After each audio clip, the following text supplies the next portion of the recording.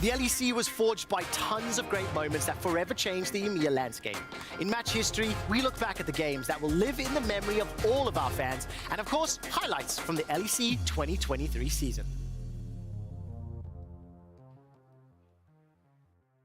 Enough about that. Welcome, everyone. We're into draft. That was very quick.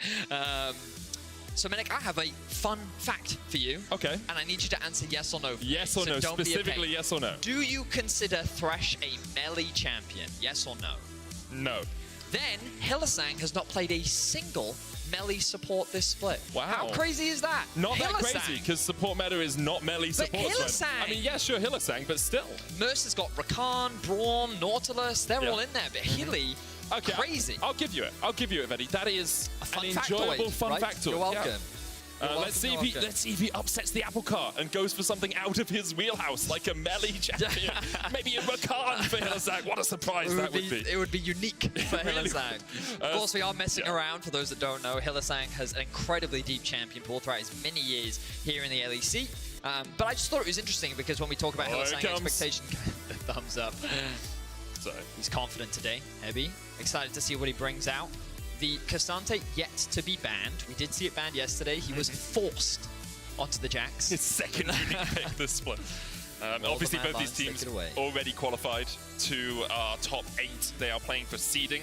Getting top 1-2 seeds does mean that you get your choice of the lower tier teams in the group stage when you get to those best of 3s. So both of them can still reach those heights as well. Be good for them to pick up wins today. Sejuani, Elise, Lucian banned, Maokai, Draven, Wet's going alongside it, Jax from Mad Lions. What are they gonna? Well, they wouldn't first pick the Cassante. That doesn't make sense. Yuumi is up. Yeah, Yuumi is available if they want to, but the Ashe as well.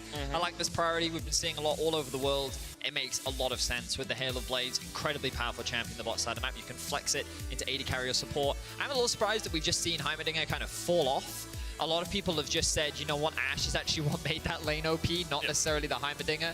And while I think we can still see it here or there, teams are prioritizing getting a different AD carry, something like the Varus to pair up alongside the Ashe. I think one of the issues with Heimerdinger is Ashe was brought in as an answer to it, because you can outrange the turrets, right? So if you first pick the Ashe, you can't play Heimer into the Ashe, because the Ashe is good into the Heimer, right? And you don't want to pick the Heimer first, because then the opposition just picks the Ashe. Then see the...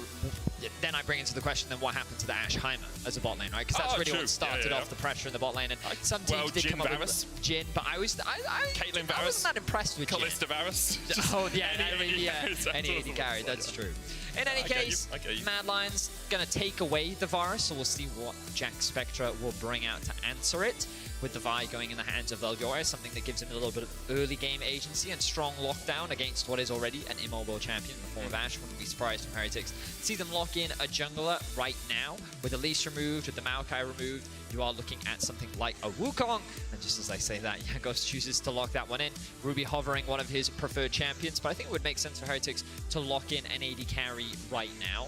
The question is, what direction would they go? Will they try and get themselves something like a Caitlyn, so they do have strong pressure in that lane? Will they keep the Ashe in AD carry? It seems the Heretics are kind of leaving their options open, and they want to lock in a strong, long-range scaling mid laner in the form of the Azir. Yeah, the Ashe, of course, can still be flexed to the AD carry role, as you said, Veddy. Azir, a safe mid laner. We were thinking, well, looked like Heretics were thinking about the Ryze for a second, but Niski showed us yesterday just how good his Cassio is, and you don't really want to be playing Ryze into that Cassio matchup in the mid lane. Mad Lions now, though, likely, well, actually, we'll just pick their mid laner here to answer the Azir. So no supports on the first set of rotations, unless, obviously, the Ashe goes to the support. A little bit of a change-up in terms of draft strategy. Mad now can look to... you can ban out what you want. You could go for AD carries, expecting the Ashe to be a support. It's probably your safest way of pinching the pool, and then try and get yourself a strong pushing support on R4 here. Leave your top laner for that final pick. Yeah, I wouldn't be surprised to see Mad Lions ban away. Basically strong wave clear, or like great range, so Civic Caitlyn would make a lot of sense to me. I agree. Ezreal is also something that you might want to be cautious of, just that long range poke, potentially something that you're worried about. And into a Vi, having that extra mobility could be extra safe with the Ezreal as well. Xayah as well, very good into the Vi, because you can escape with your Feather Storm. There's the Karma, so you can see Heretics agree with us, or maybe we agree with them. They want to get rid of some of that pushing down towards the bottom side. Varus Lux is something we haven't seen too often, but does give you a little bit of pressure down towards that bottom lane as well, or even something like the Varus Thresh that we have seen from Hylissang. Well, I was going to say, Heretics should consider a Nautilus ban. You think about it, Vi, Nautilus, incredible backline threat, a very powerful 2 versus 2. gives an easy lane for Elyoya to path towards. You did call out that Xayah earlier. And to me, this does look like a pretty good Nautilus option if Mad Lions are feeling confident, because of course you have to remember, if something like a Caitlyn Ashe does in fact come out in the bot lane, you are going to struggle in the early levels, but once you hit that level 3, it's a really big window for some violence to happen down the bot lane. So we'll see if Team Heretics choose to remove the Nautilus, or instead if they have their eyes on something else. We're just waiting right now. The discussions are continuing as Mad Lions they do have a good dive composition so far. The Gwen actually going to be removed. So again, Cassante still up and available. Does suggest that Heretics is looking at it. They're trying to give Chasey the counter pick up towards top, and I think this is a smart. I think with the Gwen ban, Heretics is saying, we want you to blind pick Cassante. Yeah. But that doesn't really necessarily make sense when you can see that the Azir... Wow, hang on a second. You already... Yeah, I mean, with the support still up. Okay, so Mad Lions are going to do just that. With the Gwen removed, they're saying, Ebby, we don't think you have the strongest counter pick to match up into our Cassante. It's a very versatile pick, matches up with the dive that they already have available to them. And the question is, how will Heretics answer? And, you know, we talked a lot about the Heimerdinger earlier on. Yep. Ashe Heimerdinger is still a very powerful pushing bot lane. And I think it makes a lot of sense. Where does Hilly go, though? Because Nautilus is not good into Heimerdinger. Every time you put a hook down, he puts a turret down, and you eat a grenade to the face. You could go for something ranged. We have been seeing Jhin support as an answer into the Heimer, but we'll see where Hilly decides to go. Hilly has been quite open about the fact that he's not a fan favorite of playing AD carries on support, but he's not the only one, Betty. Get me out of this damn meta, man. I wouldn't be surprised to see him pull something wacky out. The Renekton, though, seems to be the direction that Ebby is going towards. Pretty strong top side of the map. I'm not the biggest fan. I mean, I think it can complement the Wukong quite well, just give decent dive threat with as a duo, but you kind of drafted a lot of long range and disengage tools with Azir, Ashe, Wukong. But I guess when they look at the isolated matchup and they just need something safe towards the top side of the map, it does make sense. Okay. Yuumi actually going to be the round out. It does mean that Mad Lions, the crowd is going to be very upset off the back of that. But Mad Lions, they don't have the strongest pushing bot 2 versus 2. You sack the lane for this, really. Varus is just going to try and farm. Might be... I'm trying to think if you're going to go poke or on-hit Varus here. I think poke definitely makes sense, but on-hit might help you later on in the game. Well, Mad Lions have a lot of dive, which does mean that Kazi kind of has to play a little bit independently, because when the Vi or the Sylas dives in, you actually expect the Yuumi to be on top of them rather than trying to peel for the Varus. By having the on-hit, I feel like it does give you a little bit more independency, because you can build something like the Shield Bow, which can protect you from things like the Wukong and the Renekton, which, again, those two in isolation, something I think an on-hit Varus could manage, but we'll keep track of it. We'll see what direction Kazi chooses to go in. And, of course, not just a battle between the players, but also between the coaching staff. Mac and Peter Dunn were revolutionaries at their time when they led Mad Lions to 2 titles in a row. Now, Peter Dunn back over, as you can see the hugs coming out, back over from a little bit of time on EG. Now in Europe, heading the charge for Heretics. Max still leading Mad Lions, and Mad Lions on fine form at the moment, sitting at 5 wins. A win here would tie them up with Vitality at the top of the standings at 6 and 2. G2 may join them later. I'll have to wait and see. It's going to be a good one. I think the Yuumi getting all the way through picks and bans is, you know, you don't want to see Hilly on Yuumi. It is the first time he's played it this split. Still continues his battle against the melee supports, only playing range supports. But in a game that really only has stakes for seedings, it's good to see both the teams still willing to bring out something a little bit spicy. Let's get into it, though. Heretics versus Mad Lions.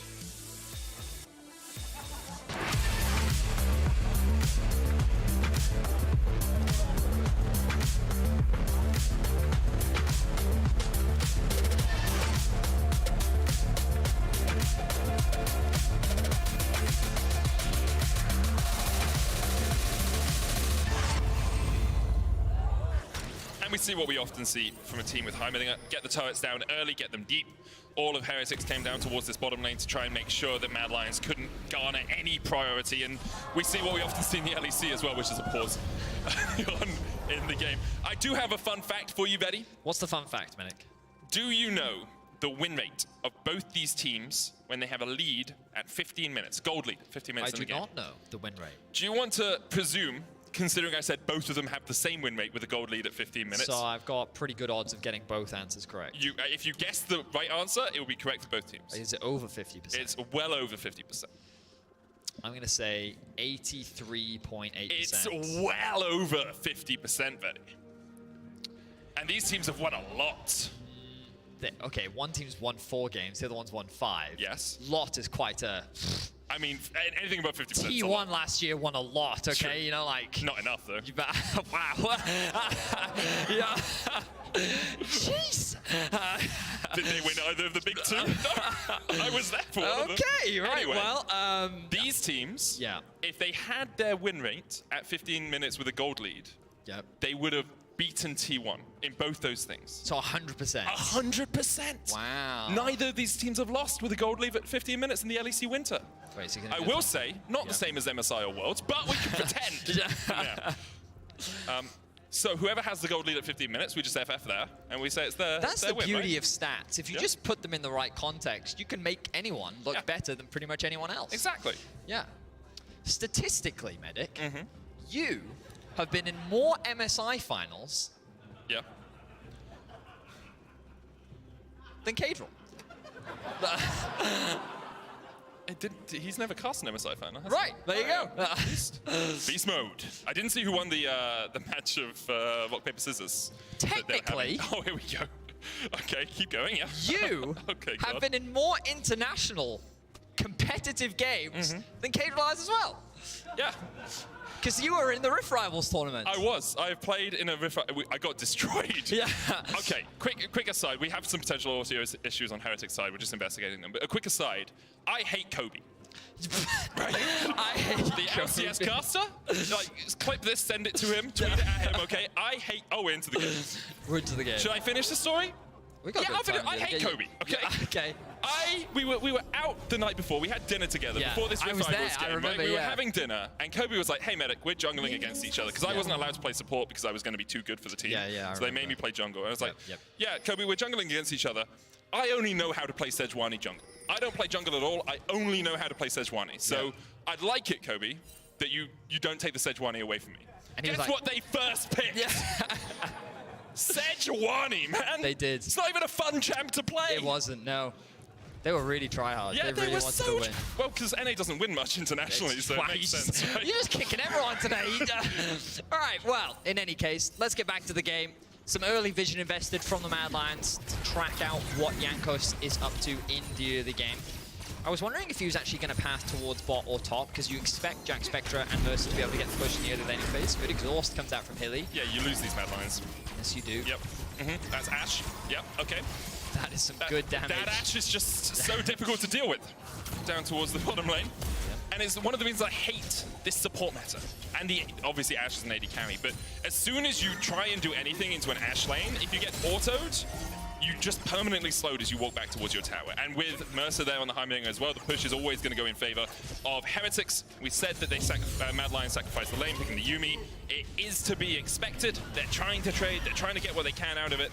The Yuumi heals will help a little bit, but still, Mad Lions on the ropes a little bit down towards that So bottom lane. keep an eye on what Elyoya did here. So again, we had the pleasure of having Jankos on the desk yesterday, and he was talking about like how you think as a jungler, the directions, the pathing, who has push, and you're thinking about all these things about what your options are. It gave me time to take a nap as well. Which Yeah, it was. really nice. Jankos decided to do a full clear bot side. Mad Lions had information of that because of that ward by the Raptor pit. But as a result of that, Elyoya, oh, hang on, gank in the mid lane. You should expect this. Tries to dash away, will be slowed by the red buff. Ruby going in as well, and a flash from Niski escapes, but summoner down for the Mad Lions mid lane. Yeah, so a bit awkward overall for Niski. Jankos wants to get a little bit of information. Now he knows, oh, this is dangerous. He's got the flash, doesn't have the decoy right now. Niski on the chase, nowhere for Jankos to go, step too far. And immediately Elyoya jumps in and claims first blood. Interesting. So there are a couple things here, mainly that Niski, I feel like, should have been aware that on the bot side of the map, that's where Jankos was going to be. We're going to get another quick pause. Hopefully we can get a replay of that sequence of events as some of the technical issues are getting resolved. But they had information because that ward spotted out the Raptors. Yep. It could have been a situation where Jankos pulled the Raptors in so that they didn't actually have full insight as to what he was doing, which would make sense because what he did was a full bot side clear, and then he leveraged the fact that he had bot priority, which is kind of makes sense. Usually junglers want to play towards the lane where they have that full control. Niski over pushing his lane as a result ended up getting ganked, and Jankos saw a window. The problem is the wave was now basically frozen underneath Ruby's tower. This means that Ruby can't actually offer assistance. Niski's not stuck under his tower. There's room for him to roam. So the fact that Jankos would feel confident enough to actually then invade, seeing the Raptors up, it should have told him, and they knew exactly where Elyoya was. Elyoya's pathing, recognizing that Jankos had two options in the early game. With the push that they have in bot, he could have actually cleared his bot side camps and then invaded bot map using the push that he has with the bot lane, along with the push in mid. Because Elyoya did red into bot side clear, that meant that was an option for him, so he went for a gank, and then he tried to steal the Raptors. But he should have known that Elyoya was pathing back up, and he should have known that he doesn't have the support to make that. So, big mistake there, I feel, for Jankos giving away first blood. Will give a very big advantage over to Elyoya. We didn't get to see if he stole away any camps. I think there was a brief window where he could have stolen away some of the wolves. He was going to go in and take the blue, then backed away from it, and instead took the scuttle crab, so... Evie and Chasey now trading. Enhanced Ruthless Predator there, going to slice through, gets the knockback on the Q3, but Chasey just has to walk away from that one. Does have the TP to get back, looks like the wave's frozen outside of Evie's tower, so expect Chasey to TP back to this turret to make sure that wave doesn't lose too many minions. It's a good place to freeze the wave. Gives a window for Kazi to actually go back to base. Jack Spectre and Mercer want to try and push this one out to make sure that it gets underneath the tower, the bounce, basically so they don't lose a minion wave. But of course, because Kazi and Hylissang do get to go back to base, it means that they will get back to lane first, and this is on a cannon wave. They've got no mana here. Elyoya does still have the flash, and he's going to see them backing on a ward. Oh, Mercer's greeting as well. He wants the spell 3 spots off this tower. 3 auto attacks for the 60 gold. Yeah, Mercer's the target. Elyoya will wait for the back, and now Jack Spectra's gone. Mercer the target. He's going to have to burn the flash to get away. Makes that Heimerdinger a sitting duck in the bottom lane. So a decent amount of time invested means that Jankos, knowing where the enemy jungler is, once again can move into the opposite side. He was looking at the Krogs, but now he has his eyes on Chasey. Remember, Chasey doesn't have TP. If you can chunk him out here, if you can get him low, you can put him in a really difficult situation, especially with the wave being frozen in such a tricky spot for Chasey. Looks like Jankos is waiting. Flash Ruthless Predator, there's the stun. Ghost coming out from Chasey. Evie's still looking for the chase as Jankos goes in, but Chasey knocks him back and Jankos has to dive away. Chasey will be forced away. The wave's still not in the best of shapes for him as Evie can push this one in, and Chasey has no recourse to TP back. Good use of the W there from Chasey to actually bring Jankos underneath the tower and not give him that time to actually commit to something like a tower dive, because Jankos had already taken that initial shot. Yeah, Elyoya though, doing exactly what Jankos did, looking for the cross map, seeing where the enemy jungler was. He knows he has the window and the time to be able to steal this one away. His bot lane has the push, his mid lane has the push, as Ruby is now going to TP back in. Mercer trying to be a bit cheeky here, but all he's really doing is helping Elyoya clear out the Drake. And unless Elyoya misses at the spike. Evie? Okay, I thought, I saw the turret laser start. It's going to hit him. I saw it too. I was a little bit worried for him, but it looks like... Wait, did he get that tower play? I actually he did. He got the play, Okay. Thank you, observers, for highlighting that one. Niski going to do a cheeky cheater recall in the window with which Ruby had to catch that wave and then TP back in. He's going to come back out onto the map with a couple more components. It's the Lost Chapter now picked up for Ruby. With the first dragon secured, our next objective on the map to think about is that Herald. Spawning in about 2 minutes' time. I wouldn't be surprised to see Heretics start to slowly stack up these waves. You can see they're not trying to push this aggressively. They're creating a slow push, forcing Kazi to basically stay underneath the tower and just chip away at them, which then gives the Heretics bot lane the window to actually roam up and then contest that objective with the numbers advantage.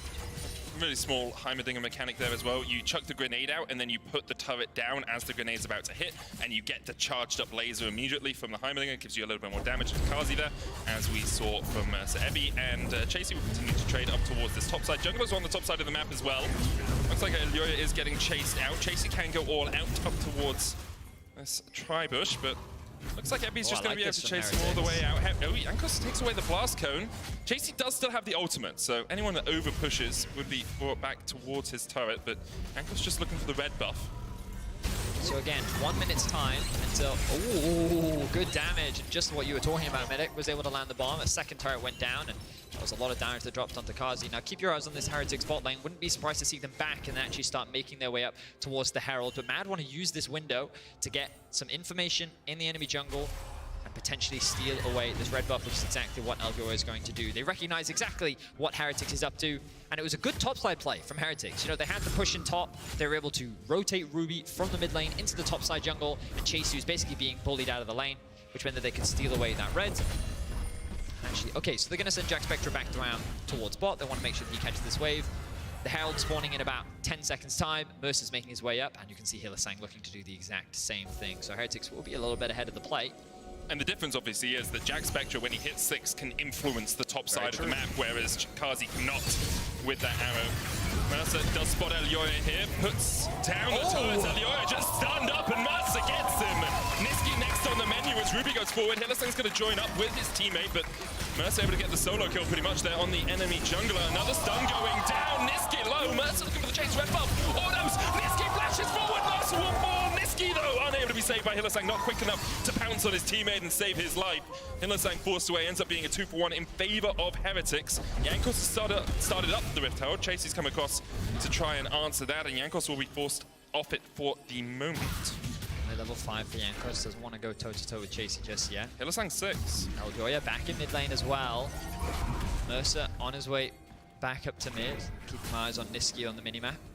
Okay, we've got a bit of a skirmish. Yeah, so basically that mid play changed a lot. The idea from Mad Lions was to try and kill Ruby, which kind of breaks up Heretics' game plan and doesn't give them the same control and space around this Herald. But now that Mercer's back, Jankos is very quickly trying to get 6. Here comes the arrow. Yeah, Mercer just hit 6 as well. Arrow just wide, does force Mad Lions off the Rift Herald. Jankos just got 6 off the mid wave. And Elyoya's hit 6 as well, but you can see Kazi's all the way down towards bottom side. It would be foolish of Mad to fight this. They would be at a numbers disadvantage, lickety-split, as Jack Spectra can move up to the mid lane. Now going back down towards bottom, Heretics will secure the Rift Herald. 1,000 gold their lead right now as well, but you can see Hylissang trying to move around the map. Roaming Yuumi is not something we often see, but Hylissang. Jump onto Elyoya, get in with the Bolt Breaker. The cease and desist in the final chapter could end Ebby's life for the first time this game. Chasey pulls him back with the all-out. Ebby trying to get away, but there's the Bolt Breaker. Don't even need the final chapter. Chasey takes the kill. Ebby choosing not to use the Dominus, recognizes that he's likely going to lose his life, doesn't want to risk it. His flash wasn't available anyway, so he just accepts his death, moves on with the world. Kazi, though, looking for a play. Mercer is hovering behind. Good ultimate. Cleanse. And Kazi's just trying to get the wave away from his tower. Like, you can sacrifice some of your health, you can use your ultimate, even though you know the summoner spell is going to be burnt in response. You just want to get that wave as far away from your tower as possible, so the dive is a little bit more tricky for Heretics. Mercer popped the Scryer's Bloom here, so Elyoya should know there's at least one person in the area. Mercer trying to wade around the corner. Prowling Projectile marks him for a second. There's the final chapter. Maybe a bit presumptuous there from Hylissang. Does still land the root, and there's the cease and desist as well, but Mercer puts down an upgraded turret, and that's not where you want to be fighting. Elyoya flashes away and dives over with Hylissang, but now it's a numbers advantage for Heretics. Jankos able to take the first one. Kazi trying to straight down towards the one side. He will kill off Jack Spectra, and Mercer 2. It's 2 for Mad Lions bot lane, but Hylissang is down. So is Kazi, and in the end, Heretics come out on top. Ends up being a 3-for-2 in favor of Heretics, and wow, Mad Lions, they are hungry for these early game fights. I think that with the power of this Heimerdinger, they need to be a little bit more cautious, but they recognize that, hey, Mercer Squishy, he's what, I wonder if they, I mean, he did have his flash. I'm pretty sure I saw him use his flash, but in any case, they recognize that they're being collapsed on. Niski gets into the river first, and they're saying, hey, we actually have a numbers advantage here, so let's go for this play. A good use of the ultimate initially from Mercer. The ultimate comes out from Niski, lands a stun onto 2 members, and I feel like that Mad play this fight about as well as they can, but Jankos is doing so much damage with his ultimate, then Ruby finally arrives. Kazi is able to get 2 kills here, charges up the Q quickly, secures that kill. The turret actually ends up securing it for him. So I think overall, when you kind of look at where the gold has been distributed, the fact that Kazi was able to get 2 kills, definitely still pretty good for him. He actually has a small gold lead over Jack Spectra now. But the amount of control that Heretics have over the mid-jungle, the fact that they're now able to drop this Herald will continue to balloon their gold lead. Another 2 plates will go to them. And at the end of the day, Mad Lions not in the worst position ever. They're only a little bit behind in terms of this early game. I do just get more concerned as the game goes on. The amount of scaling, the amount of range that I think Heretics have on their side is something that I think Mad is going to struggle to deal with when they don't have, I would say, the most reliable in-game, or maybe it's fair to say the easiest follow-up, because while I think it's easy for Vi to start to fight, sometimes it can be difficult to follow her when, oh, she can go through the Azir wall, but can anyone else? Yeah. It's always a little bit tricky. I think Elyoya was spotted on that ward as he walked into this alcove. In fact, I can't really see a way that he wouldn't be spotted on the ward as he came through. Jankos is going up into that top side jungle. When you see the enemy bot side, the enemy jungler bot side, you know you have an opportunity to push in like this, especially with Ruby getting the push in mid. His top laner is pushed in as well. It makes it very easy for Jankos to steal away some of these camps and continue to garner himself a little bit of a lead. But what it does mean is Jack Spectre and Mercer now know they're playing entirely on the weak side, so they're giving up a plate or two as Elioya can now step in towards Heretic's jungle and steal away their red as well. Jack Spectre and Mercer doing the right thing here by denying a camp. You know, you don't really have much else to do. You might as well take the Krugs, and also by taking the Krugs, it means that Elioya can't steal them away from your jungler, so even though your jungler's not getting it and you don't get the extra smite amount of it, you still manage to get something. Smite across the wall. Jankos here for Elioya. They are fighting in the bush right now, but the arrow connects, and Jankos nowhere for him to go. Ruby gets his second kill of the game. Just like that, Heretics find themselves another kill. This other game is overall looks pretty good from them. I like the way in which they've used their early prio and they've been able to punish Mad Lions. And I think a large part of that was just Elioya, while they did have control, Niski going back, and the sudden collapse. There was such great vision control from Heretics in this bot side river. They knew exactly what Mad was up to, and while they were able to gain advantages and steal away the red buff on the top side, they were then able to punish Mad for their decision making and basically just being a little bit behind on the play. So again, great early game from Heretics, looking to tie Mad up in the scoreline. Of course, both these teams are just playing for seeding primarily. You can see that with a win for Mad, they will be able to tie the top spots as Ultimate's Ghosts have been thrown out. It's a bit Chase is getting low here. Chases go all in like this. Knows that Elioya is waiting around the corner, but maybe just trying to bait Ebby. Not often you see an all-out used that quickly in the lane. Usually you want to save it until you've at least been chunked out a little bit as Ruby starts to collapse onto Niski. Niski now realizes Jankos is there as well. The Empress Device on her way, but Jankos dodges it with a decoy. Niski does still have the flash and will use it to get over the wall, but good little dodge there by Jankos. Meanwhile, the bottom tower does fall. Mad Lions trying to eke back some of that gold disadvantage. They are still 600 gold in the hole, Betty, and with 20 seconds on the clock before the FF vote comes out, we'll see who is going to continue their 100% win rate with gold lead at 15 minutes. Oh, that's a good point. Yeah. One of these teams has to win, and the other team does in fact have to lose. But Medic. They can both still keep their 100% win rate with a gold lead at 15 minutes. Just the team that has a gold lead in 5 seconds time has to win the game for that to be true. Because how can both teams hold the record? Okay, so here we are, right? Okay. Heretics have a gold lead at 15 minutes. Yeah, sure. They have a 100% win rate when they have a gold lead at 15 minutes. Yes. Mad have a gold deficit right now at 15 minutes. Oh, but they have a 100% win rate when they have a lead at 15 minutes. So assuming Heretics win this game, both those 100% will stay true. Now, Jack Spectre being caught out isn't the best sign for them winning the game. Doesn't look good, no. As he does die down towards the bottom lane, but we don't know. He does get punched in the face. Yeah, he does. He got punched a little bit with the Tofus. Quite violently, yeah. Yeah. But we'll still see. Team Heretics still hold a pretty healthy gold lead for now. Jankos going to make the cross map. We've been talking about it all game. Both these junglers very smart, great awareness on the map. Aside of that little blunder around Raptors at the early game, I've enjoyed watching these two very talented junglers bout heads. And butt heads, I suppose, rather than bout. Yeah. Because you would just say they would bout, wouldn't they? In a bout, they would butt heads. In a bout, they would butt heads. There you go. New word for you all at home. I don't think that's a new word. I mean, a lot of... I mean, true. You know, how commonly do people use the word bout? To have a bout. To have a bout, maybe someone. not that commonly, you're right. It's like, you know, that would be used in the day of shall we duel to the death, you know? That's not, you know, just saying, Medic. It's true. No, you're right, you're right, you're right. Now, Dragon, 1 second. Let us see the upcoming bout between Mad Lions and Heretics. That Harold has been dropped to try and gain priority here in mid lane. Fire's actually just started this one solo. Heretics looking to try and push this one in. The TP's coming in, they're looking for the fight. The cleanse already used Jack Spectre up. Pop the arrow there. Kazi gets away from it, but Heretics all pushing in the mid lane here. As you say, Elioya is still on that Dragon. Would be the second of the game for them. Niski trying to defend, but the Rift Tower charge alongside. A little bit of extra damage will be enough. Jankos that was a kill. I thought that was the clone. I thought it was the clone too. I was like, don't get distracted. But Jankos falls. Niski now shuffled back into the rest of the team. Pops a stopwatch. The rest of his team are trying to collapse, but I think Niski will be dead before they can get there. Do Heretics still want a little bit of this Barney? A little bit of this bout, Vetty? It looks like they don't. As they will head out through the topside jungle. See, now we're just far too English.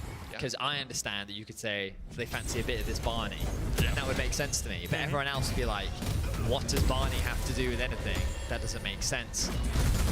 I still have a fan theory that Baron Nashor is actually just Barney. or one of his like evolutionary stages. You mean Barney the dinosaur? Barney the dinosaur, I'm pretty sure. Pretty sure. Have you seen that purple anywhere else? That's true. Right, let's have a look back and see how Jankos dies here. So I saw the Ash Arrow. That was a lot of damage. Q. Oh, there you go. RQ. That was enough. Fair enough. Well played, Niski.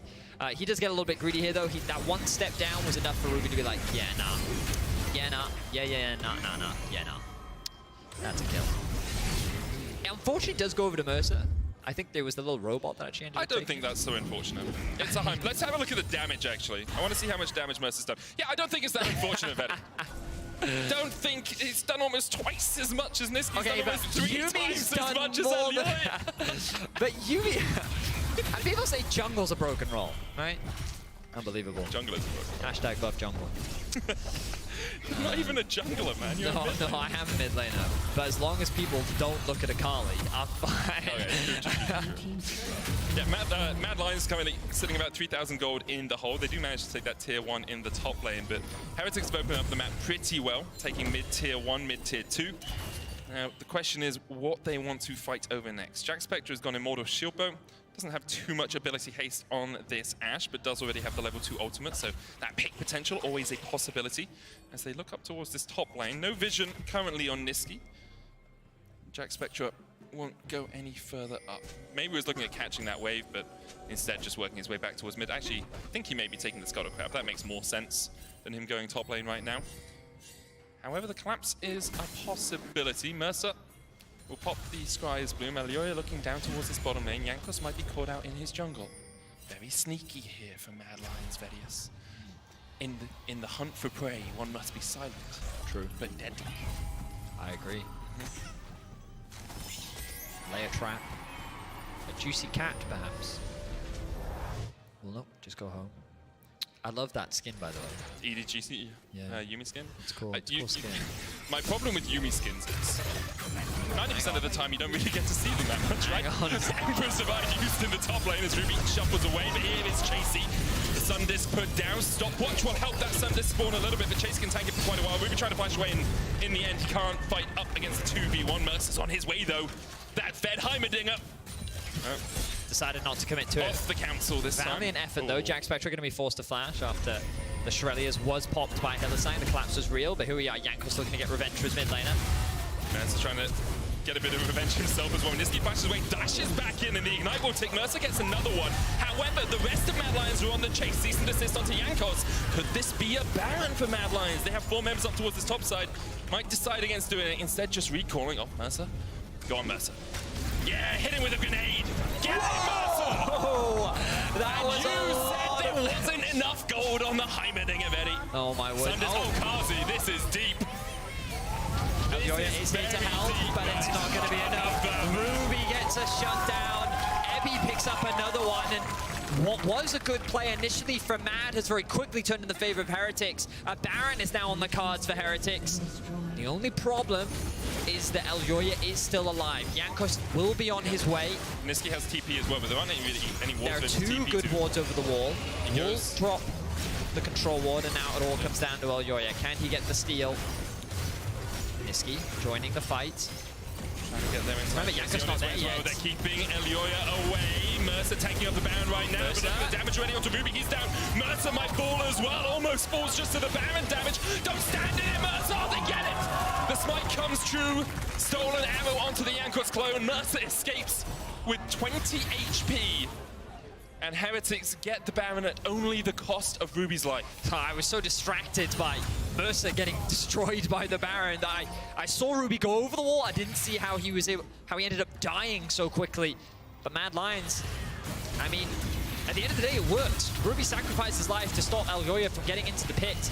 It will be a Drake going in favor of Mad, but at the cost of the Baron. The gold lead only continues to grow for Heretics. Mad. Okay, so an incredibly tense game continuing. Heretics definitely looking good here in this final week. They had a strong performance yesterday, largely carried by their bot side of the map, and Mercer looking to do the same thing today. Heretics, so they're in a good position on the top side. Looks like we're not going to have time for a replay as already both teams back out on the map looking to make stuff happen. Niski pushing in the bot lane, but Heretics with the Baron have the rise on the top lane tier 2. And for Heretics, they started 1-2, then they went 2-1, and Jankos said this was their 3-0 week. Scaling, trying to understand how they play together as a team. So far, it seems to be working out, but perhaps right now they need to save Evie. Dominus being popped, Chasey going in with the all-out as well, and then Yumi's doing a lot of work. The arrow goes wide, Hirasango rooted and locked up with that Cyclone. Tried to dash onto someone else, but couldn't quite get there in time. So the problem for Mad now is that by leaving Nisqy bot with no TP, Heretics can actually just keep pushing. They know that they have a numbers advantage, and they have the range advantage. There's no way that Eljoy is going to commit to a fight here, especially without Kazi's ultimate being available. So this will be a tower advantage for Heretics, but now they're going to choose to disengage, and this is smart because you know that Nisqy's going to come back to base. He's going to spend that gold. You don't have that much HP. You should just walk away with the advantage. Chasey. Oh, Jack Spectra, that is a dangerous thing to do. We'll be backing off. But really good awareness there by Heretics, knowing that by going 1-for-1, you can actually trade another objective. It means that they will walk away overall with an only 1,000 gold Baron power play, which, to be fair to Mad, not the end of the world. Yeah. Often a lot more can be gained, but the fact that they were able to get a kill and they were able to secure that tower in the bot lane meant that they could at least get some gold back. Heretics still in a strong position in the game. Opening up that inhibitor towards the top lane gives you so many more avenues to approach the game. You can split, Evie can go up there, who has to answer him, and if they answer him, then you can push on the other lanes. Right now, Evie down towards the bottom lane because he doesn't have TP. Ruby's is up in 7 seconds, so he has been assigned to top lane duty. With 3 minutes on the Ocean Soul for Mad Lions, you can see Heretics trying to set up their vision down towards this bottom side. Also, the last tower outside of the inhibitors is in this bottom lane for them. Chasey stepping up. The rest of Mad Lions not quite with him yet. They're trying to catch that mid wave and get some vision back in their own jungle. Chasey will spot Ebby.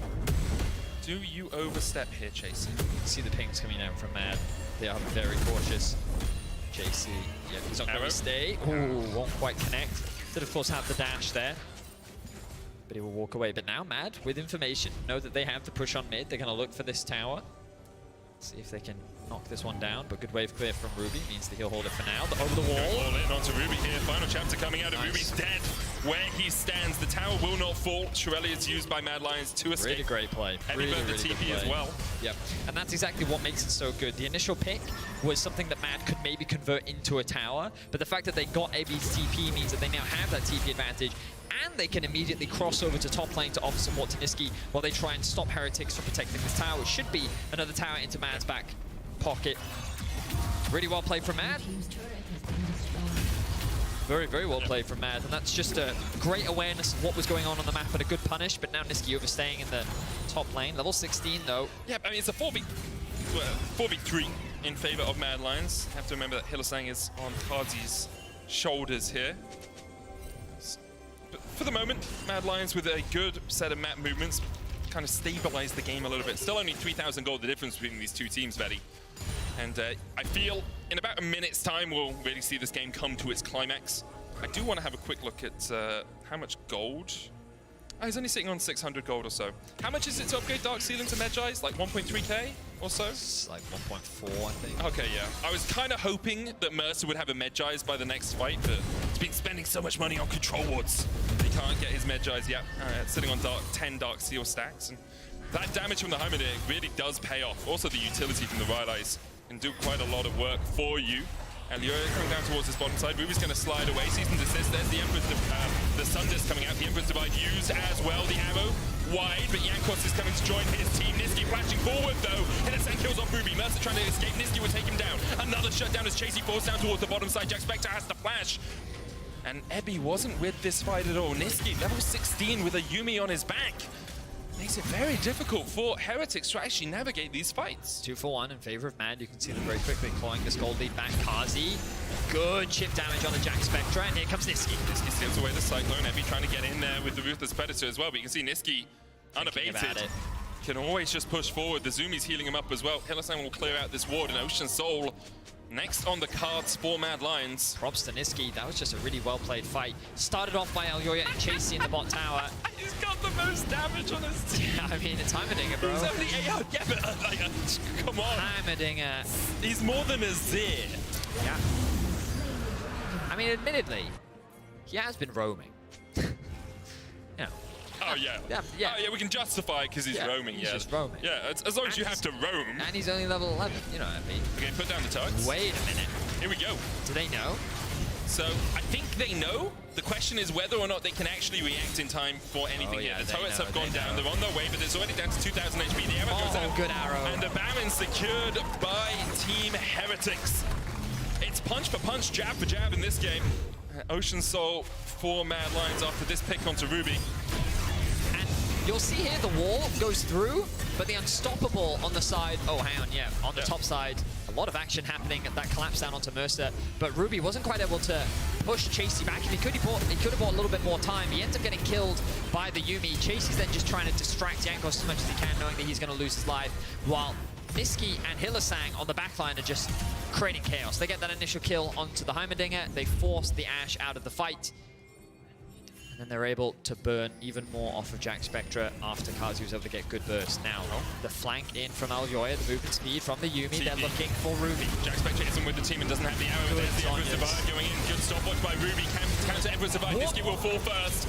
On the back line, Aljoya still trying to survive through the cyclone with Hylissang strapped to his back, but Chasey going in now in the midst of 5 members of Heretics. Jack Spectra's joined the party, and Mercer will secure the kill. You could see what Mad Lions wanted to do. Jack Spectra was not there, didn't have the ult, but Heretics reacted perfectly. I mean, it was such a good engage from Niski, locking down Ruby. They wanted Aljoya to follow that up, but the stopwatch came out way too quick, which meant that the cease and desist didn't actually land. Ruby was able to throw his ultimate out and create space between him and Niski, and then Niski all one-shot. The moment that Chasey actually joined the fight, it was far too late, and now Team Heretics are knocking on the base of Mad Lions. They have the TP on Ebby, but it feels a little greedy to go for this full push. 10 seconds on Niski, there's the teleport in. The Aaron Takazi immediately casting Jack's cleanse away from that. Ebby going in, move the Predator stun onto Kazi once again, but he's got the Mikhails. This time, Aljoya dives onto the backline, can't kill off Jack Spectra. Kazi's still alive, and Niski now back to party, back to fight. The arrow hits, and the AP arrow will do a ton of damage. It's a triple.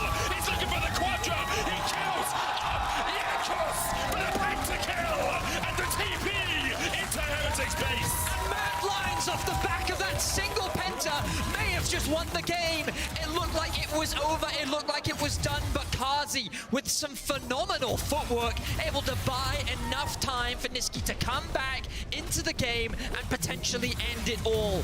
Those are some long death dimers, 10 seconds on Mercer. Can he be the savior for Heretics? I don't think he has it in him. Minions pushing in Shurelius to try and speed them up. They're on the Nexus Towers already. Mad Lions on the brink of defeat. They clasp a victory. It seems Mercer up now. Against 4, it's Heimerdinger versus the world. And he will, for the moment, like Atlas, hold the world on his shoulders and keep Mad Lions from ending the game. Oh my word. Give us a replay of that Niski pentakill. MVP of summer last split. He says that it was new year, new Niski. Let's have a look back at it. But look at Kazi here. Phenomenal, especially with Hylissang as well, with the Mikhails. Niski then rejoins full HP, lands the W initially, is able to land the stun, throws the arrow out, which kills 2 because of the AoE and the amount of AP that it scales with. W once again with the root followed up from Hylissang, and then it's just a matter of cleanup from Niski. Wow, incredible stuff from Hilly and Niski there. I gave Niski all the credit, but Hilly, his support, it was like, yes, we don't like Yuumi, but what he did there was phenomenal. The Mikhail's timing for Kazi, the healing that he was providing for Niski. Just overall, a really great team effort from Niski, Kazi, and Hylissang at the final moments there. Beautiful play from Mad Lions. Now with the Soul, the game kind of resets to dead even, but Mad Lions are in a commanding position once again. Ocean Soul for them. Baron up in 2 minutes. Elder Drake in 1 minute 45 seconds. 5th item on its way for Ruby. It looks like, I believe, a Rabadon. Let's see where he is sitting in terms of gold. He's 800 on his person, so doesn't have enough. Well, has nowhere near enough to finish off that Rabadon's. Niski has a Dark Seal at 10 stacks. He could look towards the Medjai's next if he so desires, but it's all going to be about summoner spells. It's all going to be about positioning in this next fight. Cleanses, QSSs, or Mikhails. The Banshee's Veil as well, helping out a ton on Niski in this next battle. So waves are going to be really important, because that top wave is going to be pushing in favor of Mad Lions. However, it's only the mid lane. You don't win Jack these. Spectra. You don't win these. Ooh, that's a lot of damage. Huge amount of damage. The arrow going wide in response. Elioya trading with Jankos up towards the bottom side, but Mercer is there. Jankos tries to dive away. The piercing arrow finds his mark. Kazi cold. Browning projectile as well with the final chapter. Ruby's going to get booted in place. Niski flashes forward. And the Emperor has his soldiers used against him. It's an uprising. It's a betrayal by his own team as he is killed off. 2 more kills make it 3. Chasey TP. He's catching the wave. Catching the wave, sure. We'll say that's happening. As Niski now looking towards the top lane. Wave pushing in mid, that super minion finally killed off. Mad Lions don't have the minions right now, but in about 15 seconds time, those supers will be knocking on the Nexus Tower, the one remaining. Jack Spectra and Mercer. Well, Mercer's held the line once before, but I feel like this might be the last battle of the 300. The gates of Thermopylae are closed, but Mad Lions want to open up them pretty quickly. First Nexus Tower, the target. Mercer and Jack Spectra can only watch. Jankos now stepping forward. The Nexus Tower down, but the Nexus now on the cards for Mad Lions. Jankos will be forced away, but the Nexus will still be taken, and Mad Lions will claim their spot at the top of the LEC. Thank you for watching Match History. Every single week, new moments and legends are born, and today's action is just about to begin. Stay tuned.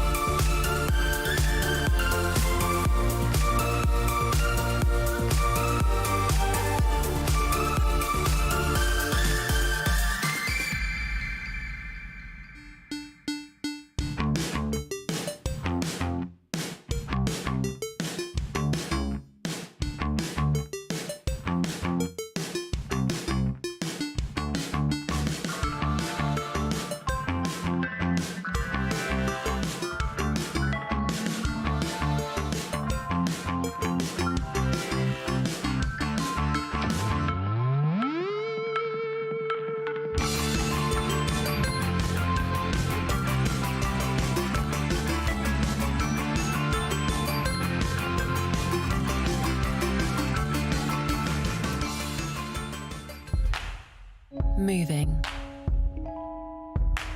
When did we stop doing it? When did we settle for technology that keeps us still?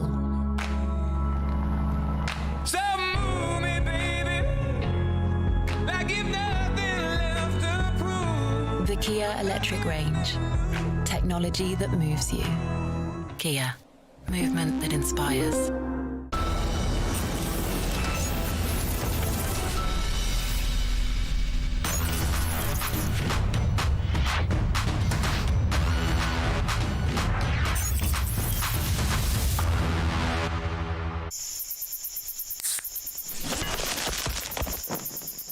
Red Bull gives you wings. That was such a great game. It was amazing. I can't wait to see what happens in Right? Pixar Bands in the next one.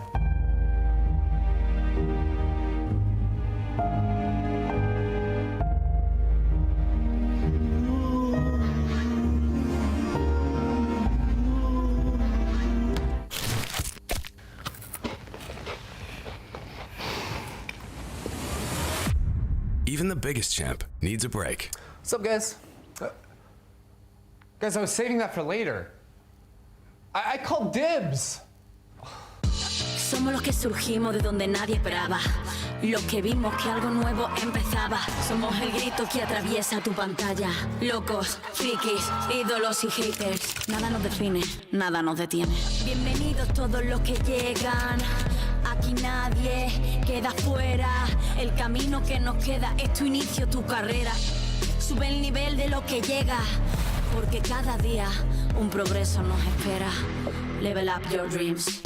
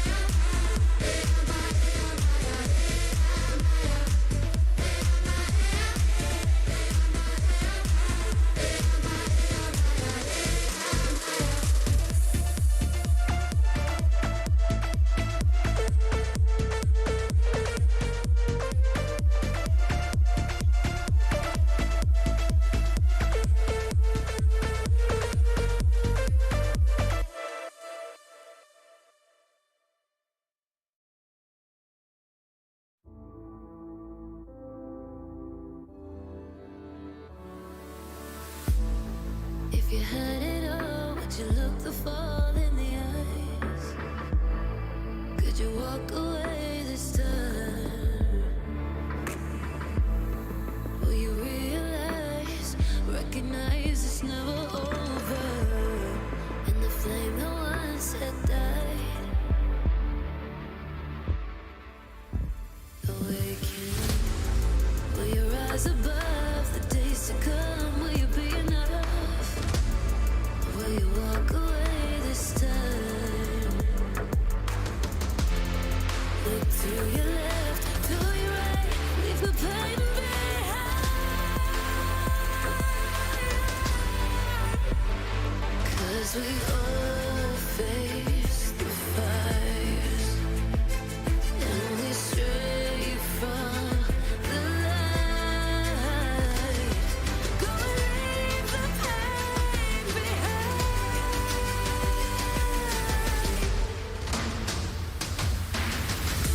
Feel that rush, feel the taste.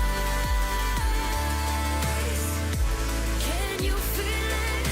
Rid the pain.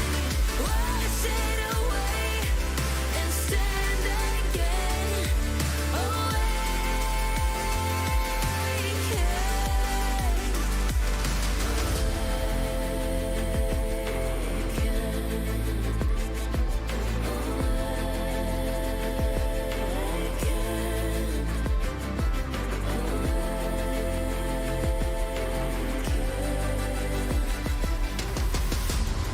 Will you turn and run from what's to come? Will you face it all? Or will you fall away again?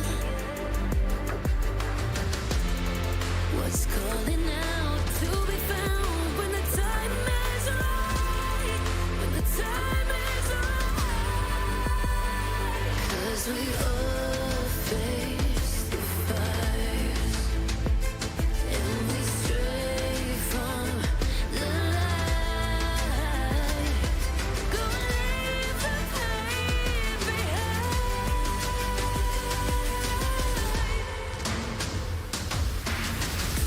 Feel that rush, feel the taste. Can you feel it? Rid the pain. Wash it away and stand again. Awaken.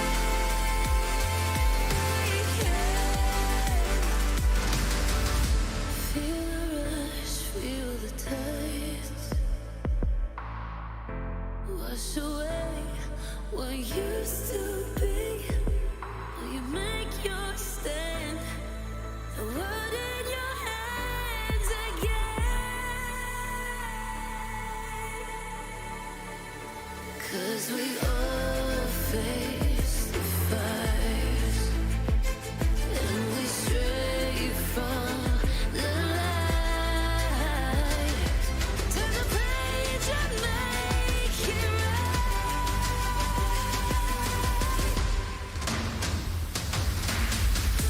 Feel that rush, feel the taste. Can you feel it? Rid the pain. Wash it away and stand again.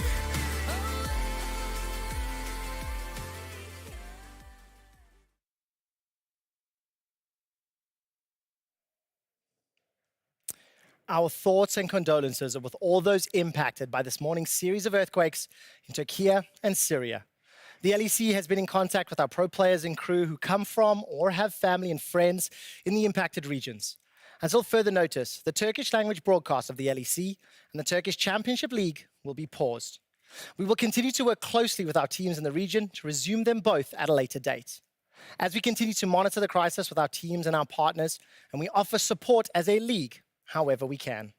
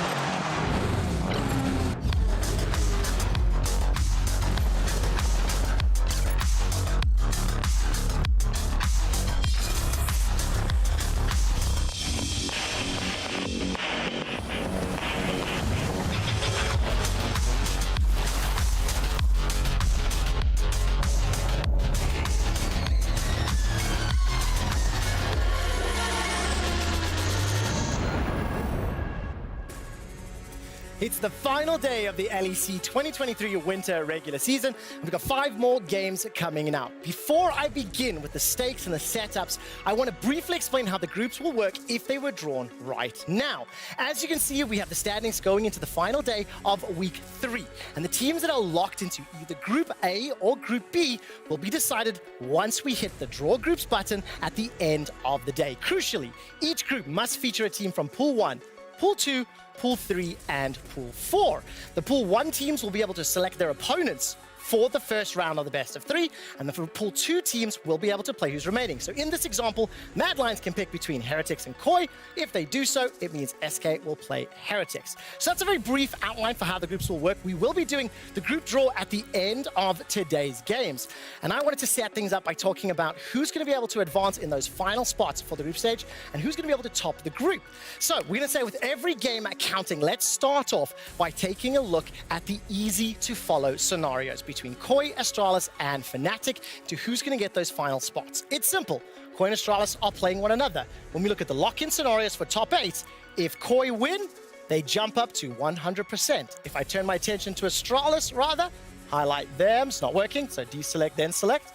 If Astralis win, they jump up. Automatic advance. What does this mean for Fnatic? Well, in the case for Fnatic versus SK, if they win the game, they will not automatically lock, but what they will do is guarantee a tiebreaker match against whoever loses between these two respective teams. That tiebreaker game will be played at the end of the day. Fnatic do control their own destiny, but they need to take down SK to advance. On the other side of the standings, there are 4 teams still fighting for a spot in the top 2, which would mean they can choose their first round opponent in the group stage. I want to start by changing this into lock-in for top 2. And in the Mad Lions versus G2 matchup, whoever wins, keep an eye on that. Mad Lions 100% top 2. If G2 win, 100% top 2. Simple. For Vitality, when they look at their match against XL, if Vitality win the game, they are guaranteed a first place because of the winning head-to-head versus G2 and Mad Lions. However, if Vitality lose that game, it opens up the door for a team like SK to sneak into the top 2. Right now, you can see them sitting at 0%. However, if Mad Lions pick up that win, because of the head-to-head record against both G2 as well as Vitality, it means that SK can make their way to the top of the table, pick their opponent in round 1 of groups. Every single game counts. It's not just about making the top 8. It's also about fighting for seeding. Do not touch that browser. The LEC starts right now. Thank you very much. Really don't touch the browser, please. No. Live, don't touch your browser. Don't touch your browser. I'm Laure. Thanks, Trevor. Really happy to join you today for this last day of the regular season. I have Naimira and Ender with me to talk you through the day. I have never felt smaller, guys. I had to bring up this the guy is literally like the only person in Lolisource broadcast that is taller than me. I feel like I have to look up to someone now in a real physical something sense. crazy though. Here, can we go to the wide shot? Can we go to the jib? Hold on for a second. The big one, yeah, okay. Laure, look at us. We're the same height! Wow. Disappear into the shadows. All right. All right, come back here. We have a lot of topics to cover before the first game. Lots at stake here, especially in looking at the Koi versus Astralis matchup. Winner will advance to the group stage. What did we think of Koi so far? Struggling a bit? I think it's the first time in 3 years for the organization that they struggle so much in the regular season. They were used to performing in this stage. Yeah, I mean, and especially with just one roster change in the top side, seeing them sort of fall off at the start of this year is a big shocker. Coming off of that huge win, you can see Odo right there, no longer with the team. But even then, I think people's expectations for Koi were not low, right? Shigendo was a hyped-up player coming out of the ERLs. He was supposed to reinvent the top side, play a lot of these carries, maybe not as flexible like a guy like Odoamne is, but he had the talent to show up, and I don't think he's necessarily underperformed, but I think with all the great top lane talent that's come in, it's hard for him to step out across the bunch. Because for me, in terms of those expectations which were set, yeah, there's the stuff about the regular season. There's also about individual points of strength. They haven't had that consistency from mid lane or bot lane this split. They've had to refine that form through this very short period of time, just those 3 weeks of regular season play. Yeah, I think it's interesting because talking to Kaiser yesterday, he was part of Mad Lions when they were to the big year of winning back-to-back spring and summer, and the year after that, we know how it went for them. And Kaiser was telling me that it reminds them of the Mad Lions situation, actually, seeing Koi like this. So obviously, they can turn it around today, but focusing on the second team we have is Astralis. And it's a different story here. 3 game win streak. They have the momentum right now and rising from the dead, basically. Yeah, and last year, this time last year, it was Koi, then Rogue, 9-0 versus 0-9 Astralis, and that was where they picked up the momentum. Ill omen for the game that they played today, because Astralis already have that momentum. They have those wins back-to-back, and this game is not a done deal. No, it's not at all. I mean, Astralis had some really devastating losses early on in the split. I think they've bounced back tremendously. Talking to Kabe yesterday in the post-match, saying that the team has sort of rallied around one another. Finn's calls in the team fights have looked fantastic for them. His performance on the top side of the map alone in the team fights as well has been such a breath of fresh air for this org that now has such a fantastic shot of making it to the next stage. And it will be the first time in the history of Astralis that they make it to the new stage, maybe silencing the haters once and for all. But moving into the last team we have here, a bad story, I want to say. Fnatic still struggling.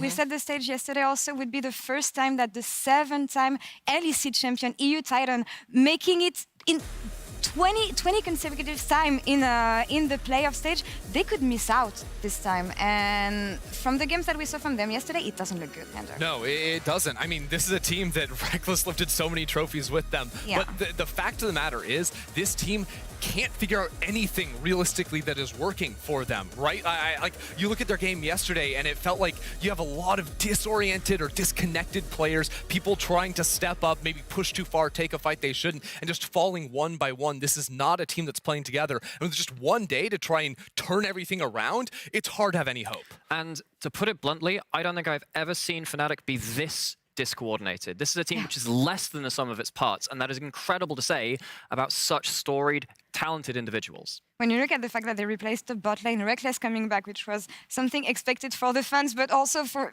fans of League in general, it hasn't paid out as well as we thought it would. No, and again, it really is going to have to be this, similar to Summer in the last split, where they had that one last shot versus Misfits in that tiebreaker, try and make things work. Yeah. That's a different story, though. Even in that time, we saw some bright sparks of Fnatic to build on. They are working with embers here, not a fire. It's a team that we've been used to seeing thriving under pressure. This is do or die for them today, but we'll see that later today, because in our opening game of the day, we will see Adam and Team BDS face off against Ebby and Team Heretics in an epic top lane clash. Our very own Nymera took us onto the journey through Ebby's history in the LGL. Let's take a look. For a man whose name literally means shrimp, Ebby is a leviathan of Japanese esports. To put things into perspective, Ebby began playing professional League of Legends in 2014 in Japan. Moving between various rosters initially, he eventually won his first split in 2017 with Rampage, a team built to finally dethrone DFM. And since then, he's finished no lower than second place, with no lower than an 80% regular season win rate outside of one split. This totaled up to an absurd 6 continuous years of regional finals appearances, taking 10 titles out of 12 possible. Basically put, if you didn't have Ebby, you didn't win the LGL. Minor region aside, these accolades alone put Ebby into heights rarely seen in global esports. But the waves Ebby has made don't stop at the boundaries of his region. Ebby has represented the LGL for 6 years internationally, and during that time, he's been on rosters which have achieved the unthinkable. A World's Group Stage appearance earned after 8 years of waiting. A first victory against a major region, and a first game win for Japan versus the Imperious LPL. These and more line the list of records to his name.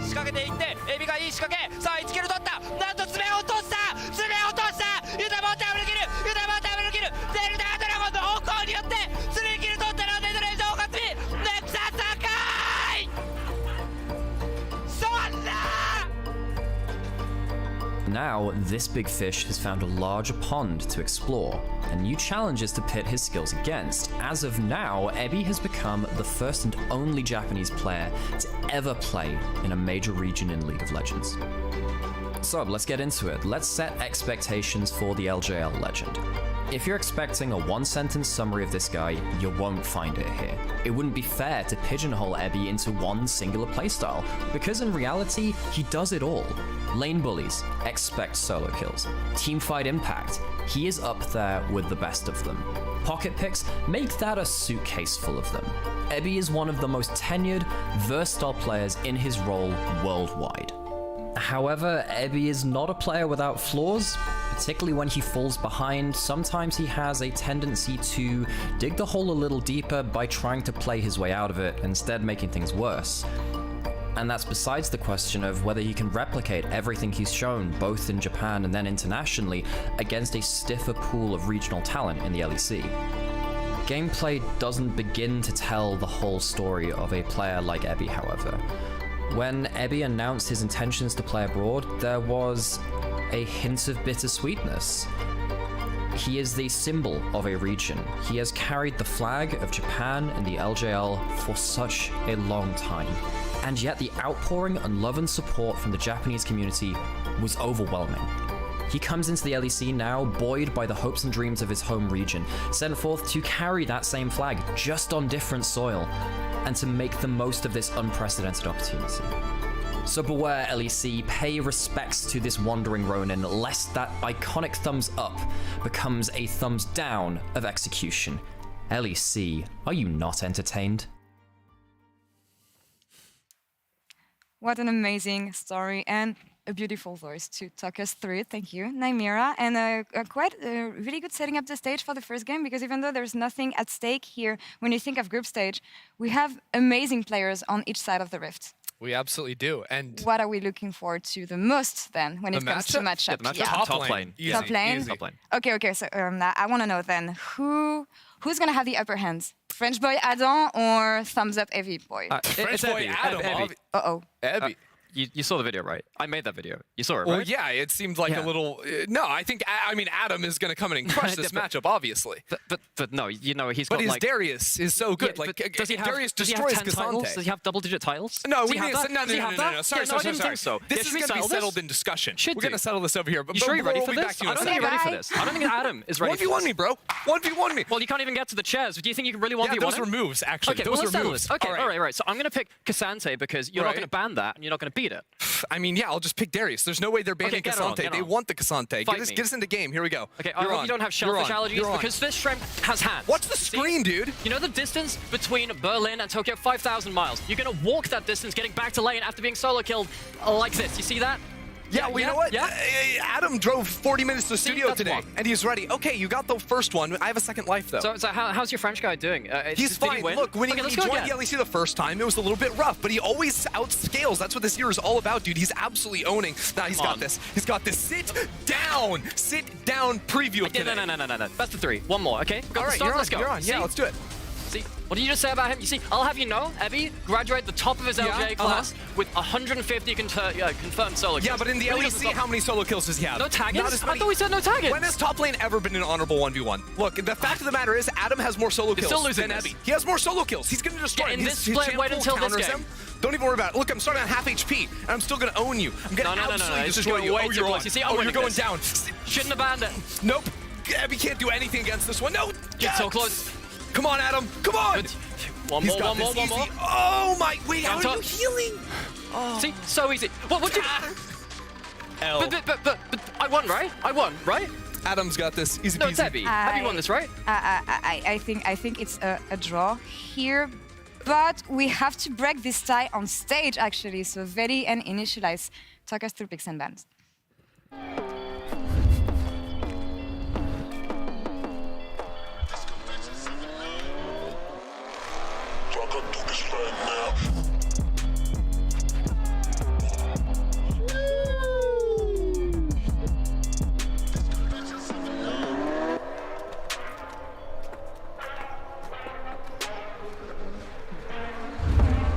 Okay. That was crazy. That was okay, I'm kind of blown away. Like, by far and away, BDS outperformed both of you in the fighting arena.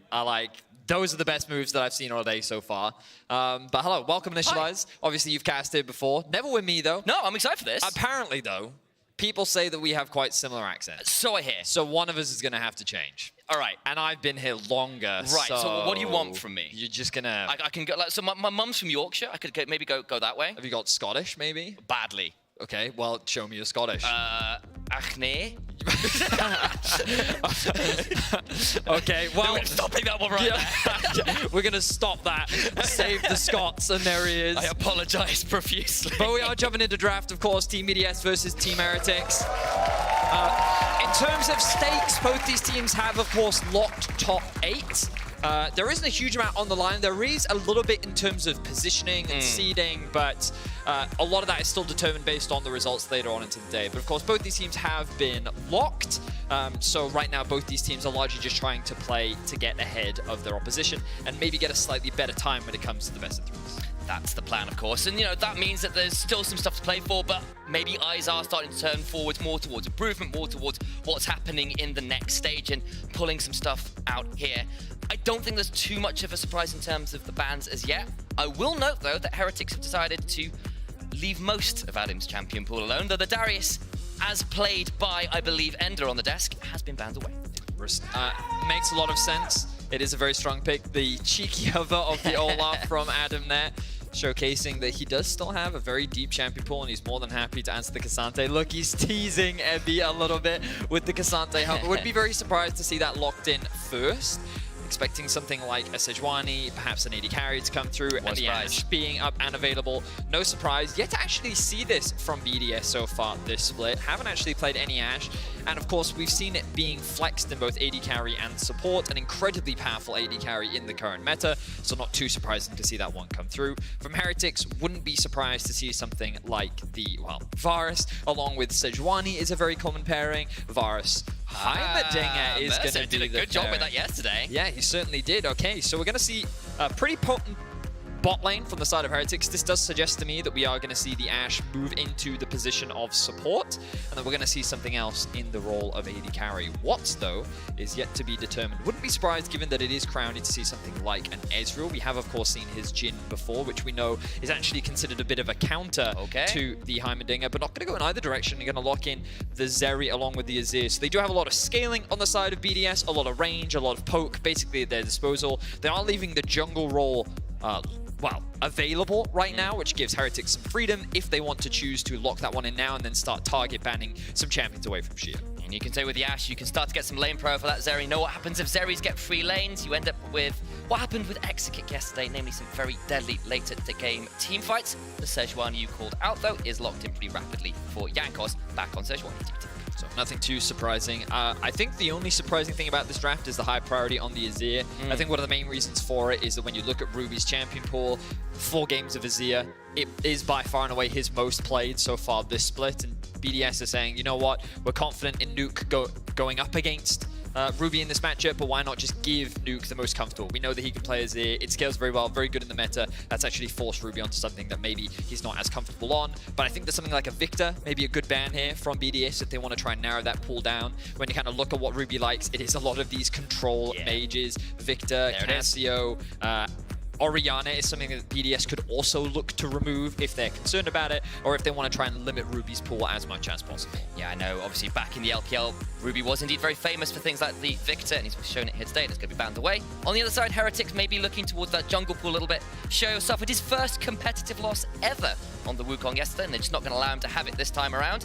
Maybe something like the Vi as well might be an angle, as that's been very strong. The Maokai's already gone. Very much agree, but they're actually choosing to ban the Cassante themselves. Does suggest to me that Heretics right now is looking at a mid lane answer on their 4th pick, and they're saying, BDS, you're going to have to blind something. You can't necessarily blind the Olaf, of course, with Jax. I was going to say still up. This is a direction that BDS could go, but that's now being removed. So what will Adam actually go for in the top lane? As you expect Heretics to bring out something like the Orianna. I'd be surprised if we did see a Cassio. Are we going to get to see Ruby's Akali? I would love to see this. I think it pairs up very well with something like a Sejuani. An extra melee champion to be able to synergize with the Sejuani passive makes a lot of sense to me, but Sylas, I think, equally just as strong and a more common mid-jungle duo that we often see. And again, another melee champion, so still a similar thing to pair it with the Sejuani in terms of that synergy. Sheo currently thinking about what jungler to go towards. Scar going to wait on that hover. What would you like them to see lock in, mate? I think a little bit more utility would be good. Right now, they are lacking engage. I think that something like a Vi could be good, but I recognize that their composition doesn't actually have the strongest dive. So maybe they just want a few more disengage tools. I think that set is top. That's likely so. I mean, unless something's getting very weirdly flexed, that is likely a top lane set. It's been a while. Yeah, it really has. I'm sure Stats can do a little bit of digging as to when the last time we actually saw a set top in the LEC was. I have a feeling it may have even been last split, but I can't quite remember. But I think the Vi makes sense, because now you actually have something that can dive alongside the Vi. Initially, I was concerned because BDS, they've drafted themselves a very long-range comp, typically a front-to-back composition where you want a powerful front line that you can then play behind. With a lot of the main frontline junglers being removed from the pool, BDS have to do something different while also offering utility, and the Vi and the Set actually act as a pretty potent duo that can remove the Sejuani from the front line, put it in the back line, and then the range of BDS's back line can then be used to the full extent. Ebby goes back towards the Renekton, his final pick here into the set, and I kind of agree with you in terms of the set joining with Vi, because we saw what happened with Bo yesterday. Poor guy was diving 30,000 miles into the back line with the Vi and a very heavy number of deaths. But that is the comps as rounded out. A little bit of dive for BDS with the top jungle, but perhaps a little bit more standard for Heretics outside of the Heimer being flavor of the month. Yeah, I would definitely agree. Just looking at it on paper, my expectations are that BDS should have the slightly stronger scaling composition. I'm really interested to see this bot lane matchup, because expectations are that Varus in the early laning phase does have power. How will they match up with the Ashe and the Heimerdinger going against each other? We know that Ashe is often even used as a Heimerdinger answer down towards the bot lane, so we'll see how that 2v2 plays out. But this mid lane can be very volatile. I wouldn't be surprised to see Jankos actually invest a couple ganks in mid to try and get Ruby ahead, unlock this Sylas on the map a little bit more, and start getting a little bit crazy. But of course, the analyst has talked about it, this top lane matchup. You know that Adam has had an incredible split so far. We know that Ebby is not afraid to get down and dirty and will go toe-to-toe, and with Renekton versus Set, it can be a very volatile top lane. The Ebby, there we go, love it. Who needs shrimp when you can be a bee? I don't know how I follow that up. If my options are being a shrimp or being a bee, I guess I'll be a bee. I mean, he was one of the winners of the pre-split showdown. But enough from us. We got some lights, we got some cameras, and then we'll have the action.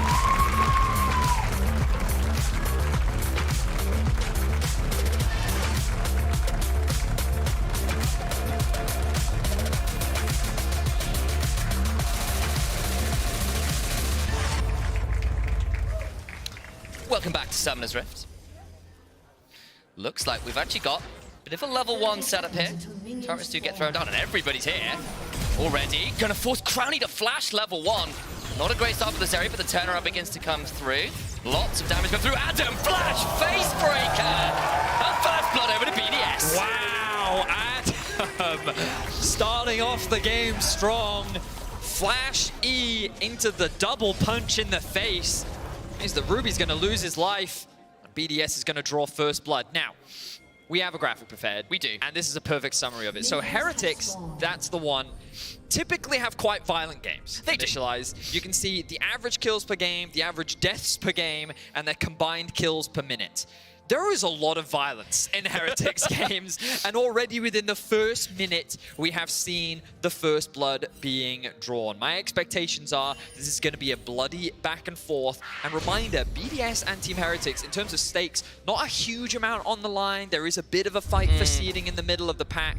But as we get back into this replay, have a look at the positioning of Adam here, and like he's setting up for that E. He's just slowly walking threateningly at his opposition.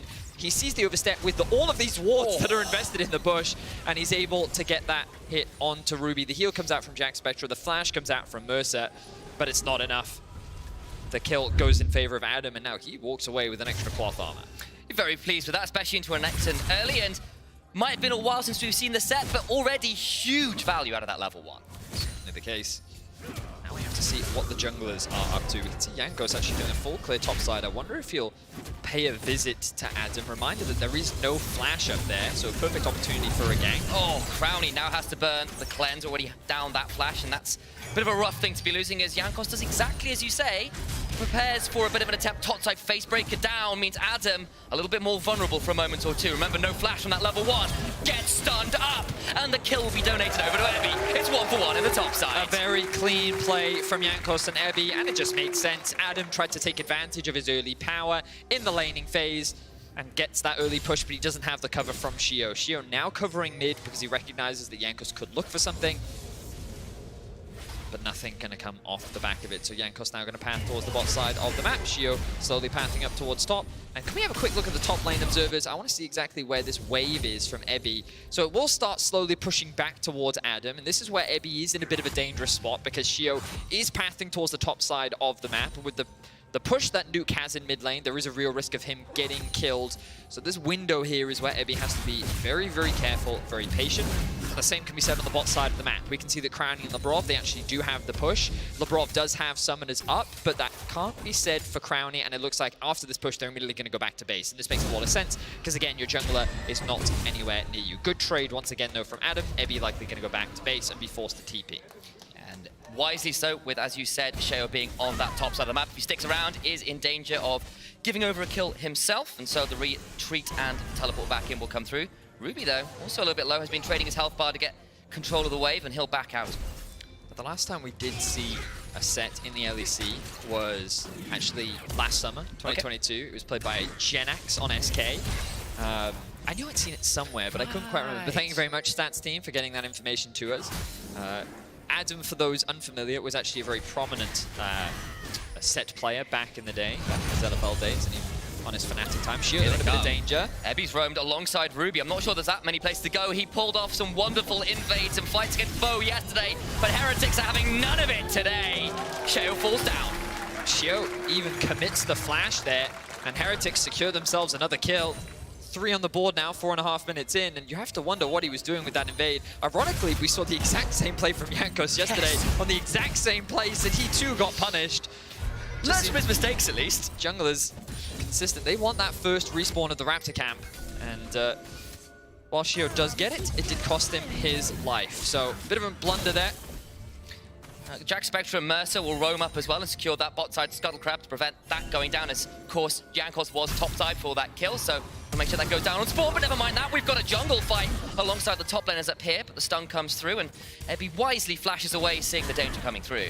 Ebby, only level 4. They were concerned about Shio joining this fight and being able to turn it around. Adam being level 5, and with a giant minion wave stacking up, it's not a fight that Heretics can really afford to lose. Jankos, though, sees that Ruby is making his way up from mid, and Shio is forced to back away. Ebby can hold the wave here now, and I like what Adam's doing. He's forcing Ebby underneath the tower. Gets the heal back with the Culver Meek. Jankos coming forward, but Shio's still here. This is a bit risky. Misses the Vault Breaker, and it says Adam's face that gets broken in. Shio now in danger as well. Remember, no flash forward for the stun, and Ebby on a killing spree this top side, completely capitulating for BDS. Jankos and Ebby are just mopping the floor with Adam and Shio. Punish after punish. A 1k gold lead is now the advantage. And the unsung hero in all of this is Ruby in the mid lane. Did he do anything? Literally no. But he did move, and just the threat of him joining the top side of the map put that extra bit of mental pressure onto Shio. So as we see this slight exchange, keep your eyes on the minimap. Look, Nuke is stuck in the mid wave as Ruby is just hovering in the fog of war, which is why Jankos can threaten this and why Shio isn't really able to commit. Adam takes a lot of damage. Nice sidestep from Jankos as Shio is not able to connect the Vault Breaker.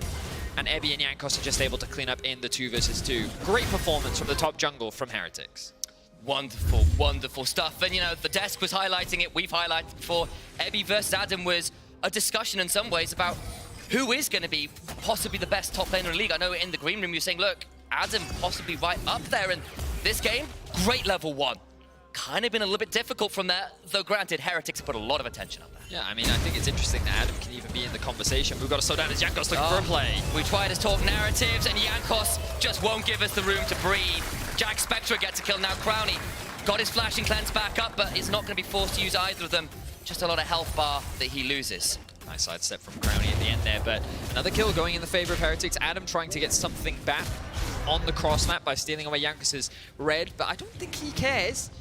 He can start off this dragon if he wants to. He is currently sitting on a ward. The pings are coming down. Interesting. He's waiting for the Scuttle Crab. Yeah. It's a good spot there.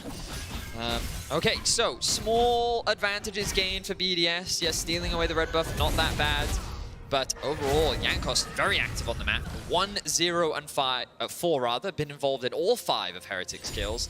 And we talked about our expectations We expected this to be a bloody game. I did not expect it to be this volatile, and for Jankos and Ebby to be putting a clinic on in the top lane. And it's a bit of a special. It was something that Ebby was notorious for back in the LGL. Team it with his jungler on things like Zed, on things like Renekton, and just using the early power, the early fighting capability to come up with these massive individual leads. And now 3-0-1, this Renekton set up pretty well to carry. Certainly is. But now the Herald has spawned, and this is our next big point of contention. It will be Ebby and Jankos to start things off. Keeping my eyes on Mercer and Labrov as they make their way out towards the mid lane. You can see a bit of support or combat in the bottom river as both supports are just fighting over wards. But it looks like Ebby and Jankos far too strong at this point in the game. And BDS don't want to run the risk of going for a fight right now. Shao doesn't have level 6 yet either, and into a Dominus, into a Glacial Prison. You imagine that might be a bad idea. So yeah, wise you don't fight that one, and the Herald easily secured. Just a bit of trading in the top side as we go back towards that top lane. Level 7 for Jankos right now. He's having a stellar game. Yes. Looking very, very good. As a reminder, both these teams will be playing in our best of threes that start next week already. They do. The new format of the LEC, 6-week-long split.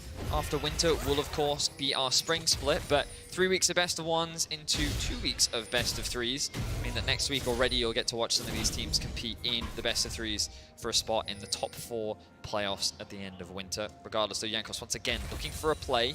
No vision here.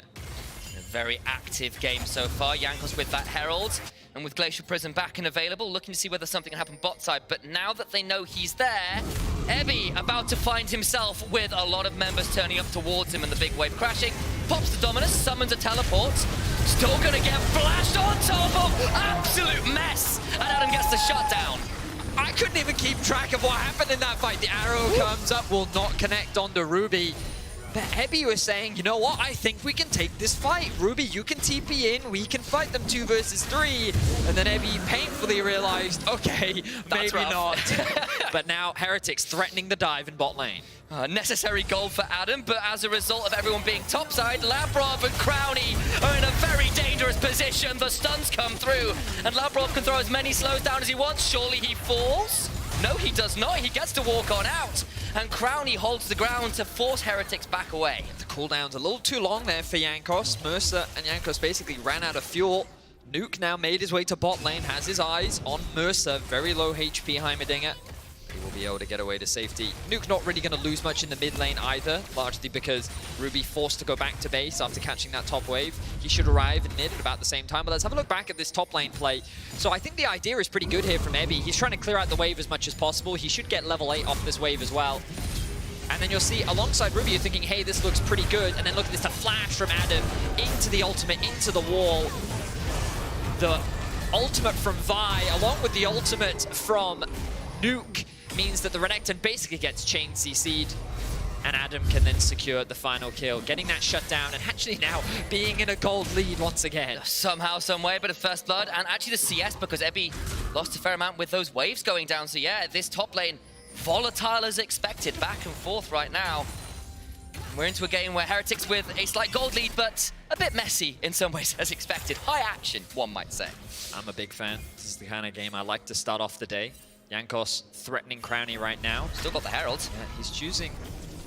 I didn't get to see earlier. He did obviously take a lot of damage in that exchange that happened between Jankos and Mercer. But this will be a lot of plate gold going in favor of Heretics. Good smite from Shio will buy a little bit more time, but Jack Spectre and Mercer can just push in this wave. Crownie's not going to get back to lane for a while. Now Jack Spectre has an opportunity here to just go back to base and reset if he wants to. Oh, hang on a second. Adam has ult. So does Ebby. That gets a little bit close, but yeah, no flash quite yet. Adam got TP in 6 seconds, so maybe can do things. Here's the arrow. Keep your eyes on all the world on one. Arrow! Adam doesn't even need to use the ult. Ebby's face broken in and turned into a pincushion. Beautiful shot there from Labrov. 360 no scope.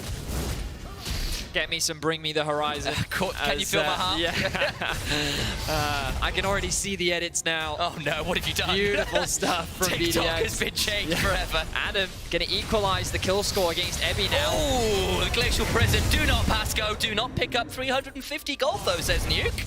As the ult is pretty damn good. Still gonna go die, surely. Jankos finally secures it. Shao thinking about going in, but Vault Breaker's the other way. Okay, Jankos is feeling it today. A perfectly placed ultimate from the Sejuani into his W. Oh, hang on. Oh, flash away now the turnaround. He's got his own Vi ult. The cease and desist comes through. Adam, though, just turns up and dunks him. WWE smackdown in the mid lane. It's a bounce house in the mid lane. We saw Shio's ult into Ruby's ult into Adam's ult.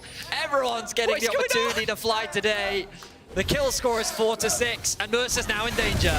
He is, but there's another arrow. Lavrov just doesn't miss.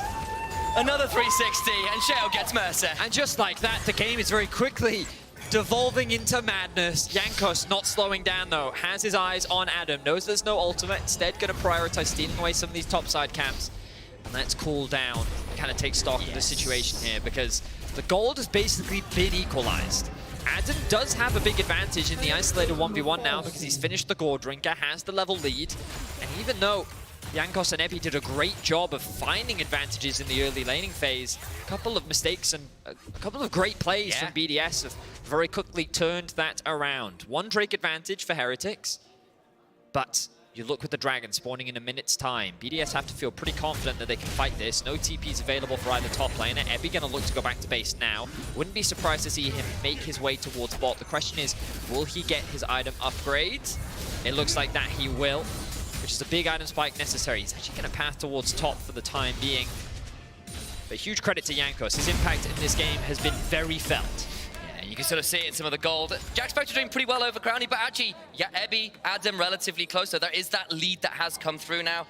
That set after level 1, managing to pull it back again, and it has been that back and forth. And Dragon, as you said, 20 seconds, and everybody with items looking ready to play. Only Jankos really the one missing that completed mythic. Chainsaw for Sheo means he's got that completion over his opposing jungler. Arrow lands onto Jack Spectre, no cleanse. Does flash away, Mercer with the grenade to root. And Adam flashing before the haymaker. He's feeling it. The most unnecessary flash ever from Adam. But he's saying, you know what, I don't need it. I don't need my flash. It's whatever. Let him know. The Dragon should be secured. And okay, I was questioning why Ebi chose not to move down to contest the Drake. It looks like the Heretics game plan here is to just get the cross map. Very surprised Jack Spectre did not lose his life off the back of that engage. Another great arrow from Labrov with a follow-up from Nuke.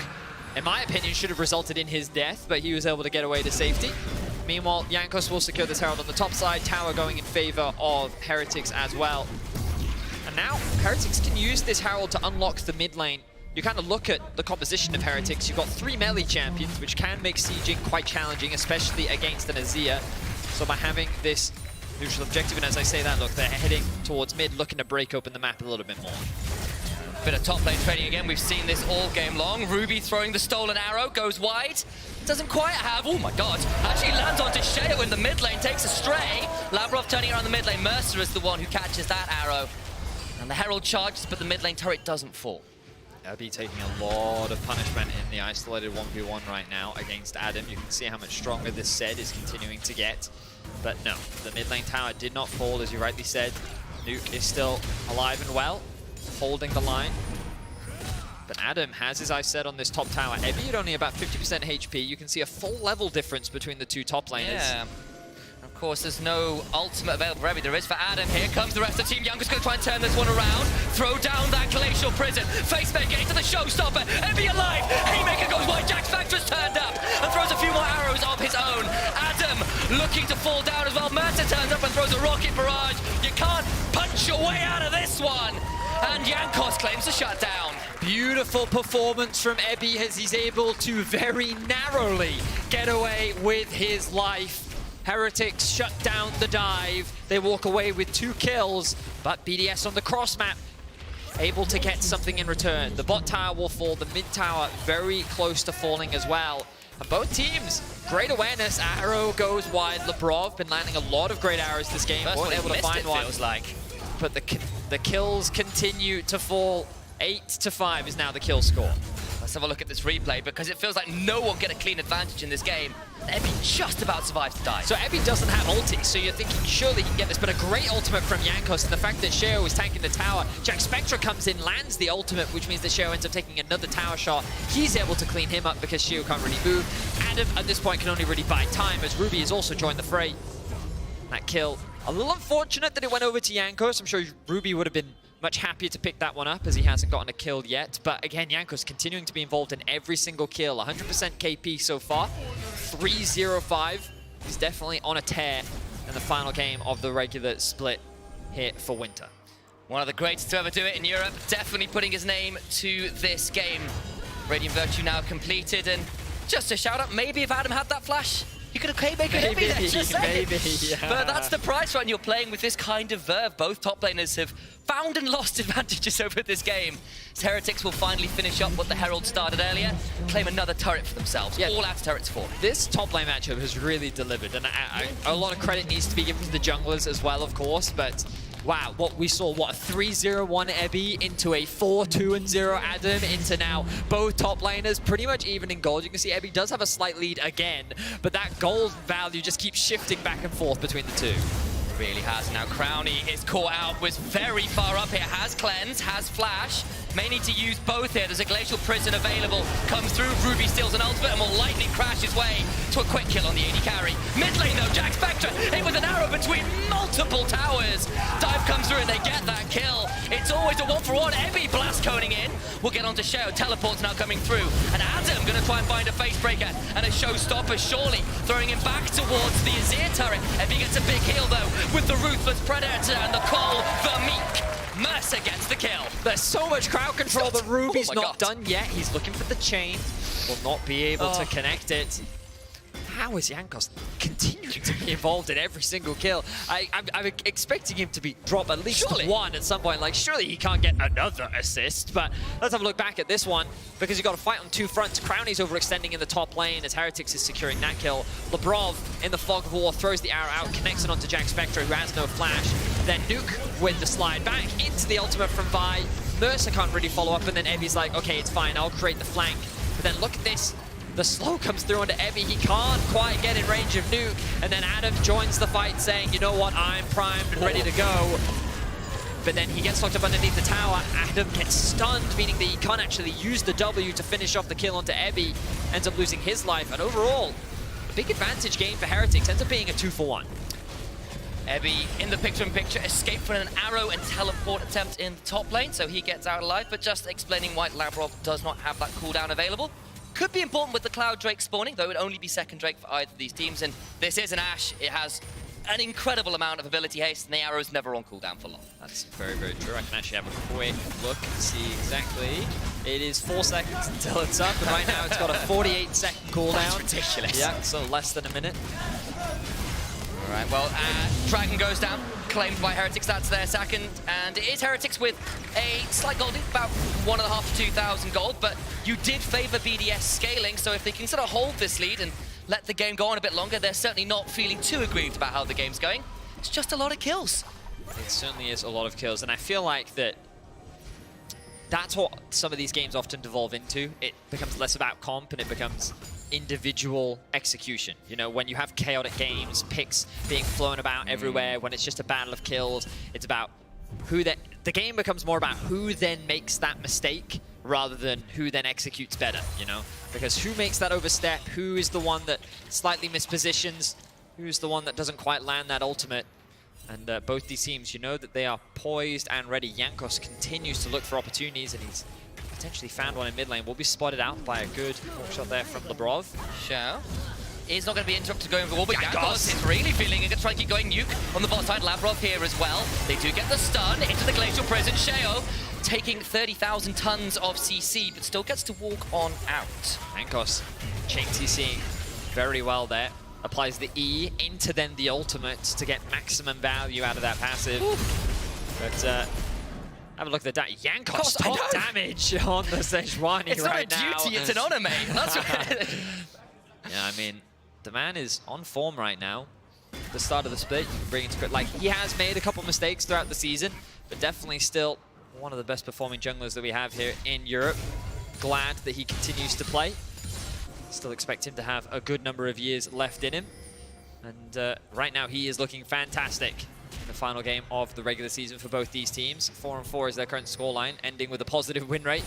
Who team wouldn't want that? Again, in terms of the standings, not the most dramatic of implications, but still definitely does help as the final results will roll in as the day continues. it's a feel-good moment in a lot of ways, and it's against your direct rivals. And honestly, what are you spotting here? I was thinking about that for sure. Top side, a lot of pings coming down. I was about to mention that both of these teams came off a bit of a frustrating loss yesterday. Some very tense games. You know, Heretics got pentakill trying to end the game. True. BDS and Vitality were in the most mental game versus Vitality, with kills versus Tower and Bo dying 11 times. And this game's been high action in a similar way, but these teams would like to right some of those wrongs. As they're fighting around the Baron now, 23 minutes in. Can you smell the burgers?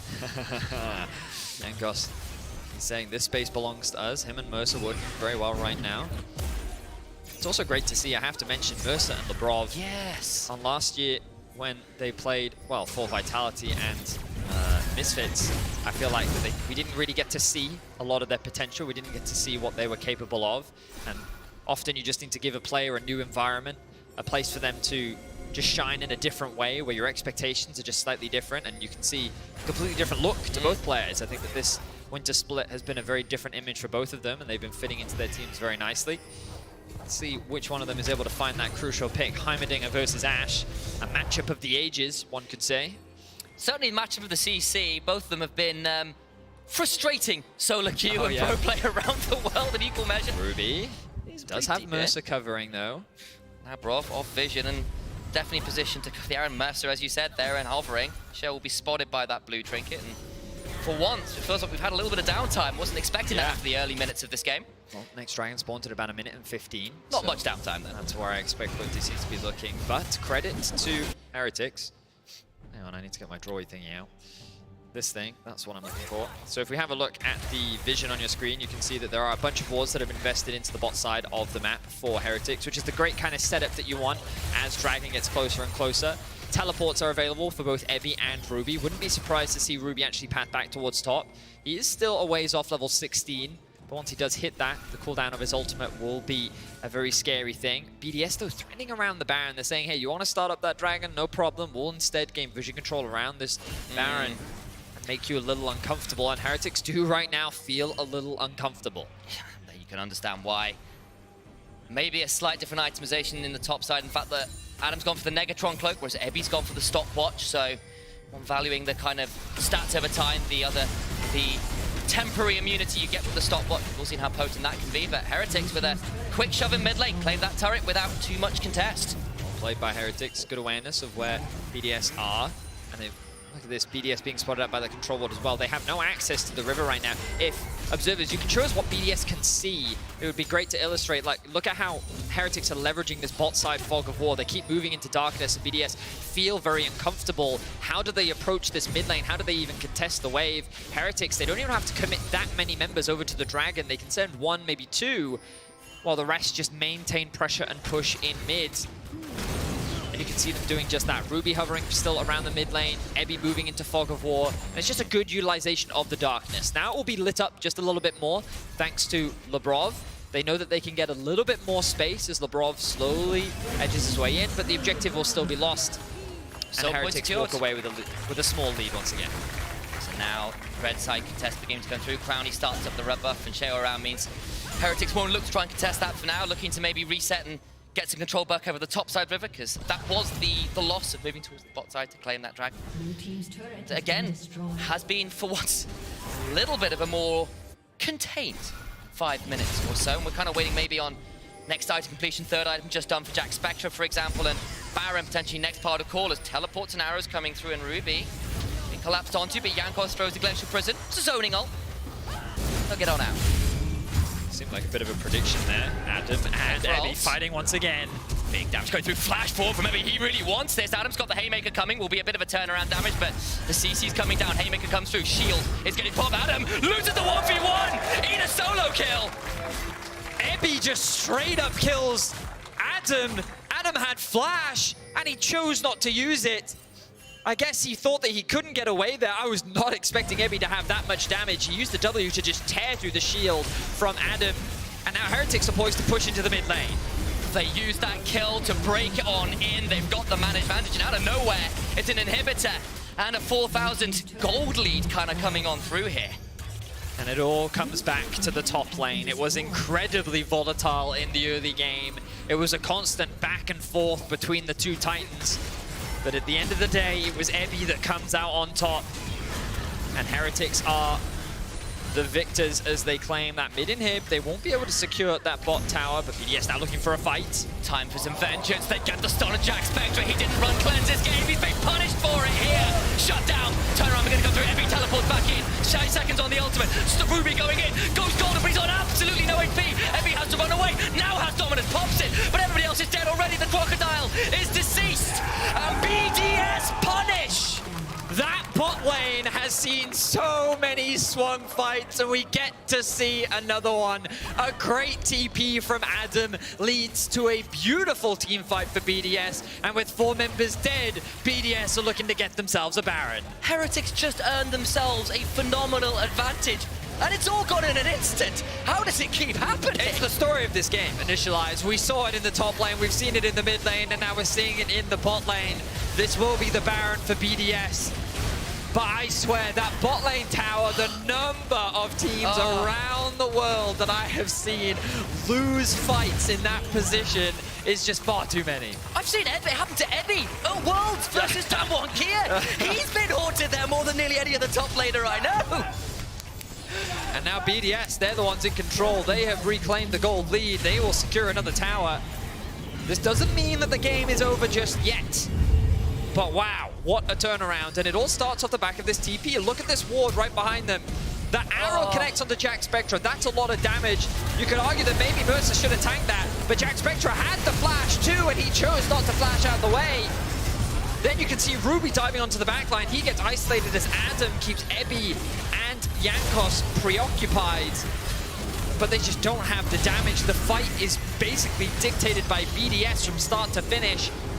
The damage dealers weren't at any risk at any point, and BDS just wiped the floor with Heretics. Do you like roller coasters, Fetty? As I bring up the graphic instead, we get a wonderful Baron power play. That's happening, by the way. Is BDS with that lead, 2,500 right now. But yeah, it's been a bit of a back and forth game, should we say, with the gold. Yeah, somewhat, yeah. You can see that for the most part, Heretics have been in control between the 15 and 25 minute mark, but that bot lane tower, man. 1 minute until the Cloud Soul. Definitely a nice thing to have. Arrow. Ooh, Jack Spectre will sidestep that one. A number have, well, what's the word? Made presence with his face, I guess. He has lost his life a couple times as a result. Eloquent. Share, though, looking to clear out some vision. But the game is basically dead even. I would argue that Nuke, with his 3rd item now completed, is a lot stronger than Ruby is.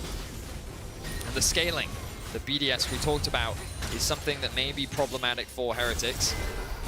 May well be. Soul, 30 seconds away in the scaling you called out. Maybe this is the moment it really shows itself. Still a minute left on the Baron. Stolen Ash ultimate by Ruby, the enchanted crystalline arrows. His to use.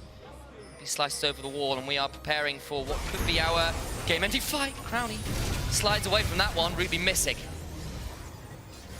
Just a lot of dancing from both teams. BDS have control of the mid wave, which gives them access into the river first. Ebby trying to find space, but honestly, I think Heretics can afford to give this one up, but maybe they don't want to. They're saying they need to fight this if they get the soul, and here comes the fight. Focus coming through, down to 2,000 HP. Dragon secured by Shell. Ebby is ulted away. The showstopper coming through. Adam flashing in for a monster haymaker, but he's dead. The turrets are up, and Ebby is now doing his best to continue chasing over the wall. He goes. They've got the man advantage. Remember, the impetus down. Crown needs to be very afraid. Ebby can look to dive forwards. This crocodile might have died the one time down, but he's still bloody scary. But unless Crownie dies, I feel like, God, he might! Smite comes through, Crownie's in danger, does have cleanse, may need to use the wall right, hasn't had to use it as yet. They're trying to stop him getting into the base. Shale stepping on forward, but it's 3 members here. Mercer is going to start throwing down the ultimate, stunning up the Vi, who's being dragged away and into her grave. Not before she flashes on out. Stays alive for now. Oh, I think... Oh my God, another arrow! It's onto Jack! It's it again, the bot lane tower! It's twice in a row for Heretics. Surely not. Oh my God, he gets away. He will get away, and BDS will find another successful fight. Crownie! This man has been going to dancing lessons recently because he just cannot be touched. His feet are like fire as the TP comes in. And They've got to fight the jungle. Envy taken pretty low, but that's an Azir shutdown. Flash over the wall. That's Labrov looking for 1v1. All the while, Adam trading out with Ruby, but won't get the kill. Stays alive. They get a shutdown onto Labrov as well, who did go looking for that kill. That was bold, mate. Crownie. Crownie's still alive. I don't know if you can take this, Crownie. Flash! Ruthless! Predator! Not enough! Crownie begins to fire off again. Ruby teleporting in. The stuns begin to come on through, but it's still a 3v2. Continue to hunt on forwards. The Ultra Shock Laser claims a double for the bot laner of BDS. And as long as Crownie is alive, BDS will always have a win condition. This man is so strong. He has a 3k gold advantage over Jack Spectra. He's level 18. He's the highest level in the game right now. And he's got a QSS completed alongside his cleanse. The man is nearly full build.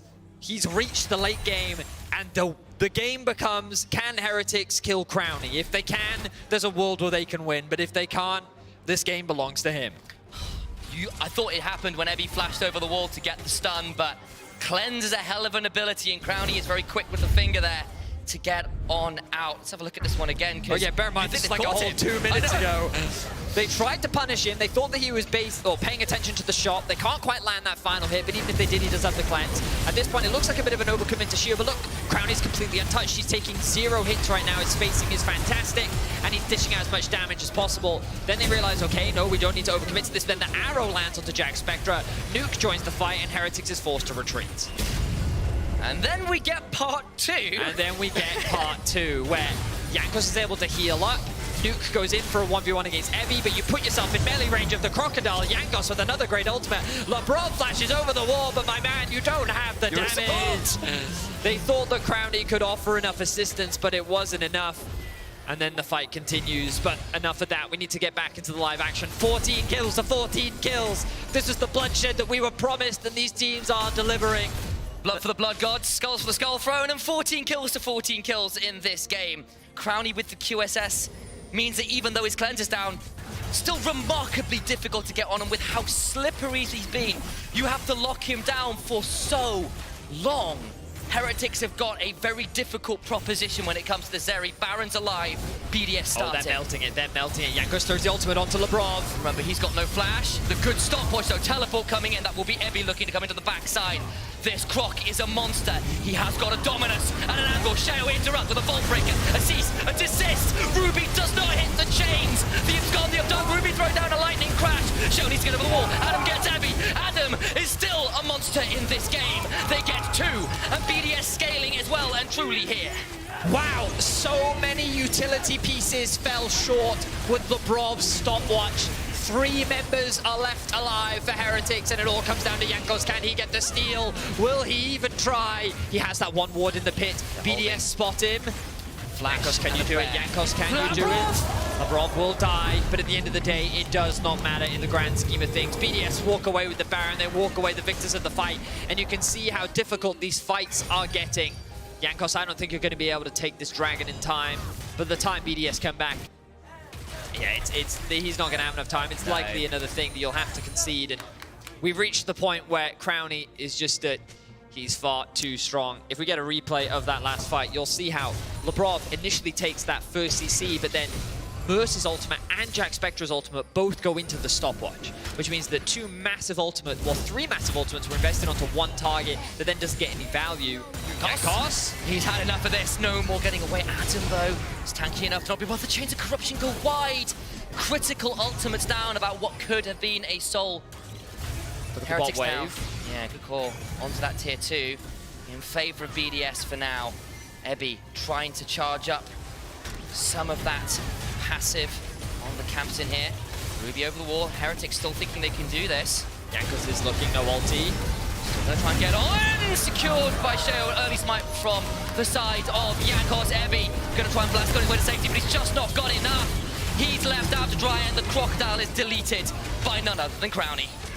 Another pick secured for BDS, another dragon secured. Nice attempt from Jankos, but the smite came out a little bit too early from what I could see. Sheo now ticks over to level 18. He was put behind early, but he has bounced back phenomenally. Now with the Baron buff, BDS make a beeline for the bot lane, and they have their eyes on this tier 3 tower. In they come. They've got Baron remaining for a minute and a half. Sheo hunts forward, trying to be the frontliner, inhibitor down. They've still got 30 seconds on Ebby. The 5v4 is theirs. How far do they want to go? Do they see the end in their eyes? They're certainly going to try. Stun. It's on to Mercer. He'll stay alive for now. Those arrows have been heat-seeking. Just get Ruby down to 20%. Oh, they go. First turret down. In goes Sheo. Gets the knockback on a Jack Spectre. Uses the stopwatch. Adam goes diving as well. The Azir ultimate comes through. And they're going to flash and murder Jack Spectre. BDS. They find a couple plays around a bot tower. And they come alive with the scaling. That's a fifth win. I apologize for them as they head into group stage. BDS, they played those final fights extremely well. The early game looked good for Heretics, but it was that bot lane fight, that one great TP from Adam. Literally after being solo killed by Ebby, he still had the flash up, he still had the TP up to then create that situation where BDS could just wipe the floor with Heretics and secure a crucial victory. And you talked about the cleanse. You do have to wonder if Jack Spectre had the cleanse, how different could this game have been? He got caught a lot off the back of those Ashe arrows. BDS were consistently finding those picks. But I think the biggest problem was Crownie. There was no real threat onto this man. He was so slippery, he had so much power, and for a lot of the game, he was just left untouched. Huge credit to Jankos. Honestly, he had an incredible game. So good. 7-1 and 6. He was involved in the 13 of the team's 14 kills. But it was not quite enough. The carries couldn't come alive. Ruby wasn't able to have the impact that he wanted to. And BDS outperformed in the fights. They did, and they'll be kicking themselves to another game where they thought they were in a winning position, and base pushes get them in trouble 2 games in a row. But on the other side of BDS, this team continues to look like they've got some spark to them. Some of the wins haven't come through in the later weeks, but they look pretty damn good. But instead, I'm going to remind people they can head over to LEC on Twitter and vote for your player of the game. Your 3 choices today are Adam, Nuke, and Crownie. I feel like potentially Crownie with that late game in with a pretty decent shout. Yep, very good chance for sure. I'm a little sad Lebrov didn't get onto the list. I feel like that his arrows were incredibly good throughout the game.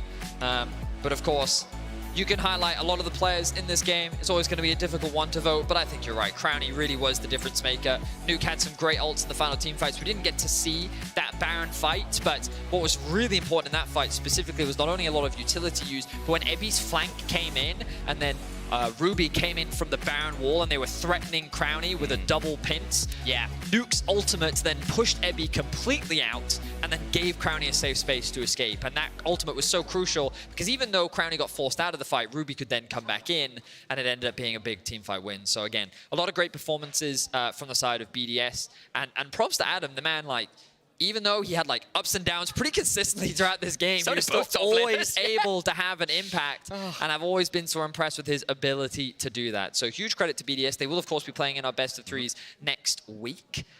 Who their opponents will be is yet to be determined. Yeah. We still need a lot of results to happen and the group draw at the end of the day. But as a reminder, best of 3s will be here next week, and you know they're going to be some crazy games. Yeah, definitely. And honestly, I'm quite excited for both these teams, but enough from us. Instead, Georgia is standing by with an interview with Sheo. See you in a second, guys.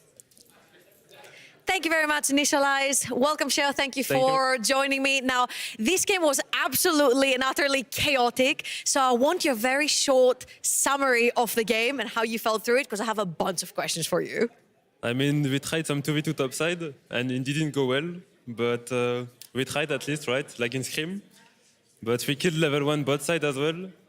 So the game was pretty chaotic. But we had like really good scaling with Zeri Azir, so we were feeling confident still. And I really love how everyone we've seen from BDS, they seem very much confident about the play and how you guys play all together as a team. Now, I want to focus a little bit on you, because we saw you last year over in the ERLs. You're jumping on your first LEC stage as well this season. How has the journey been for you? I mean, I'm really grateful to be there. Like, I'm really happy to play in the LEC. Like last year, it was my first year in LFL. It was great as well. I finished twice second, so I'm really happy as well. But now I want to achieve great things with BDS and with this team. Like, I love my teammates, the staff, everyone, so can't wait for the future. Okay, if you had to pick your favorite teammate, just a little bit, favorite, which one would favorite be? one? Yeah. I will say Nuke. I will pick Nuke. All right, fair enough. Okay, so the new boy that's playing with you, because you weren't playing with him in the ERLs. Yeah. All right, that's fair. Now, which team, now that you guys are going into the best of threes, which team would you like to face first and why? I didn't think about this, to be honest, so I would say Mad Lions, maybe. Like, it can be a great best of three, I guess. Okay, and why would it be Mad Lions? I mean, it's like a big teams. I think they are playing really well together. So if we beat them, then we can really pretend to the title, I guess. Okay, and do you think that Yoya is potentially the best jungler that you would potentially like to beat? Yeah, I think so, yeah. Yoya is pretty strong right now, so it's always good to play against him. Absolutely, beating the best to become the best, they say. And Shio, I got some intel from a birdie yesterday that your parents were in the crowd. Yes. They're not today, but is there something you would like to say to them? I mean, I'm really thankful for all my family. They are supporting me a lot, like my brother, my parents, so shout out to them. Thank you. Thank you very much, Shio, for opening up as well. And thank you, guys. We're going to go into a very small break, but stay tuned because next game has a lot at stake.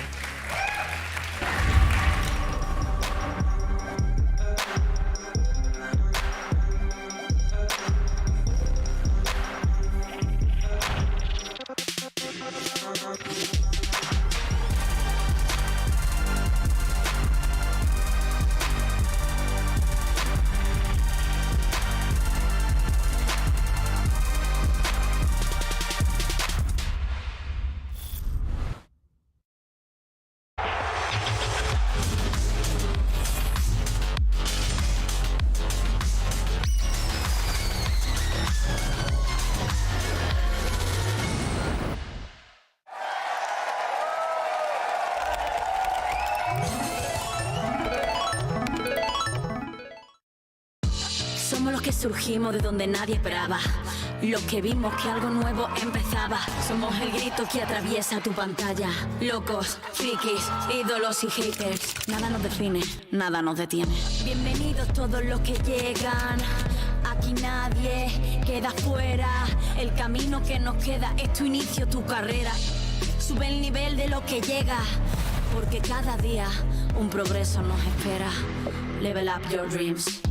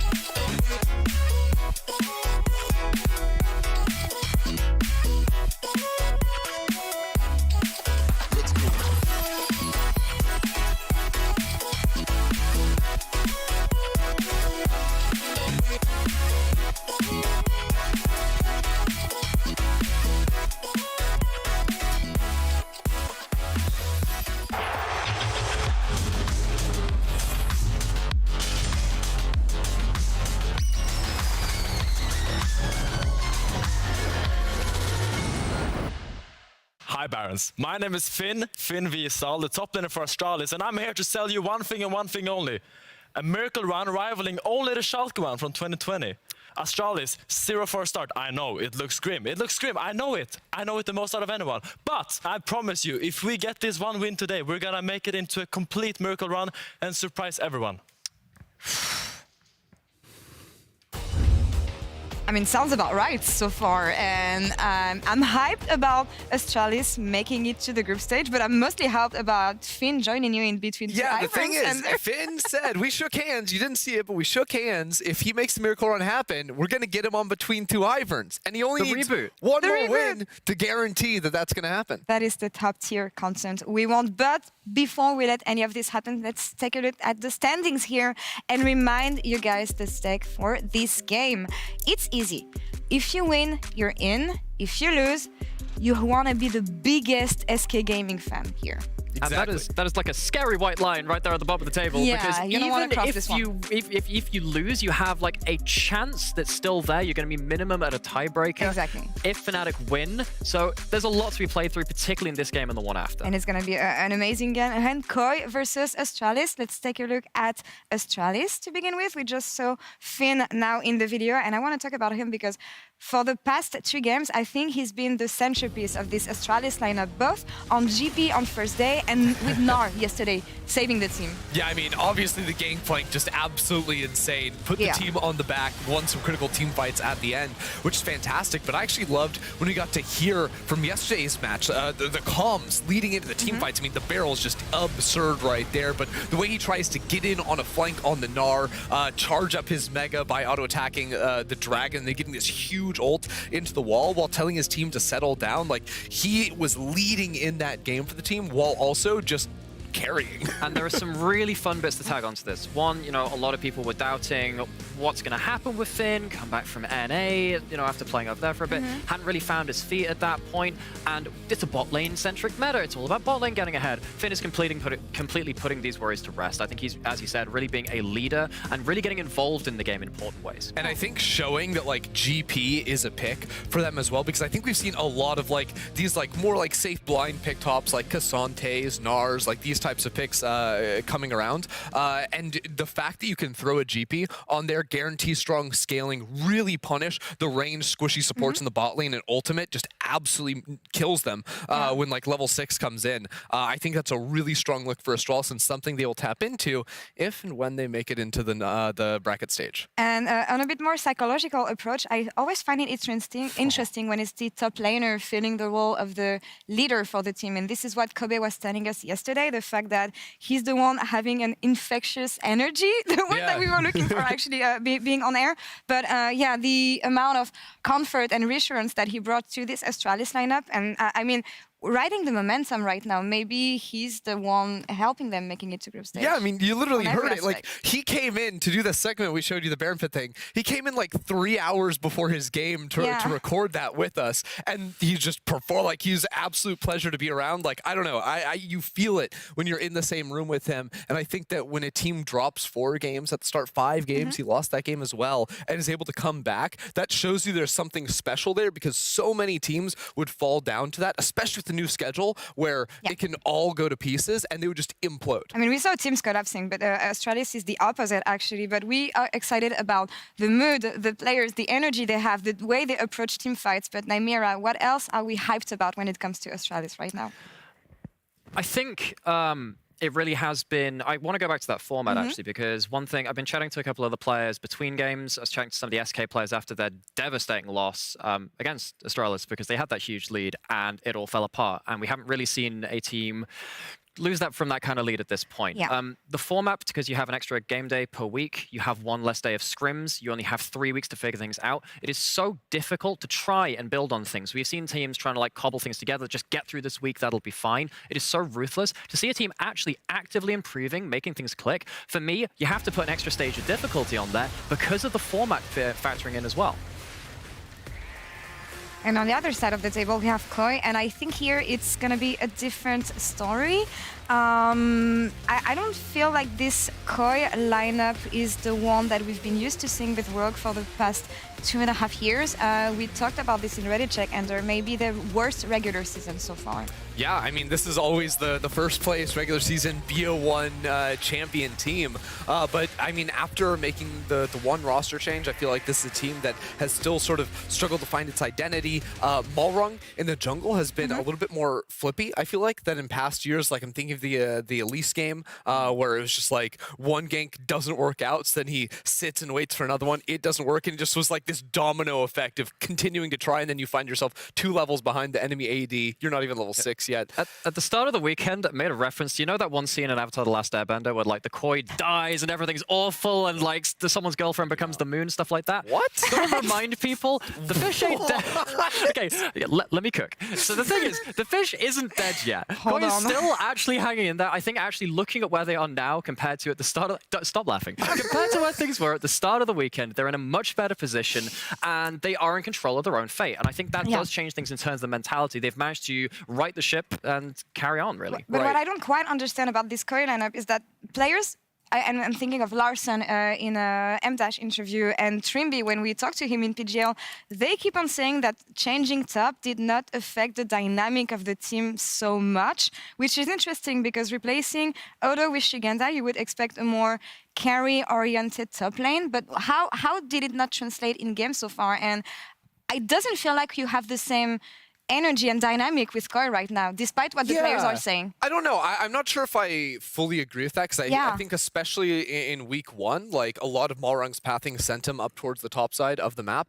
So it did seem like there was more attention there than in previous weeks. But I do think that like maybe there's an element of Comp and Trimby maybe not being quite as dominant as a duo lane as they were last summer, right? That maybe encourages Malrung to path towards the opposite side of the map if they're not going to be in a favorable matchup, or hey, it's, you know, range supports. We don't really feel like we can dive if Trimby's playing something a little bit more passive. So I don't know. I feel like there's maybe multiple things at play here for Koi, and that is maybe why they're saying, oh, the change didn't cause why, you know, we're mixing up our playstyle a bit.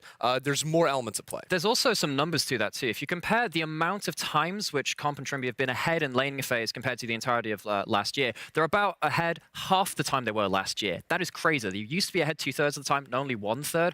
Part of that's due to the jungling, part of that's due to, I think, in terms of just form and confidence too. But they still got it. They got a chance to be able to kind of right things right at the death of the split. And I think it's really interesting here when you talk about form and confidence, because it echoes with what Trimby told us during PGL 2 days ago, the fact that he actually, confidence was shaken a bit and he couldn't find himself the way he used to with Comp.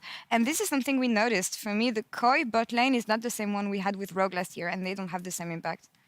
Yeah, it's like strange too, because I feel like, I don't know, this feels like a meta where they should be very comfortable. Like Trimby's always been like all aboard the range support hype train. Yeah. So it's like, okay, sweet, if he's playing Ashe, Heimerdinger, like they're going to be popping off. And I don't think they've been poor necessarily, but I think that compared to, again, last summer where they were like clearly the top 1, top 2 duo lanes in the bot side of the map, like it just feels like with maybe the return of like Crowny in the bot side, like there's a lot more of these duo lanes. The Hillisang duo is popping off. Mickey, Hans, like there's actually a lot of bot lane talent that's returned to the scene, giving them a lot more competition, and that's coming into play here. And actually, one thing which I kind of picked up from this too, because I was trying to, it is really hard to try and kind of diagnose what the heck went on with Koi, and it does feel like, again, they're finding something to go towards. One thing I noticed that when you look at their top lane champion pool and also AD carry champion pool, they played a different champion every game, except once they have like one, I think it's like Renekton they've played twice, and maybe it's something like Sivir they've played twice as well. I think they've been quite indecisive about actually what is their identity and their comfort, what can they build around. They've had a little bit more stability in mid-jungle, but when we consider how important their bot lane was, again, and most of this conversation has been framed around that, the fact that they don't have like their go-to blind pick, stick to our guns down in that bot lane, I think that's something which they've had to learn. And I'm wondering actually if they've found that by now, because they don't have much time to really settle on something that they like to go towards. And diving a bit more into today's matchup, you have on one side Astralis recovering and riding the momentum that they've been building for the past 3 games. And on the other side, you have Koi trying to recover from a couple slip-ups at the beginning of the season. What is going to come to play here, and where do we want to look at? in the early game especially? I mean, in the early game, like, Malrong's still going to be looking for very early ganks. Like, even though, like, looking at, like, his CS and gold at 14, like, typically 9th, 10th place, like, in the league because he's spending so much time around the lanes, but still #1 first blood percentage out of all junglers in the LEC. No real surprise there. But I do think that if I'm Astralis coming into this match, I'm probably trying to, again, bank a little bit more into the scaling category, try to weather the Malrong storm, like, maybe, you know, group up to put down early vision inside Malrong's jungle, get an idea of what he wants to do on the map, because if you can avoid that, we have seen Koi struggle to close through games. Yeah, but what we've seen from Astralis on the other side is kind of like they've been trying to get at least their solo laners into teamfight impact. It hasn't necessarily been through early skirmishes, through something like a mid-jungle kind of 2v2. It has felt like they're trying to like hold things steady until it comes around to, say, yesterday against Fnatic. Big dragon fight, something where all 5 people are on the screen at the same time. I wonder if we're going to see like a battle of strength versus strength when it comes to these objective fights, and whether it's going to be about the differences in execution around big objectives. And I'm really looking forward to seeing how interesting it's in game. And I know you guys as well at home, so to give you guys a bit of context, we have a delay on stage. As you may have noticed, League officials are investigating peripheral issues, which gives us the time to dive a bit more. And Finn's investigating the camera. Team is investigating. Oh. Wow. They just wanted to give us more time to look for really obscure references. Yeah.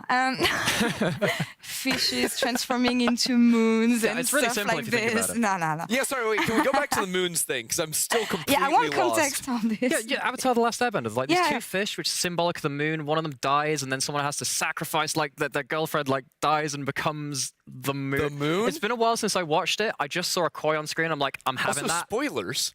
It's like 15 years old. Avatar just came out like 2 months ago. What are you shush. Not the same lore. I'll have you know. Wait, are they on red side or blue side? Because if it's on blue side, that's fitting. You know, the blue people in the other Avatar. Yeah, okay. Really clutching at straws. Nice. That is filler content right there. No? Okay, you're not on board? I want to refocus here and talk about actually the draft, because you were mentioning side selection. We talked about Trimby, his impact playing the support with champions like Ashe. What kind of picks do we want to see here on this side of Koi, and what do you want to focus on? It's great that you mentioned that, because actually during the break we were trying to see if we could like fish for any last minute kind of stats and stuff like. It's just on the brain. It's going to be there. Bear with me. But when we were looking at some of the stats, actually the stats in terms of what I thought it would be was a lot more presence of Koi towards mid lane, setting up Larson. It felt like they were defending him more. It wasn't necessarily through that though. It was long range supports like Ashe impacting from afar. We'll see if that's the direction they take, maybe, as we will give everything to the casters now for Koi versus Astralis. Initialize and Vedius, take it away. Well, seems like the analyst desk was living in harmony, but then the cast desk is going to start attacking, and I'll leave the Avatar references well and truly in the past from there. We have a pretty important game ahead of us, Koi versus Astralis. There is a lot on the line for both these teams as they fight for a spot in the top 8. A winner secures a spot in the group stage. Yes, that's it. they do. Now, the loser will guarantee at worst a tiebreaker, so it's not the end of the world if one of these teams do in fact lose.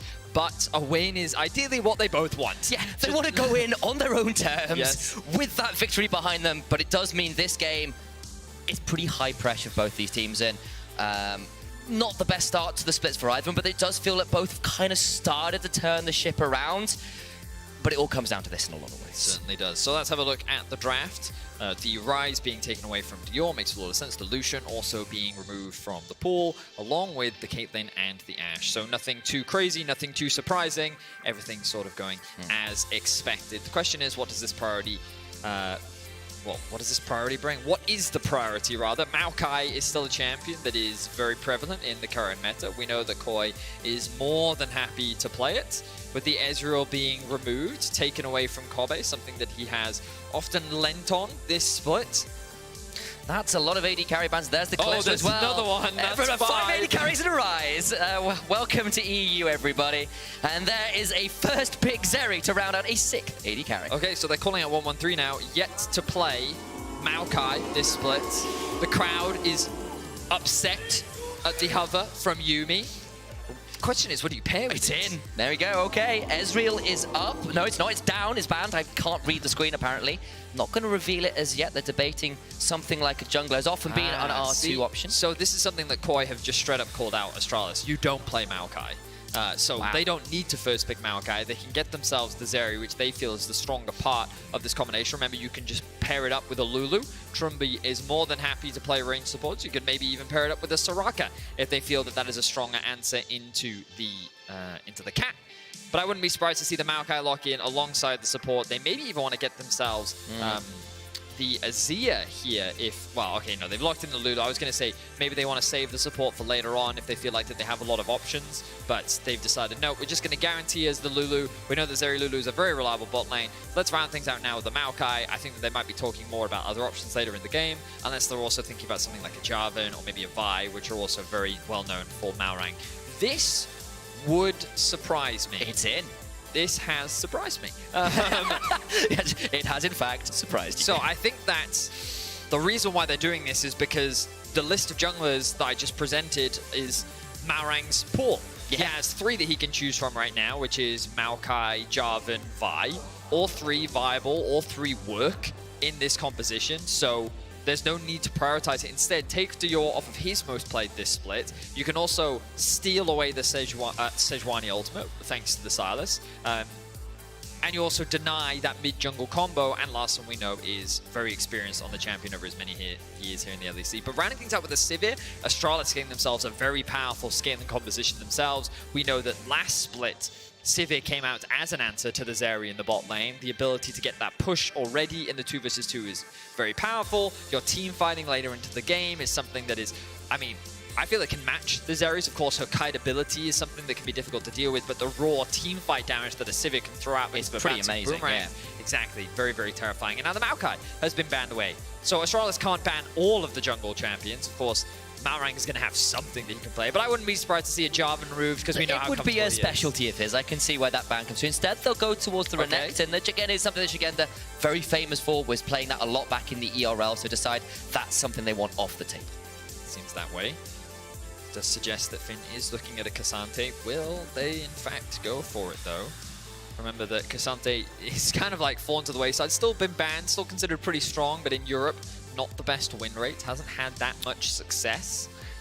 But I do think one of the main issues with Cassante is it's not always paired up with, like, Engage elsewhere. Yeah. He's not the best champion for starting off fights. Now, Irelia is pretty interesting. Finn, he for those was that an don't Irelia know, player, yeah, wasn't he? Kled Irelia was why he used to play top lane. Those are his go-to champions. All right, let's go. Okay, so they've decided to get a different melee mid laner and pair that up with the Sejuani as an answer to the Sylas. This will be for Dior. We have seen his Yone before. I believe we saw it last split. He's very confident on these styles of champions. Whether or not it will work is yet to be seen. But now the Irelia ban makes a lot of sense with the Gnar coming through from Jigenda. Something safe, something blind they can play on the top side of the map. How will they round out their engage here from Koi? Going through a few more unusual junglers, but instead they'll settle back on the tried and true in the Wukong. Does make a lot of sense. Gives you good knockup, good follow-up, pairs alongside the Sylas quite well. The responsibility of Comp probably to peel for himself for the most part this game, which makes a lot of sense. And the Kled will be locked in. We were just talking about yes. Finn, he was known as an Irelia player and a Kled player. And what better way to round out his winter split than with his signature tried and true Kled champion into the Gnar. He's comfortable in the matchup, he knows the matchup, and it just fits the comp that they have. It's all about speed, the fast, the go in, go hard, go for the fight. They're going to have a lot of tools to basically start any fight that they want to with the Kled ultimate, with the Sivir ultimate, with the Yuumi ultimate, with the Sejuani ultimate. Like, there's a lot of things that all pair very nicely together, and Astralis saying, scale, team fight, get ready to dance. I'm expecting another bloody game from both these teams. I am very, very excited. And Finn, a player who's really stepped up this week, picks up a signature champion in a game that could get them into groups if they can find the win. You absolutely love to see it. And you're right, it feels like, you know, we're in Germany, the home of the Autobahn. They've got a lot of ways to set a highway up and start running at their opposition at about Mach 10. Fun fact, Finn has 16 professional games on Kled, and he has a 75% win rate. Ooh. 12 wins, 4 losses. The man is very good at the champion. It is his highest win rate champion in his professional career. And what better time to bring it out? A win here will lock you a spot in the group stage. The best of 3 is next week. A loss will guarantee you at least a tiebreaker. But both these teams want to secure that win.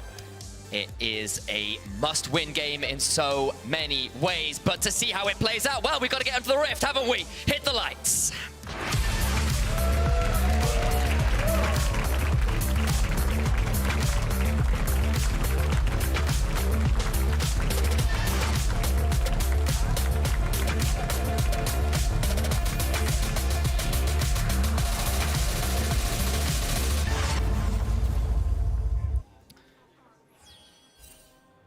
No crazy level 1s as yet. Hang on. But hang on.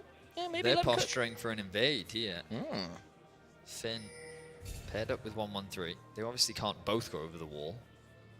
But what are they looking for? I know what they're waiting for. They're waiting for Malrang to ward the Raptors. Let's see if he'll do it. Go on. He's thinking about it. Think about it. Come on. You know you don't want to do it. Just face check the The clip. little monkey gonna go into the jungle? It's your home. No, he's not. That's disappointing. His monkey senses were tingling. Is it like a spider sense? But okay, I was trying to be more subtle there. But yes, it was a Spider-Man reference. Thank you. Fine. Okay, I've ruined the reference. That's my fault. I'm new to this, right? Okay. Shigenda will spot the attempted bait that was there. The monkey senses were in fact accurate. Little note from production, by the way. Day or last Yonage was in 2022, last year, versus none other than Rogue, who of course now Koi, and it was a loss. Yes, it was in fact a loss. Let's see if history will repeat itself. This bot lane. There's a bot lane that we have our eyes on a lot. Comp and Trimby, a topic of conversation around their performance.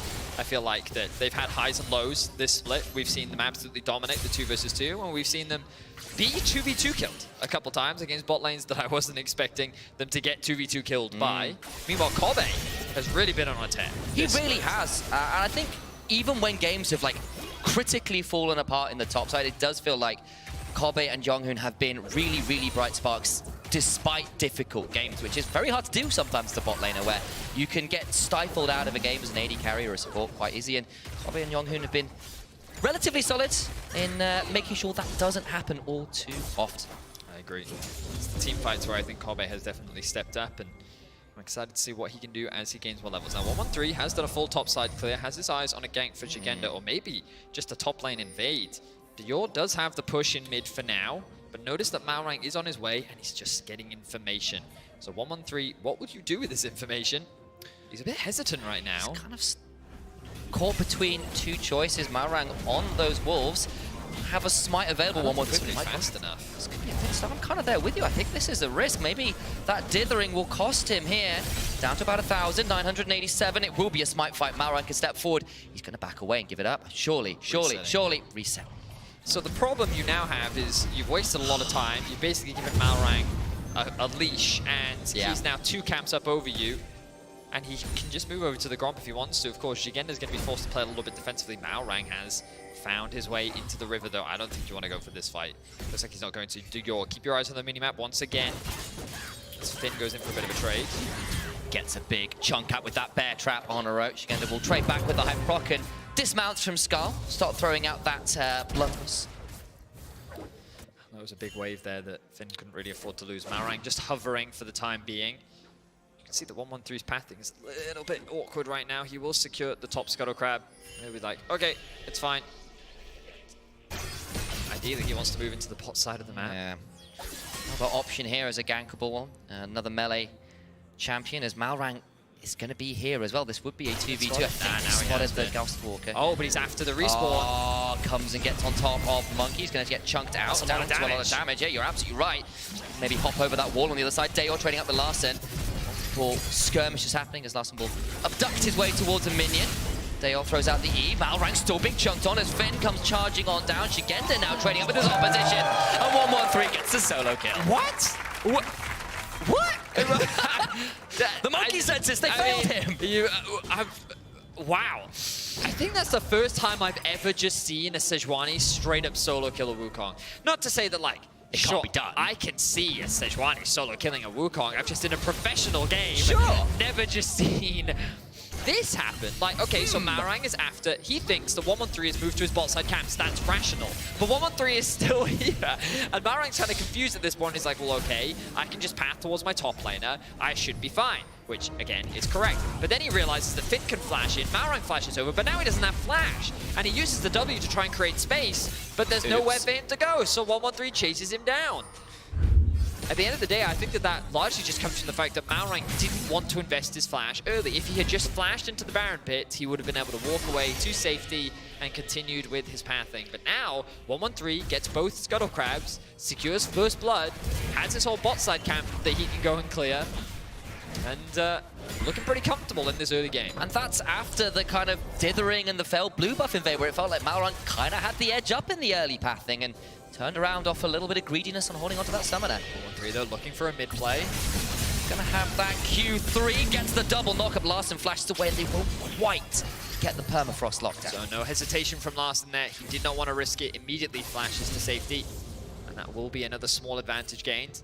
But this is what we like to see from Sejuani's in the early game. Oh, invading from 113. Here we go.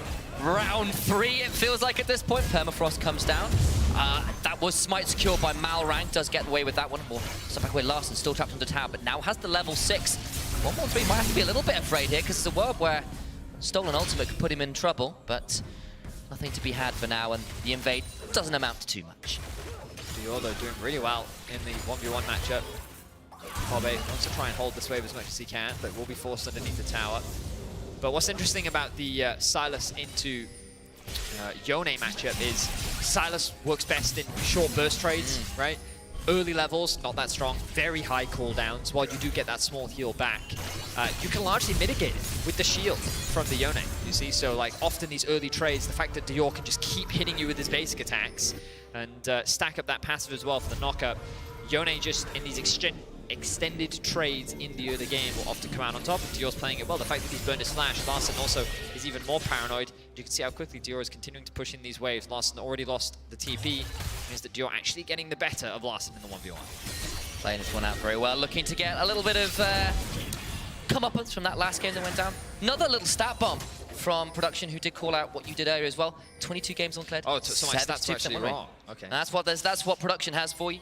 They've gone back and pulled out the numbers as we stand, and 113 Day, you're looking to add a couple more wins to the total for Finn. Well, at least the one in this game. Shigenda, Meganar coming up, so risky dive. Back off out. Looks like they're not going to be able to get much off the back of this. Keep my eyes on the Dragon right now. Maybe a cross-map option. But it looks like they didn't spot out 113. Now they should, though.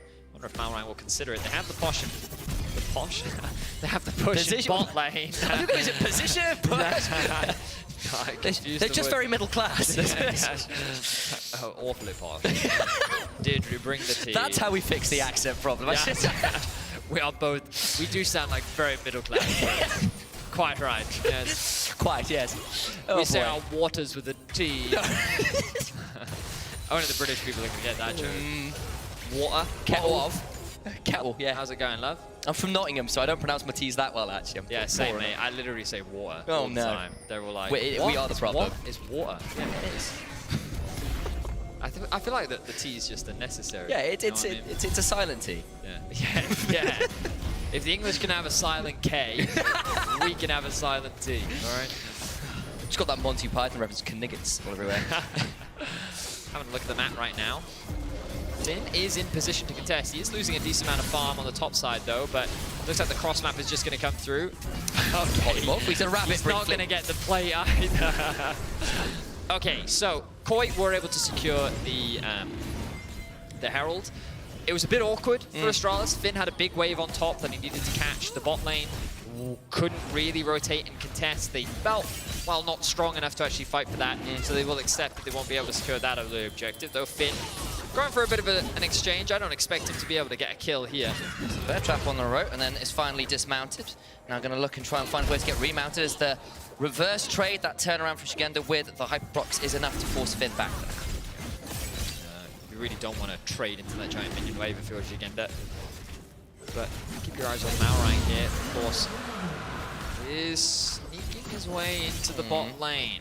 Looks like that he hasn't been spotted. Observers, if we can see what Astralis can see right now. Bot lane is dark and full of monkeys. Kobe stepping forward. Going forward. The turnaround is huge. Glacial Prison finds the time, but Kobe is out for now. 1-1-3 though might be the sacrificial ball, but he's out for now. Wow, the phase rush coming in clutch there for 1-1-3, able to get away to safety. A great gank from Koi. Catches Astralis' bot lane completely off guard. Every single summoner spell was used. And there should be a small advantage gained. Looks like Malrang could even steal away a couple camps. Awesome with the clutch of Scott. Starts with Duck back in, and they are feeling a little bit rough to miss that Mortal Will stack 3. But overall, small advantage gained for Koi.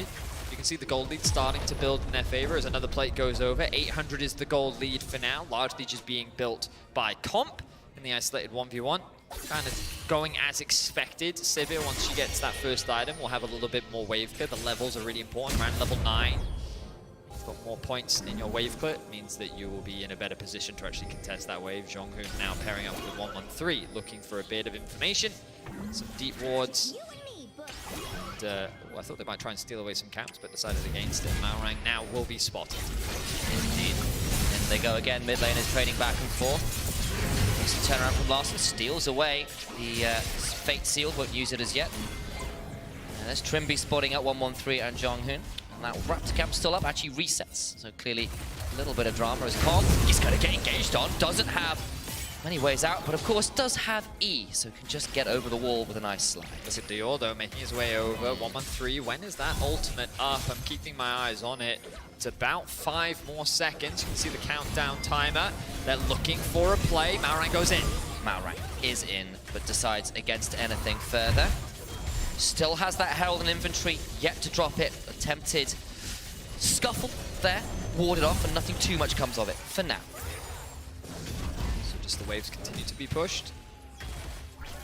Tension continues to mount. Astralis are not giving up on these bot plates. They want to try and get Kobe as much gold as possible. You can see dead even between the two AD carries right now. And reminder, the winner of this game will lock spot in the group stage. The loser, not out, guaranteed a tiebreaker depending on the result of our game 3. But we'll keep you updated as the day goes on. For now, the stakes for both these teams are win. As you rightly said earlier, it's just within your own control, right? You get to decide whether you move forward into the group stage. And you just have a lot more agency. Being able to qualify it definitely feels that much better. It's surprising though to see Koi in this position when you contrast it to a team like Astralis. Yeah, it really, really is. And you know, the history of these two teams just could not be any different. You look across the board, 9th, 7th, 8th, 10th, 9th. The meme of Lastralis has been strong. Whereas Koi, this team is known for finishing at the top of the regular season kings, they've been known as. Multiple seasons where they've finished incredibly strong. Last split, they were a little bit shaky, but of course, last split was with the split where they won the whole thing. So the fact that both teams would be in this position, sure, not that uncharacteristic for Astralis, fighting for that last semblance of an opportunity to get into further in the competition, for Koi to be alongside them is definitely a sight that not many really expected. And so far this game, it's not been an early dominant Koi. Kind of to be expected. They do have a strong scaling bot and mid. The question is, do they really have better scaling? And I would argue that they don't. I think that the longer this game goes on, Astralis, I favor their team fighting more, but we'll see how things play out. This time around, not as easy for Azeri to stay safe. A lot of ways to keep chasing Azeri, who runs away. A lot of melee synergy for that. Sejuani and back down towards his bot side. Both junglers here again. Comp will spark Surge. Kobe will throw the on the hunt and start to run away. Potential turnaround coming through, but 1-1-3 will just help clear out the wave alongside Kobe's Boomerang Blades, and that'll be the end of that. That will be the end of that. An ult used, nothing much else. Dragon spawning in 40 seconds, which will hurt Astralis' ability to actually fight. But again, not the end of the world. Finn gonna look to reset now. May very well make his way down towards the bot side. Dior also pushing out this mid wave as TPs now become unleashed. So, you have options here. You can send Dior actually to go and catch the top wave if you want to. For the time being, though, they are going to have Finn go and catch it. Not the end of the world, because the difference between the two top laners here will be Jigenda will just go back to base, potentially TP into the Drake, or already start making his way down there right now. Whereas Finn actually going to abandon that top wave and start making his way down. Thought he might catch that top wave and move. Larson, though, looking for 1-1-3. 1-1-3 does not get caught with the Glacial Prison that was stolen from him. Still taken pretty low. The final chapter comes out of Yumi. Finn comes charging on in on Skull, but is polymorphed into a snowman courtesy of Trimby. Kobe is here. Goes pop. Shigenda beginning to hit some of those autos, but no one dies, just ultimates popped. So you can see one of the constraints of Astralis' comp is its range. You do have 3 melee champions on the top side in Kobe, while, of course, still playing an AD carry on the shorter range end of things. One of the reasons why Malrang went for this Wukong is you have to come into me, which is the best situation for a Wukong to be in. Comp could also leverage his range on the Zeri to kind of kite around and make life difficult. So that initial engage from Astralis is really important. Yeah. How they start that fight is very crucial to the success of how the team fight is actually played. If these ultimates are used haphazardly and they don't quite gain access onto the backline, then players like Comp are just going to dance around you and make your life difficult. So even if I do think that Astralis have slightly better scaling, the execution is still something that they're going to have to work on. Yeah, and you know, one of those players that has been executing really well this week that you just asked to be one of those players making things happen is Finn, who has had a rough start to the split, but has really stepped it up this week. The Gangplank, the Gnar, both phenomenal. Now on a signature pick in the Kled. A lot of his onus to make these fights work. And looking to get him a kill now. Jigenda does have the flash. Start to make that one work. Finn, the man of the moment, trying to get this kill before the Mega Gnar comes through. Lands it though, Shigenda with the wall up afterwards. Malrang's here alongside Larson, and maybe, just maybe, it was a bit of a curse. In comes Trimby as well. He's dismounted. He just can't find his way back onto Skull, and he falls the moment we talk about him. So I want to clarify in the replay, but I think that 113 didn't get the kill in the hopes of handing it over to Finn. And if he had just landed one more auto attack, I believe he could have just gotten that kill. But that brief moment of hesitation was all it took for Shigenda to get the Mega Gnar, land the ultimate, and turn the play around. A great collapse from Koi means that they now get themselves on the kill board, and they secure themselves a 1k gold lead. But let's have a look back at this. 113 navigating his way through vision. Shigenda feels safe because, look, Herald's up, his team has control over the river. What does he have to be concerned about right now? Let's have a look at this. The chain CC is good. Finn ends up being dismounted. The damage is good here. And one more auto attack! And he could have secured that kill, and like maybe Shigenda actually would have turned into like... But I feel like the 113 just think that's an auto attack. Yeah. That brief moment of hesitation cost them so much. Finn will lose his life. The Herald will be secured. Frustration on the face of Finn. He knows that it's not completely over yet. Still a lot of this game left to be played, but a frustrating kill to give away. Fine margins. Costs the top tower at the end as well. Of course, it's still a turret for a turret because bot side fell as well. Second Herald is in Malrang's inventory. Can look to maybe broke open that remaining outer tower in the mid lane. The game remains relatively close, but that is our first big advantage going one way or the other. Definitely true. Both Heralds secured for Koi. You can see that Shigenda now finds himself with 1k gold lead. That's really where the gold advantage is sitting. Mid lane is pretty even with a 30 CS advantage. Just because of that kill sitting on Larson's... Why do I say a kill sitting on Larson? How does a kill sit on you? Yeah, weighing on your soul? It's like... Or is it just the gold? Yeah, it's the blood gold. money. It's the gold, it's the money, yeah, exactly. That money sitting in his pocket, I suppose I should say. Probably though, looking to secure the tower. Ooh, good ult. Good ult. The tower's nearly down. Comp staying alive for now, though. Turret falls. Comp, he's not too scared of that one. He knows he has Trimby right behind him. The ultimate there as well has the heal too, so nothing too dangerous for him. The goal from Astralis was just to force Comp away so they could secure the tower. Now Dior catching that top wave has the TP at his disposal. He's going to continue to scale up. English is not my forte today. 13 struck for Dior. Levels coming through. Dragon spawning in about 1 minute and 20 seconds. And we can see that the objective setup is overall pretty strong on the side of Astralis. They've got a lot of vision just kind of at the entrances to the bot side of the map. Mainly just as kind of like not too deep vision, not to overcommit, but it also gives you opportunities to teleport, right? Okay, this ward not so much you teleport to the blue drink. Yeah, that would be a hell of a change. The idea is there. And Astralis, it's just that initial vision. You can see as well, Jonghoon does have double control ward, fully stacked up trinket as well. I see trinket, I'm supposed to call it the Shard of True Ice. Is that what it is? The ward thing is what I call it. I'm always really bad with knowing the upgrade names of these sport Medic items. knows the names of all the things, and then I just come in with my QWER, and it's the ward thing, and it's the. And he's like, "How long have you been casting this game?" And I was like, "I don't know, like 7 years." And he's like, "You haven't learned the name?" And I was like, "It's the ward thing, okay, Medic?" Yeah, the ward thing. That's I'm pretty good with the Ornn items. I used to know all the Ornn item upgrades. That was a specialty for a while. It's almost a big thing for I a just call long those time. the stronger Infinity Edge, stronger Trinity Force. It's Infinity fine. Force. In any case, that will be another tower going. Why do I need better English? A tower falls in favor of Koi. Let's see if a fight kicks off here. Lots of time available, but Malrang pulls the trigger. Cyclone coming down. Kobe has got heal, and the final jump coming through. In comes Skull and Claire Finn looking to make his mark in this game. However, Kobe is dead. The stolen Glacial Prison puts Kobe on ice. Down goes 113. Jonghoon goes down. The cat is skinned. Wow, a phenomenal team fight from Koi and Larson. He just came out of nowhere, steals 113's ultimate, catches Kobe completely off guard. No flash was used. And with that initial execute and with Shigenda coming in from over the wall, Koi just wiped Astralis off the fight. And we talked about how the execution is so important for Astralis and how Koi just executed better. 20 minutes in, they secure a Baron. It was a stalemate for so long this game. So even in a matter of moments, one fight in mid lane, it's Baron and Koi's game to lose. Look at this. Look at how quickly the gold has swung all across the board. Koi find themselves with gold leads.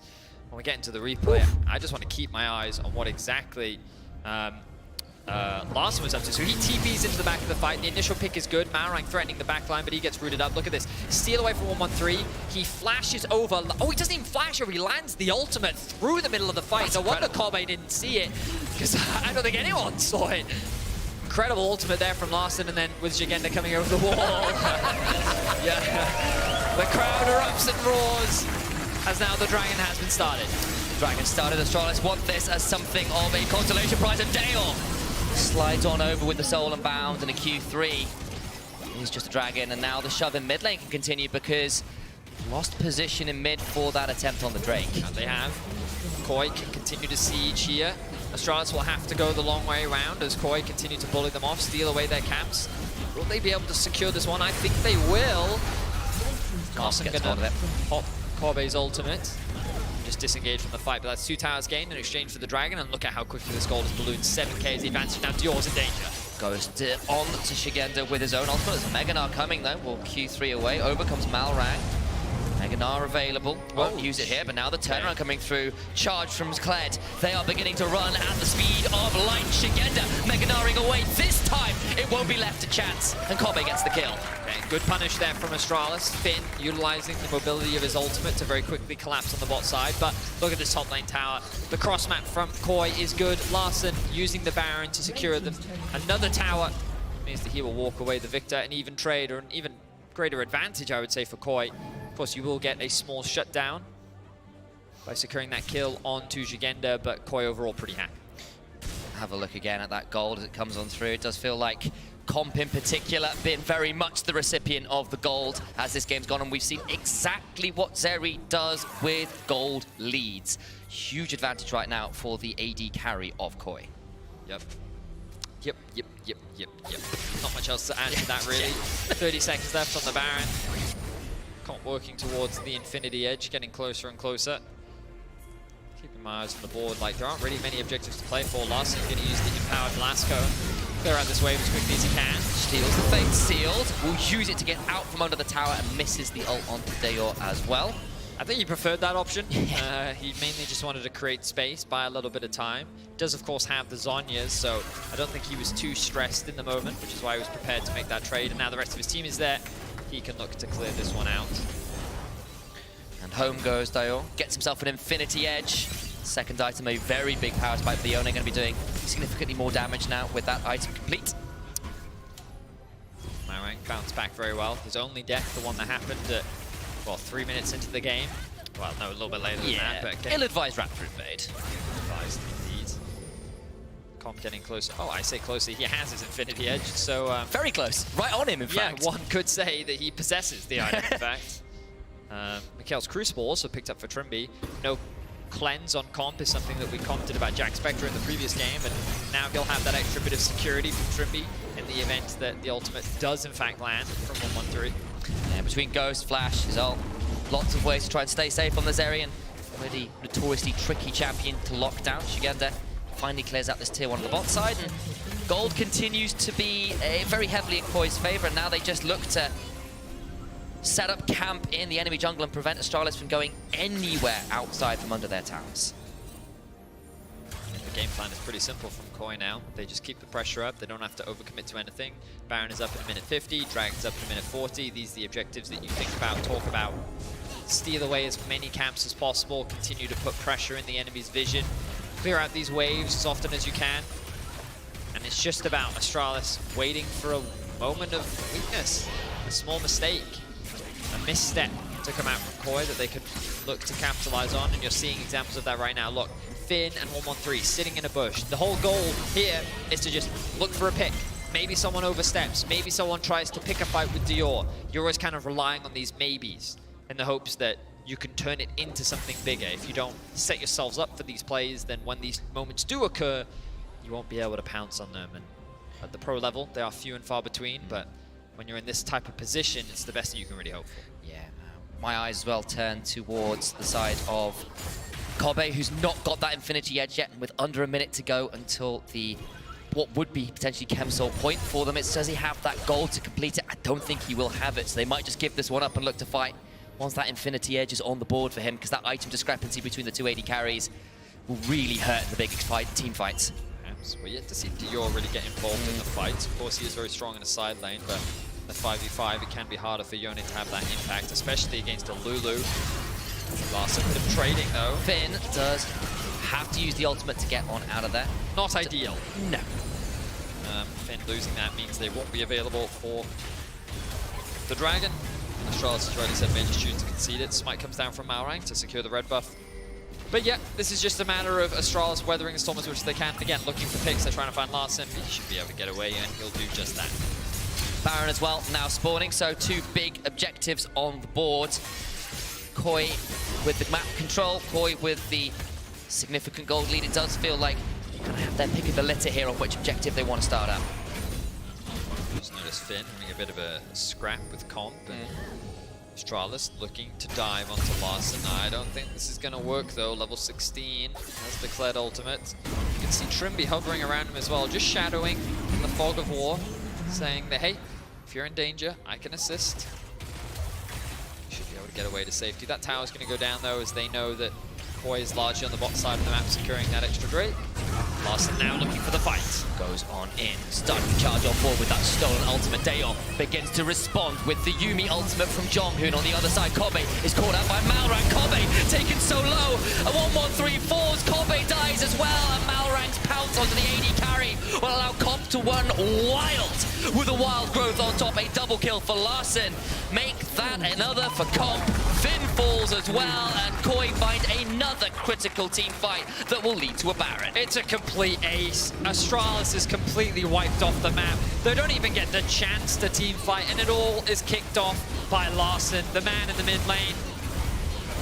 He started the fight 2 versus 5 with Trimby at his side, but he knew that the collapse was coming in, and Malrang, deliberately or not, he found the perfect flank onto Kobe. Astralis are just not given the windows to fight, and Koi is just demonstrating why they are still respected and considered such a strong team. And let's have a look back at this one.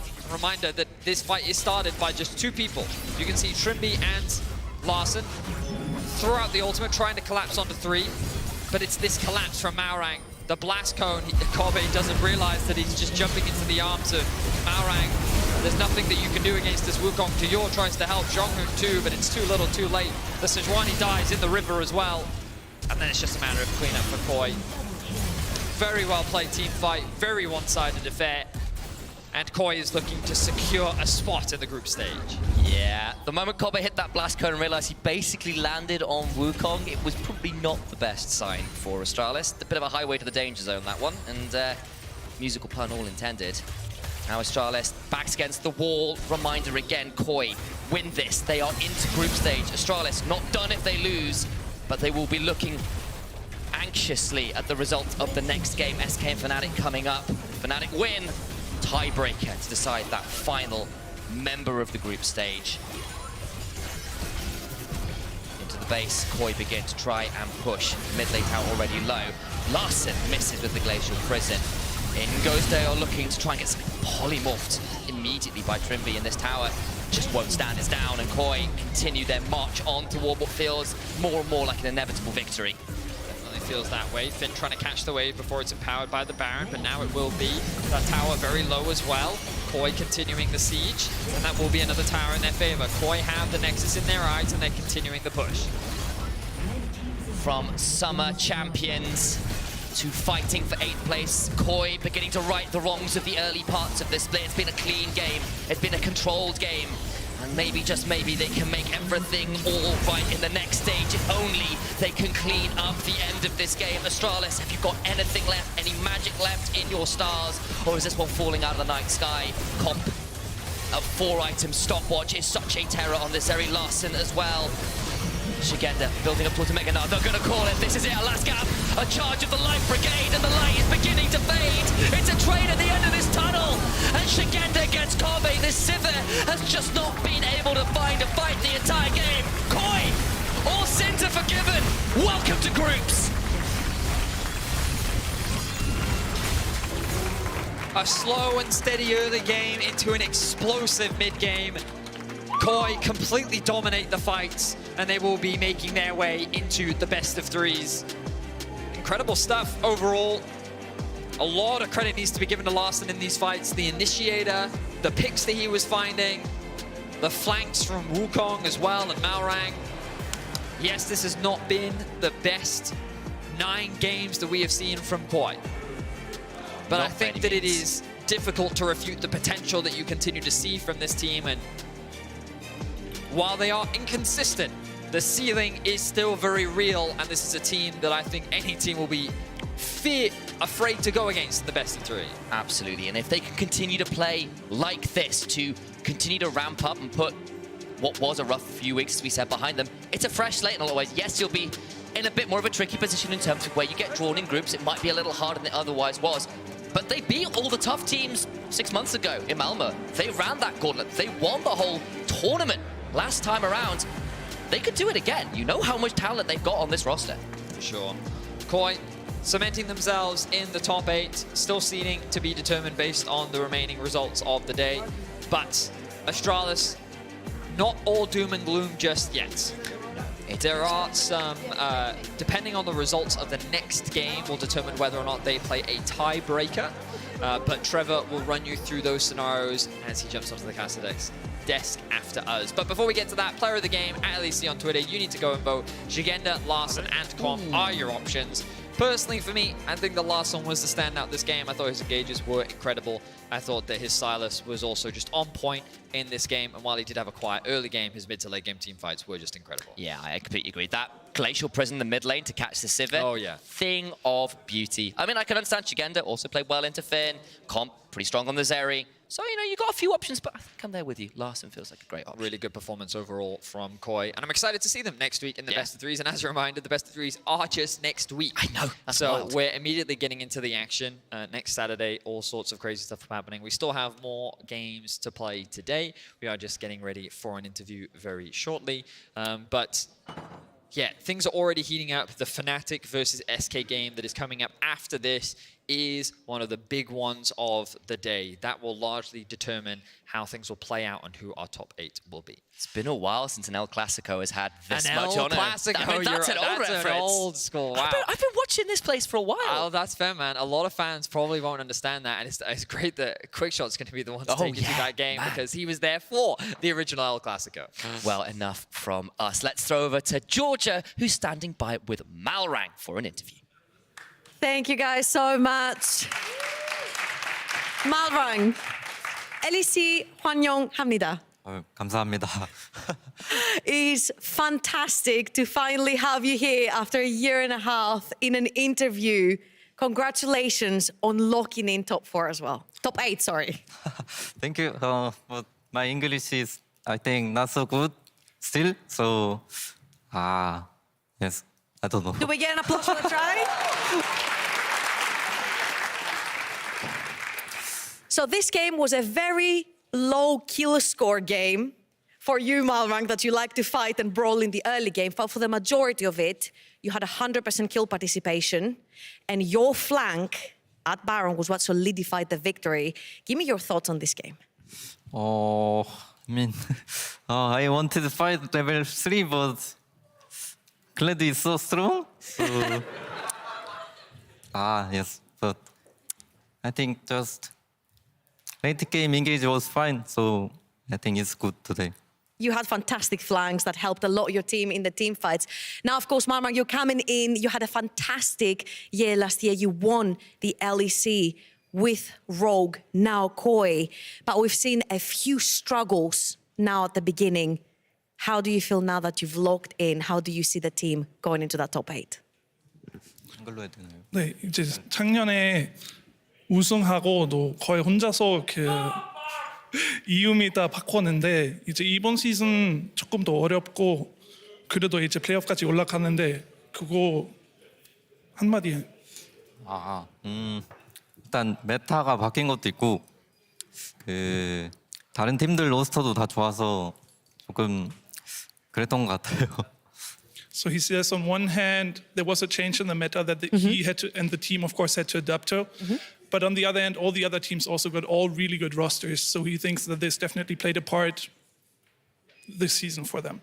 I love that you mentioned good rosters. Malrang, you took Europe by storm last year. You brought a new jungle thinking, you brought a new jungle playstyle, you changed a lot of people's playstyle in the jungle. Now with players like Bo and Yai coming in, is that pushing your playstyle at all?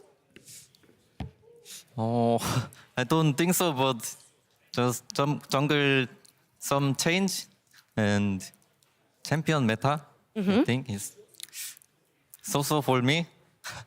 I guess, yes. You're not a big fan of Sejuani? I don't like Sejuani, so Fair. yes. All right, now of course looking in, what are your expectations? What do you take from these first 3 weeks into the group stage, into the best of 3s? Okay. 이제 이번에 그룹 스테이지에서 하면서 배우는 점이 이제 플레이오프까지 올라가니까 그거 가져오는 부분 있나요? I'm not sure. Just for me, just same everything, I think. Okay, so level 2 gank every game? Not every game, but Okay. yes. Well, Malrang, kamsahamnida. Thank you. Ule, thank you so much for the translation. We're going to toss it over to the desk where Lo is standing by with Namera and Sigenda. Thank you so much, Trouble. I'm really happy we get to have Korean interviews now in the LEC, as long as Chinese interviews, of course, when we talk to Vitality. But let's react to this game. First, Shigenda, thank you so much for joining us. Welcome to the desk. Congrats on making groups also. You guys are granted 7th now. And a bit of an update, because with this victory, Team Heretics are locked for 6th. It is not going to move for them, so that's the standings as we have them right now. Shigenda, how was this game? We talked about Koi and the difficulties you guys have been experiencing since the beginning of the season. This one was rather convincing, I want to say. Yeah. Yeah. It was kind of easy, like even though. Easy, wow. No, but like I was pretty nervous coming into today since like we had a chance to not make top 8, so I was pretty nervous, and then we just kind of stomped, so it was easy and nice. Some words on Kled, because I know that it's a signature pick for Finn, of course. It didn't have the expected effect here, I want to say. Well, I think the Kled pick, it was like, they have Sejuani Kled, so they can look to kill me for like 2v2's early game until like minute or level 7. After level 7, he's kind of outskilled. If I get Tabis in level 7, I'll just run away and he'll be useless, so I didn't die and he was useless. So it's like, I think our read on this matchup before the drafts even came in is that both of these teams like to kind of fight towards the objectives, maybe chill a little bit in the solo lanes and kind of like fight around 1 or 2 really big fights, which is kind of what we saw this game come around to. However, we do have one clip of what you were saying in terms of saying, actually, what is the threat early game? We saw Astralis try to go towards that top lane, and you kind of 1v2'd long enough for your team to turn up. Was this something that you were kind of like prepared to do in terms of like try and outplay these situations? How did you feel when you saw this play happening? well, should I talk while it's playing? Absolutely. Yeah. What did you feel? I know, okay, my boys, they want to take Herald, and I'm like, I want to push the wave first, so I just kind of flip it. You had more than enough HP. And then, okay, I knew like Sejuani's for sure hovering around if he's going in, so I just tried to outplay. It was really lucky. I was like, obviously not calculated. I was 1 HP, so yeah, it was it was pretty lucky, but it worked out, so I looked pretty good. Yeah, flashy play. The Shy Ganda, as we used to call you in the LFL. The Shy Ganda. I'm really happy to have you back in the LEC, Shiganda. Last time you were in the LEC, didn't go so well and so smoothly. How much have you grown since then, and how do you feel right now within Koi? I think I actually did okay. I was middle tier back then. I was just getting hated on because I was fat. So yeah, now I'm doing better. I didn't do the best yet, but we are doing better, and we'll do better. I'll do better. So just look forward to it in the future. Yeah. The best is yet to come, of course, for Koi. We'll get to see you perform in the next stage. How do you guys feel as a team right now in terms of synergy, communication? Because when I kept on talking to Trimby, Larson, and the rest of the team, especially about changing top lane, they kept on saying that it didn't impact the dynamic of the team so much, but it feels like you guys, it took some time for you guys to find each other as a team. And Trimby was mentioning some, I don't want to say trust issues, but confidence, yeah, maybe. confidence. Thank you. Confidence issues so far. So would you say that it's behind you now? I don't think it's my fault. I think it was. Oh, no. For the record, that's bro, it. Yeah, like the team changed. I think the boys, after winning last year, they got a little complacent in off-season. My bot lane, they were in the start of scrims, they were really bad. So yeah, it's not my fault. Yeah. I think we'll do good because they're starting to play good. They're starting to play better. And if they start to play like they did last year, we'll win. If they have a rough start, then it is what it is. We'll do better. And I think it's mostly on them just being good. I'll do my thing. I'll just chill and play top lane. Just chill, play top lane. I trust you to keep them grounded and keep them focused for the rest of the LEC Shiganda. Let's focus a bit more on the next game. SK versus Fnatic. Really important match for Fnatic in their chance of locking in a tiebreaker. You've played both teams. Who do you think is going to take this one and why? Well, I expect SK to win. Oh. I think, yeah. Fnatic look pretty bad now. Yeah. So it's like pretty easy SK prediction on paper. It'll like obviously Fnatic kind of sad they go out, but who cares? Astralis in, that's PogChamp. Yeah, because of course, like that is the implication of this. Fnatic lose, there is no tiebreaker at the end of the day, which means that Astralis do make it through. Looking at this matchup in particular, we've talked an awful lot about how Fnatic have been struggling. I think the line which we had earlier was, it is a team which is less than the sum of its parts. I think you look at this roster, you look at this name brand, you expect them to do well, you expect excellence from the team. They've really struggled to do that. I think one thing for me, which I am looking a little bit more worried about them from, last year when Fnatic were doing well, particularly in spring, we talked a lot about how Humanoid was leading the team through mid-game. For me, that's been one of their weakest areas so far, when they actually haven't been connecting through mid-jungle, through jungle support, stuff like that. When you were playing them, did it feel like they were disconnected on the Rift to you, Fnatic? Did that really come across to you in game? No, I think they just sucked in early game. Like, we lost to them because we really trolled. So I cannot blame too much. But they're really bad in early game, so they usually just get so far behind that they cannot play the game, and that's the main issue. Also, like, draft looks to be some champ pool issues, and a lot of players don't want to play him, but a lot of them. I mean, that's a lot of issues stacking up in such a short time to fix them. We'll see if they can make it, of course, after the break. But for now, Shiganda, thank you so much for joining us today. Congrats on reaching out the next stage. And we will see you in just a couple minutes for SK versus Fnatic. Will Fnatic stay alive? Stay tuned to find out. No.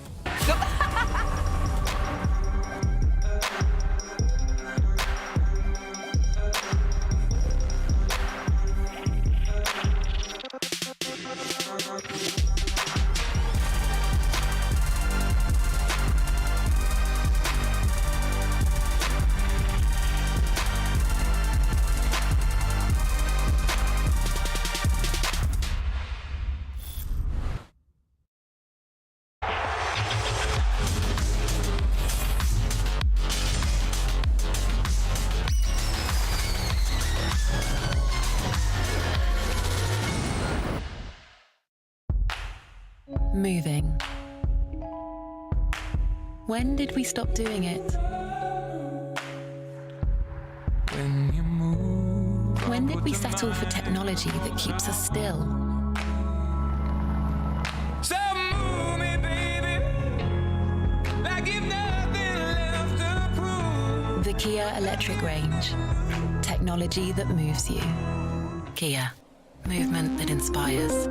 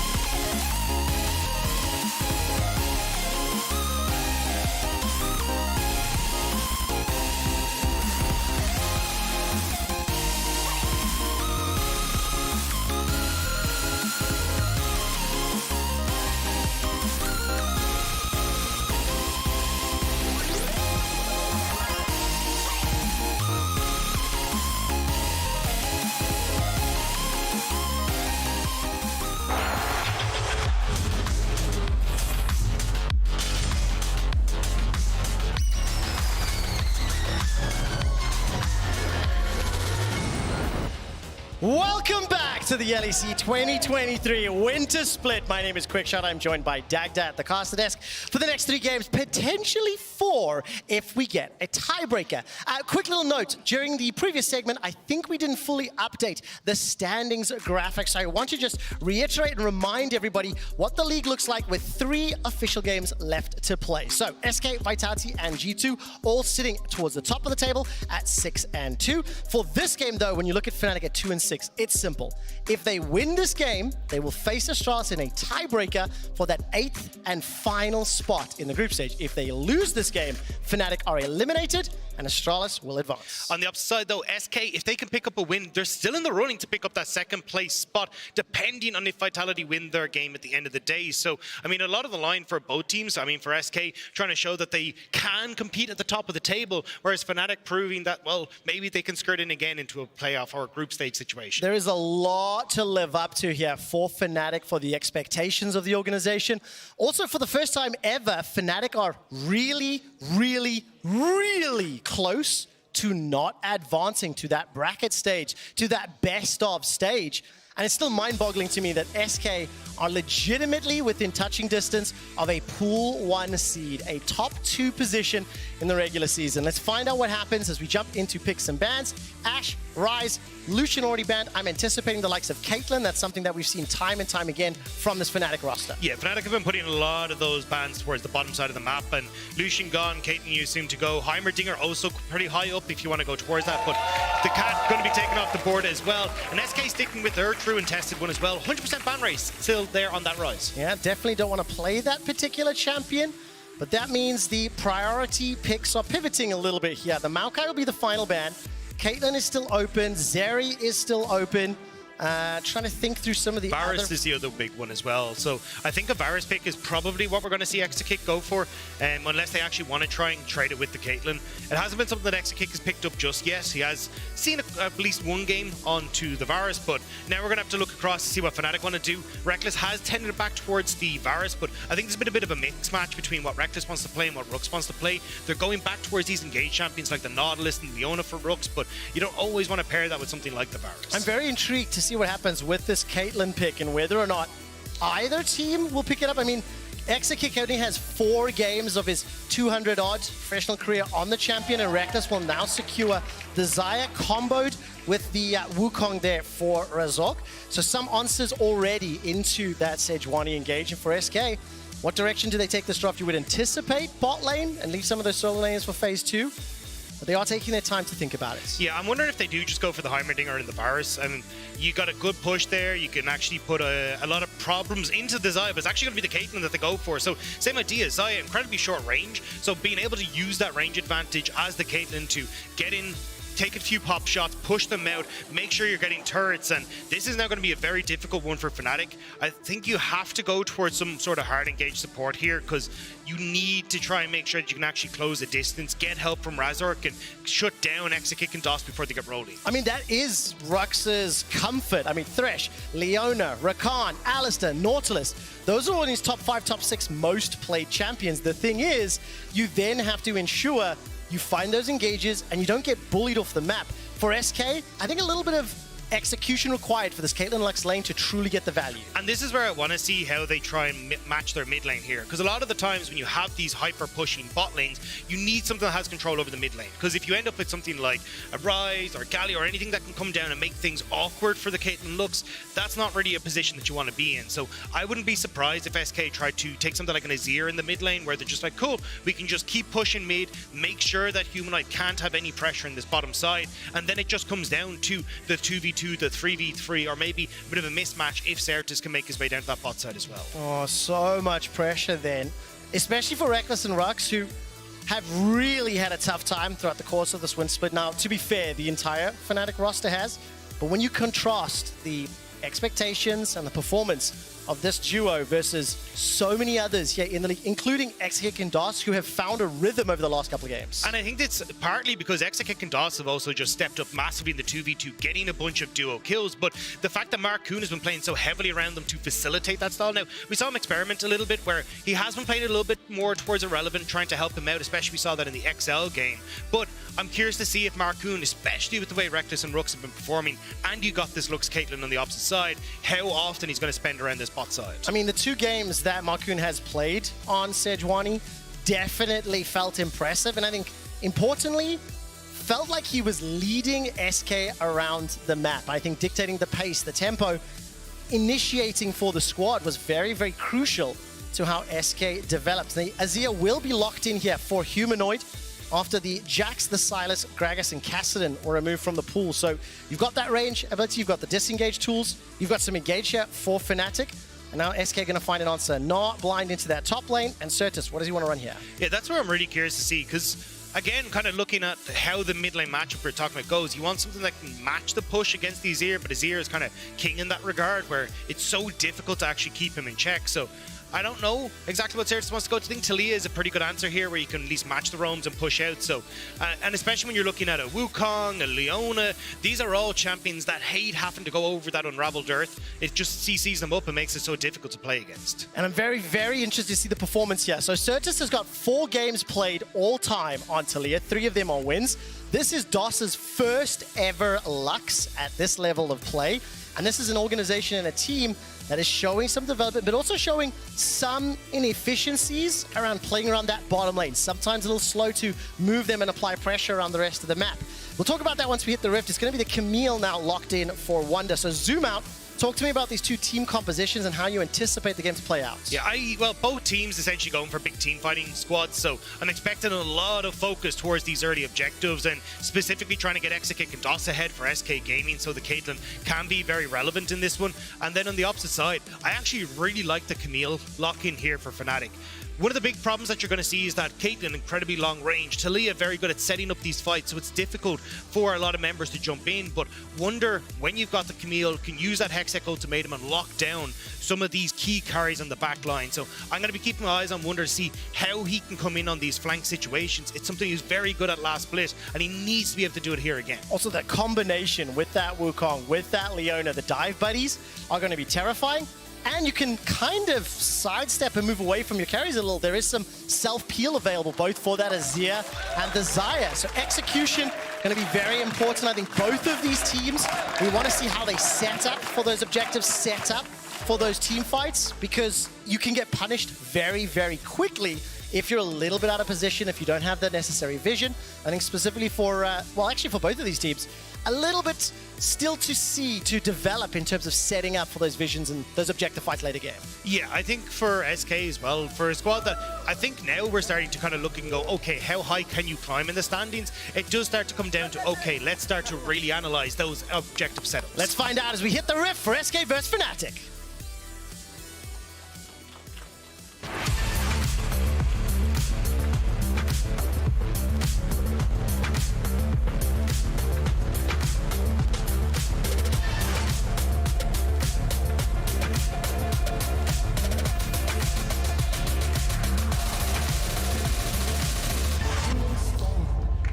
Welcome to Summoner's Rift. And the do or die match here for Fnatic. If they do drop this game, they are eliminated from groups. And that means SK still have a shot at the top 2. And of course, if Fnatic do win, we'll have that tiebreaker later. For now, Marcoon with a little bit of backup, steps forward, places that ward down very early on. I think Marcoon and Razork are 2 of the players that I definitely want to track, specifically around how this bottom lane plays out, how much push Exakick and DOS are comfortable with, and then what the answers are for Fnatic. Do they try to set up any ganks? Do they try, pick them off? And that's why I love the ward coming in from SK here. You can already see the place in the red. They want to spot out where Razork is because they have the same question. What is Razork going to try and achieve? And one of the things you can try and do is go for some sort of early gank, low summoner spells. Thank you, Reckless, for demonstrating, as that's actually going to give a big win for Exakick and DOS now, because it just makes this lane a little bit more unsafe if Marcoon makes his way down. I mean, instant advantage here, and this is already going to be into a lane that's going to try to bully you for the first few moments. Fleet stepping up there for Exakick, going forward, and DOS playing the angles, trying to get that secondary tag. on the light binding. I'm looking at the minimap as well. It looks like Razork starting there on his blue side, whereas Marcoon starting on his red. And I like how Exekick and DOS are playing the wave at the moment. They're not trying to push, they're just trying to zone Reckless and Rooks off. Because one of the things that you can do as Razork, if you want to, is try and go for some sort of level 2 as the wave is pushing in. But Exekick and DOS are so slowly building this up that they're not really going to be overextended or in a position to let Razork go for a play. And they know Razork start on this bot side because of that ward on the red buff. I mean, denying XP, denying the gold is almost as effective as just securing it all for yourself. I mean, look at this. Not a single CS picked up for Reckless. No cleanse. He's pushed all the way under his tower. What it does mean, though, is Exekick and DOS need to ensure they have some sort of river vision, make sure that they don't stay past that river mark to allow either Humanoid, Razork, somebody to gank. So Marcoon already made his way in, dropped that ward. Do you think they go for a level 1 tower dive here? This is very risky. Reckless will wards. I mean, you're still level 1, but you have both flashes. Rooks has CC. Oh, looking for DOS. Light binding available to him. Rux is going to be able to stay under the tower. Reckless has backed away, splitting up the lane. Marcoon now trying to farm between towers, and there's no response. There's no reply from the rest of Fnatic. I mean, Razork is up on top side, so Reckless has just lost 3 massive waves to his own tower. Rooks is the one who actually picking these up. This is desperate scenarios for Fnatic. I mean, 2 plates almost secured. A couple more autos should just about do that. 23 CS to 3, level 3 to level 1. That is a gigantic advantage already for SK. And Razork was so late invading onto the opposite side as well that he's only really going to be able to pick up the blue buff, so Marcoon doesn't really lose out on too much. Look at that damage coming out. 90 caliber net will start to burn through Rux's HP. Ignite was dropped there by DOS, so now the level 3 support burnt out. He's got a couple of those Team Civilizers available, but again, Fnatic being bullied, being beaten, but this is what you would have expected from the draft. Yeah, I mean, this bot lane's over, and again, I just love the way SK have been able to play around this bottom side. I mean, Exekick has been so damn good for them. 2nd highest DPM in the league, highest gold percent of any of the AD carries. Like, this guy has been so good when he gets these leads, and Marcoon is just facilitating it so well. I mean, something else is the fact that all winter long, Reckless and Rux have not prioritized or even played these sort of meta bot laners. Now we're seeing this Xayah Leona being bullied by the Caitlyn Lux, and this must sting extra hard because Caitlyn is one of the most banned champions for Fnatic against anybody this season. Gets let through, gets picked up, and it's generated a 700 gold lead, generated a 20 CS advantage. And in the mid lane and the top lane, SK are also pressing into Fnatic. So those pushing lanes should, in theory, unlock some moves here for Marcoon, who's now backing up Certus. Razork might be in trouble, though. Marcoon here. Well, it's going to use that decoy to safety for now. Marcoon, Arctic Assault's forward, and the Blast Cone will put some distance. But again, bullying. Razork could have gone bottom lane, could have come in behind the duo of SK, not going to be allowed to. And that's the thing now. So if he even tries to go towards his Gromp, he doesn't have any guarantee that Sejuani isn't there. Even you can see the direction that Marcoon's looking. He's still trying to hover around this bot side and use the push that Exekick and DOS have. Even if you want to, and I was actually going to say, he's going to just immediately go for it. Go for Dragon. You have that full push. Exekick and DOS move over. You get to clear that out. And Marcoon is playing this so well. I mean, he really is. Take a look at some of his stats throughout the course of winter. 3rd as far as KDA is concerned. I think crucially 72% kill participation at 14. Very heavily involved in a lot of his team's plays. Marginally behind as far as the goal difference is concerned. But I think more importantly for me, when you look at how Marcoon positioned this game, how he moved around, backed up that Caitlyn Lux lane, it's just very heads-up play, and it's something that Marcoon and SK demonstrated growth from week 1 to 2 to 3. And I mean, for Marcoon as well, like, it does feel like wherever he goes, SK will follow. And when you kind of look at this team, and there's so little veterancy on it, and Marcoon being the longest standing with only a 1.5 year tenure there, it fell on him to try and step up and bear that mantle, and I think he's done a fantastic job understanding, hey, if we can get Exekick and DOS ahead across multiple games, we then can play these front-to-back style fights that SK have been doing so well. That's why they are threatening for that 2nd place if they can get this win and a little bit of luck later on today. Yeah, we'll need a little bit of support. Looking to Excel to surprise Vitality for that to happen. But I do want to commend here, Fnatic, as far as their solo lanes are concerned, small advantages on the top half of the map means that that goal difference is just sitting at the 300 mark. Not gigantic, all things considered. Reckless still a level behind Exekick, who's returned to lane. Got that quiver. It is matched by Reckless, who's just returning to lane for now. And very interesting period of play as the wave is once again pushing. There's some defensive vision for SK, but Razork nearing 6 may have some opportunities if they're able to get in behind Exakick and DOS. Yeah, I think the hardest part is when you look at the way Certus is actually playing in this mid lane, because oftentimes what we're seeing is that the second we end up getting the, sorry, hit the wrong button there. Second, we end up seeing them get level 6. Certus is just roaming on both sides, up towards top, leaning a little bit down towards the side lane. So you never actually know whether you're just going to be alone or whether Certus can show up because he's just dipped into the fog of war. And using that, it's allowed Marcoon to clear his top side. Now he's back bot, and they're trying to threaten Fnatic as they try and get control over this river. I mean, Wonder and Humanoid's teleports are on cooldown as well.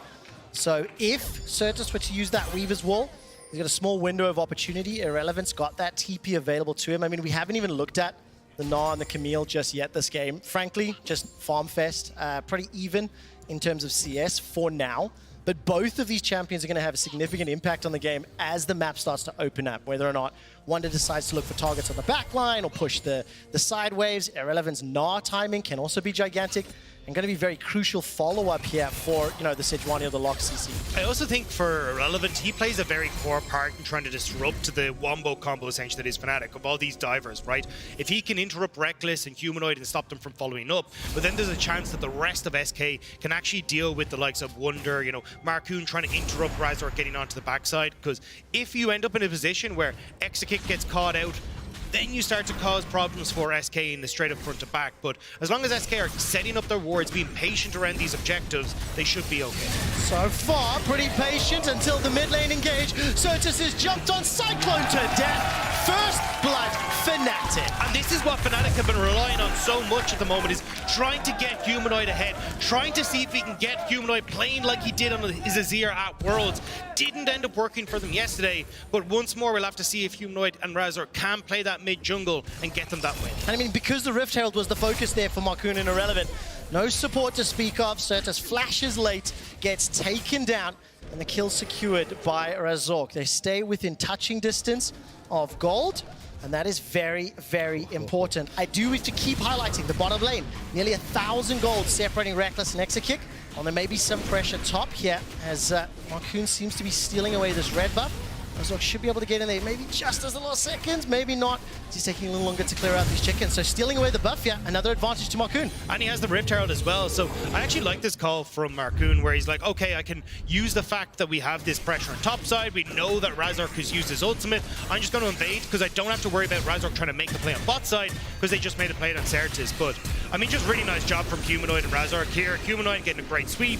Just catches Certus off his feet. I mean, watching that in replay, I wonder if Certus thought that it wasn't going to connect, wasn't going to hit, because that was so close. That's the engage, all in onto DOS. Forced to flash for his life, he's taken out. The feathers flying from Reckless, the dodges the 90 caliber, but not the headshot. It's a 1-for-1 in the bot lane. Great job by Exakick to step past Rooks, land that net, and get the shot on Reckless just as he flashed away. So support for AD carry, you'll take that as SK, and they get to push in, probably take this last turret now, so you don't even have to put the Rift Herald bot. You can now use that when you rotate Exakick and DOS around the map. I mean, both AD carries picking up those kills. Crucially, straight up 2v2. Rux finds the engage, finds the CC, and finds the kill. But that tower, very, very low. And we're talking about during draft. When we do look at Exakick and DOS playing the Lucian Nami and looking at those sort of duos that you want to move around the map and use their power spikes early on, this is a duo that we have to judge. How do SK do it? Where do they go? And how much pressure can they apply? Because like you mentioned, the Rift Herald's still available, and then the mid and the top lane for the time being, pretty even Stevens for both teams. Yeah, and I think one of the big things that we've seen with the Lucian Nami, especially when we saw them against Astralis, was great mid-game where they were... Oh, hang on. Glacian Prison goes all the way forward, knocked backwards, and another easy pickup. I literally was taking a sip of water as Humanoid just got destroyed from the layered CC. Gale Force as well as the flash, and Exakick solo kills Reckless. I mean, this bot lane is getting real ugly for Fnatic. Reckless now going down 2 deaths as well, 30 CS lead. Plus the fact as well, you're still 2 levels behind because of that early play as well. So this is Exakick putting his mark on the bot side. Second Dragon going over to SK again. I mean, just playing so well off this bot lane advantage. It's going to be very, very difficult to find an answer to this Caitlyn. 11 minutes in, Mythic completed, second Dragon just about secured. And Marcoon's gonna be able to dash over the wall, blues the flash as well.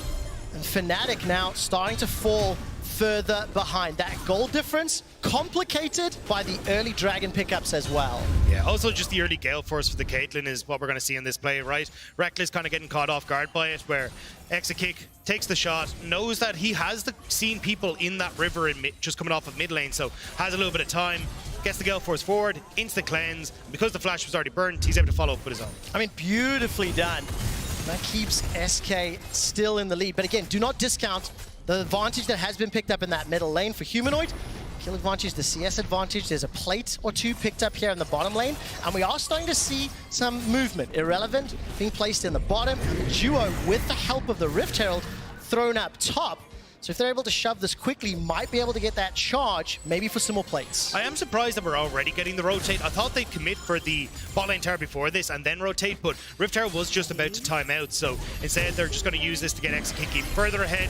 Lots of Fnatic members here, though. Fnatic wants to fight. 3 seconds for the Glacial Prison. The Emperor's Divide sends Marcoon flying backwards. The ultimate's not even fired. Marcoon doesn't get a shot. Exakick 90 calibers backwards. The final spark just flashed away from. And here comes Certus, threading those volleys one after the other. Rux is being burnt down, but they survive. It's the kill secure to Fnatic. It's still the bot tower, though, going to go across to the Gnar. Plates going across towards SK. Fnatic need to try and push for more if they want to make this trade even, but can't quite get onto SK. They can't just yet. SK still sticking around.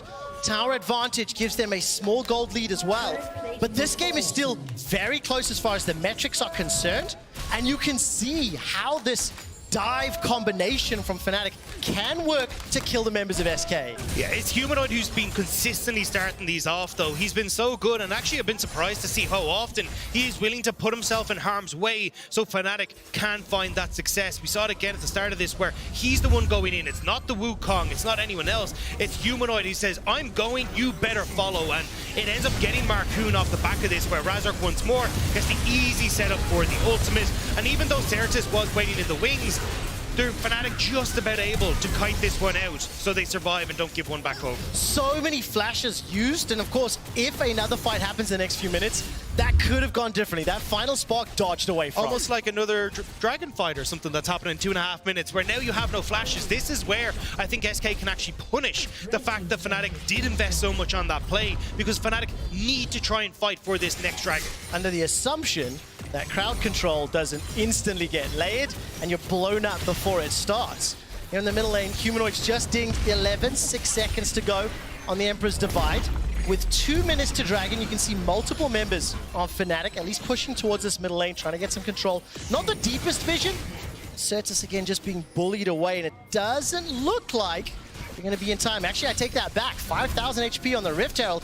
Fnatic, they fancy a fight. They're not going to wait for that Dragon. No, they're trying to see if they can burn the TP off of Gnar. Wunder had a good push on bot side. This will now reset, though. Camille in mid. It's 4 versus 5. It looks, I think, like SK. Just give it up. You want to keep that TP for the Dragon. That's your big next fight. Don't put yourself in a choke that you can get crowd control to death. So this will allow Fnatic to get some of that standing gold. And just while we have a brief moment, just a quick reminder here, Fnatic playing for their lives. In the event they lose this game, they will not advance past the regular season. And when we look at their all-time worst performances, 2016 Spring 6th, 2021 5th, 21 5th as well, this would be a shocking surprise. And even if they win the game, looking at that 8th seed, it is still their worst regular season performance in many, many, many years. I mean, the fact that Fnatic is sitting on the verge of, for the first time ever, not making it to the bracket stage, that is an incredible statement to stay. And it's heartbreaking to see, because, I mean, Fnatic is filled to the brim with talent. But,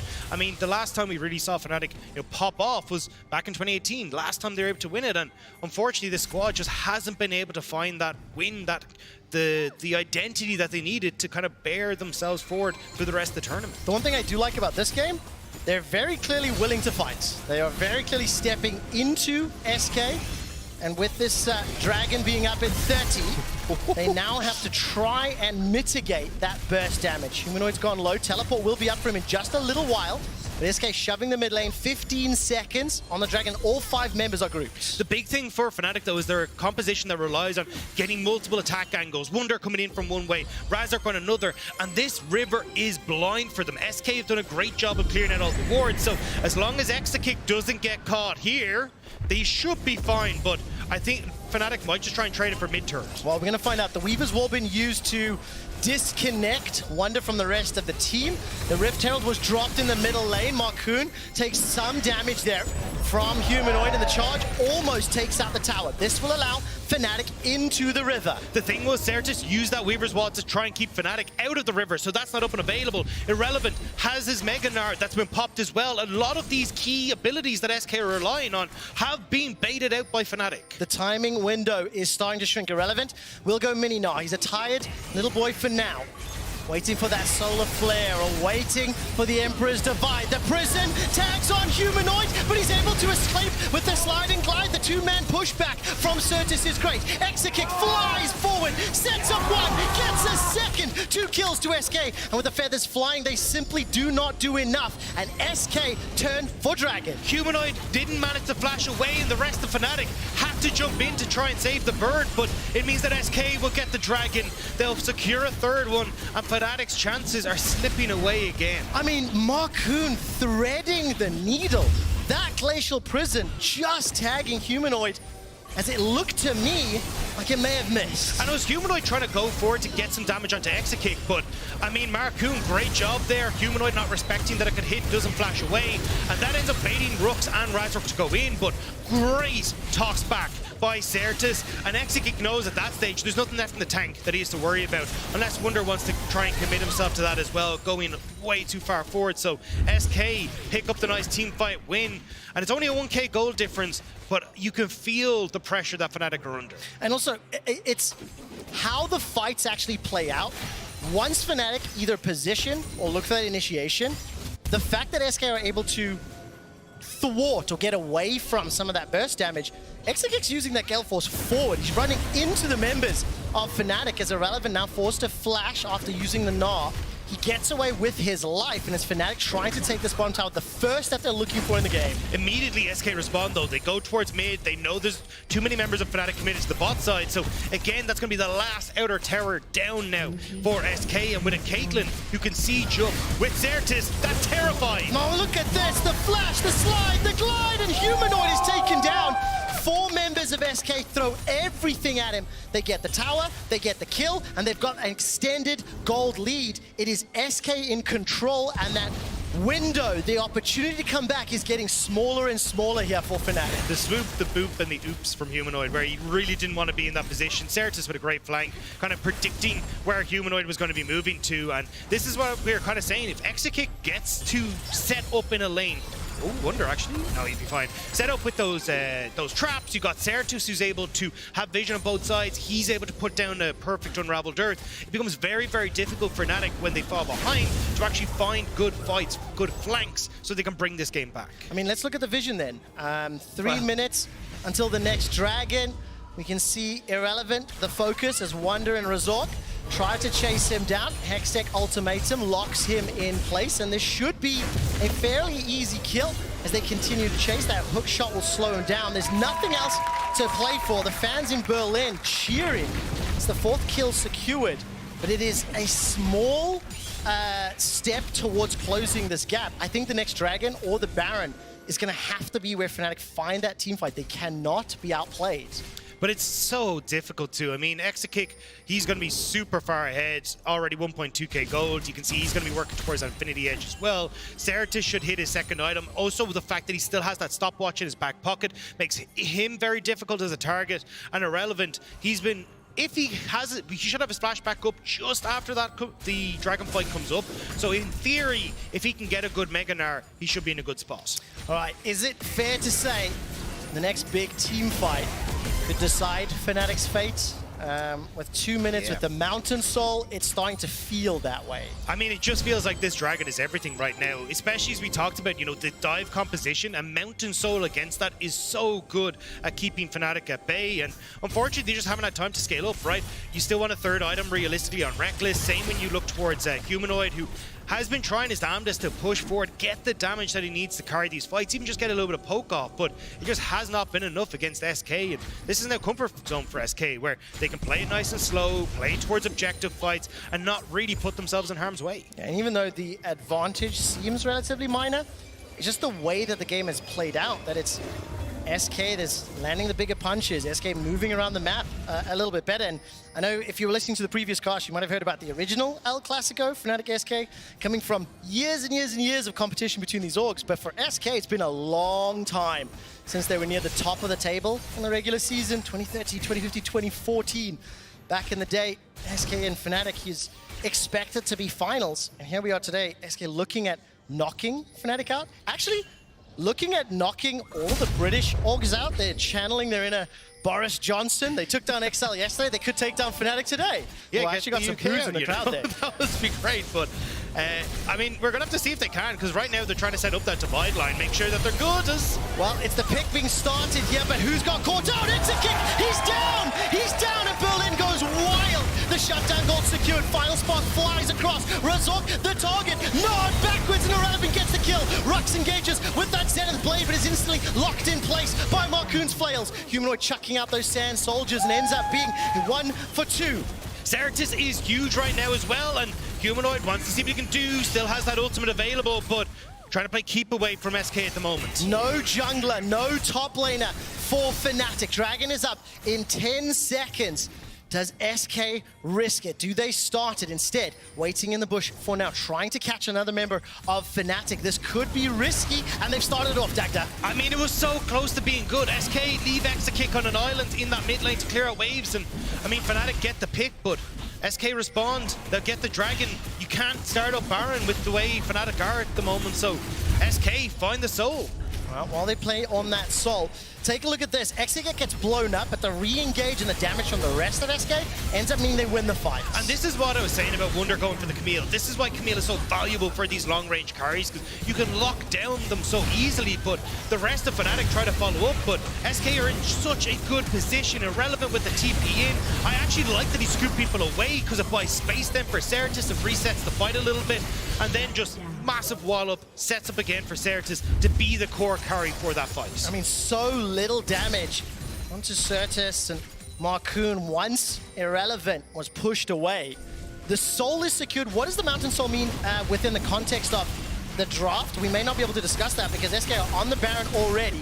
Teleport is available for Wunder. He may need to pull that trigger. And that's what they're trying to do, get that TP off of Wunder so then they don't have to play through side lanes. But Fnatic may not even get here in time. They might not. Yesterday, Marcoon helped eliminate XL with a Baron steal. Can he secure the Baron, secure the win, and look to eliminate Fnatic? Glacial Prison, the wall thrown out, the final spark. Razork will be taken down. Irrelevant is actually killed inside the pit though.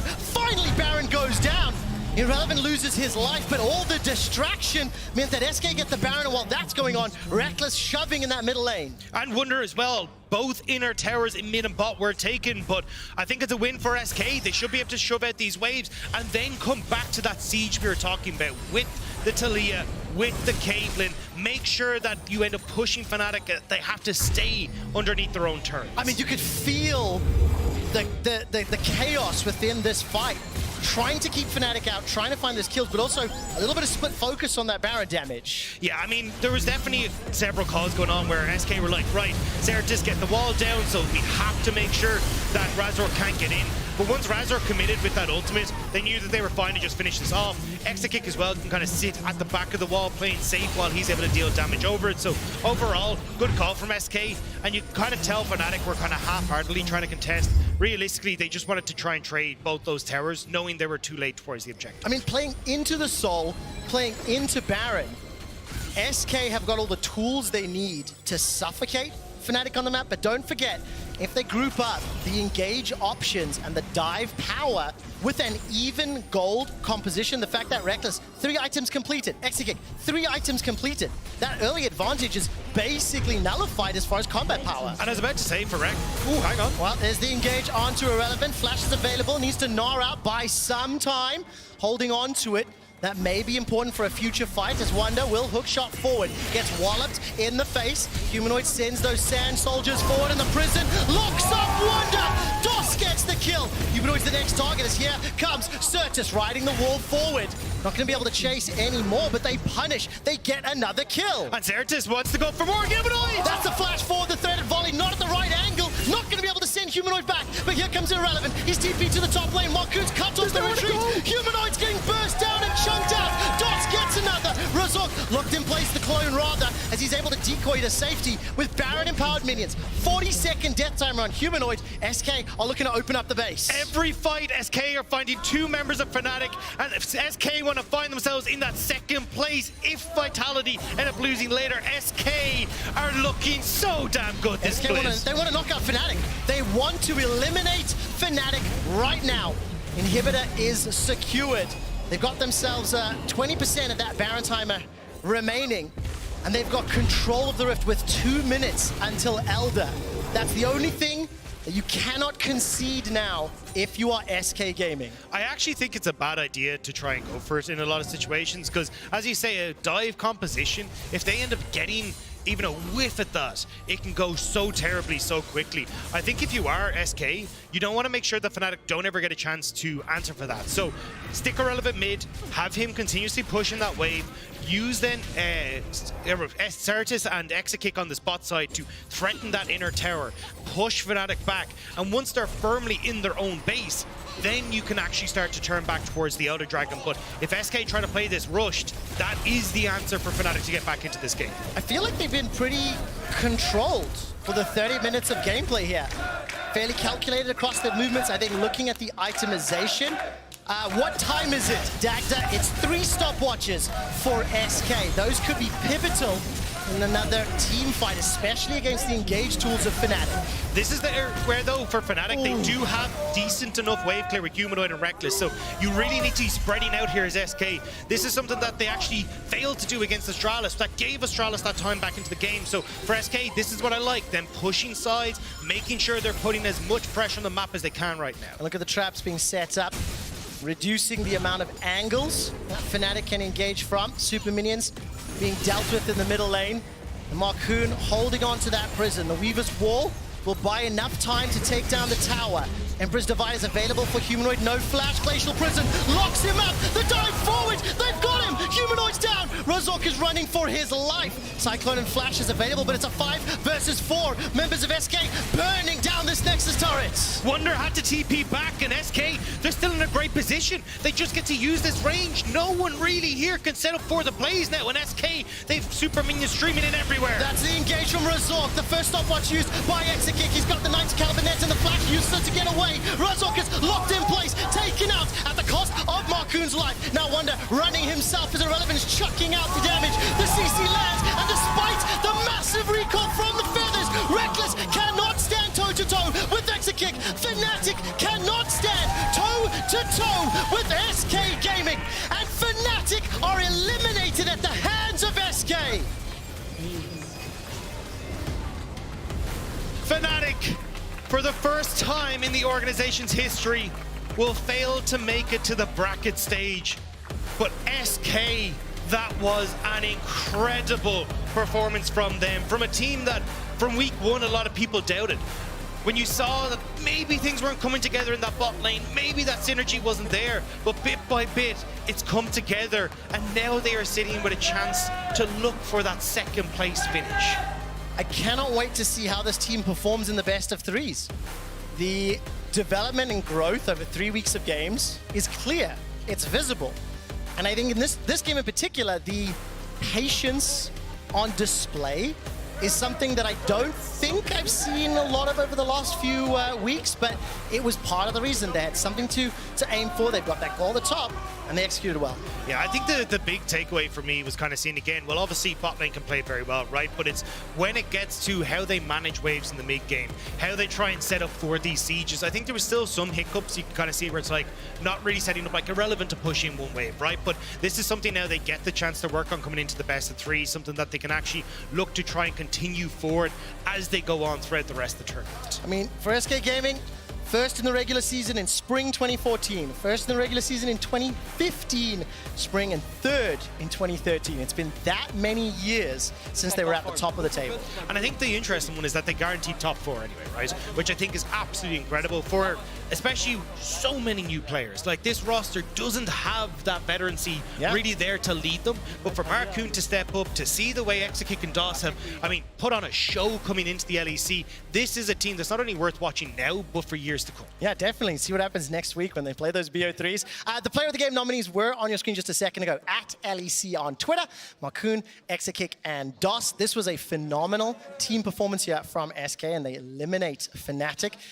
Very interesting turn of events. This does mean as well that Astralis are now guaranteed to advance to the group stage. We've got 2 more games still to play. It'll be all about seeding. Before we get to that, though, we're going to sit on stage with DOS.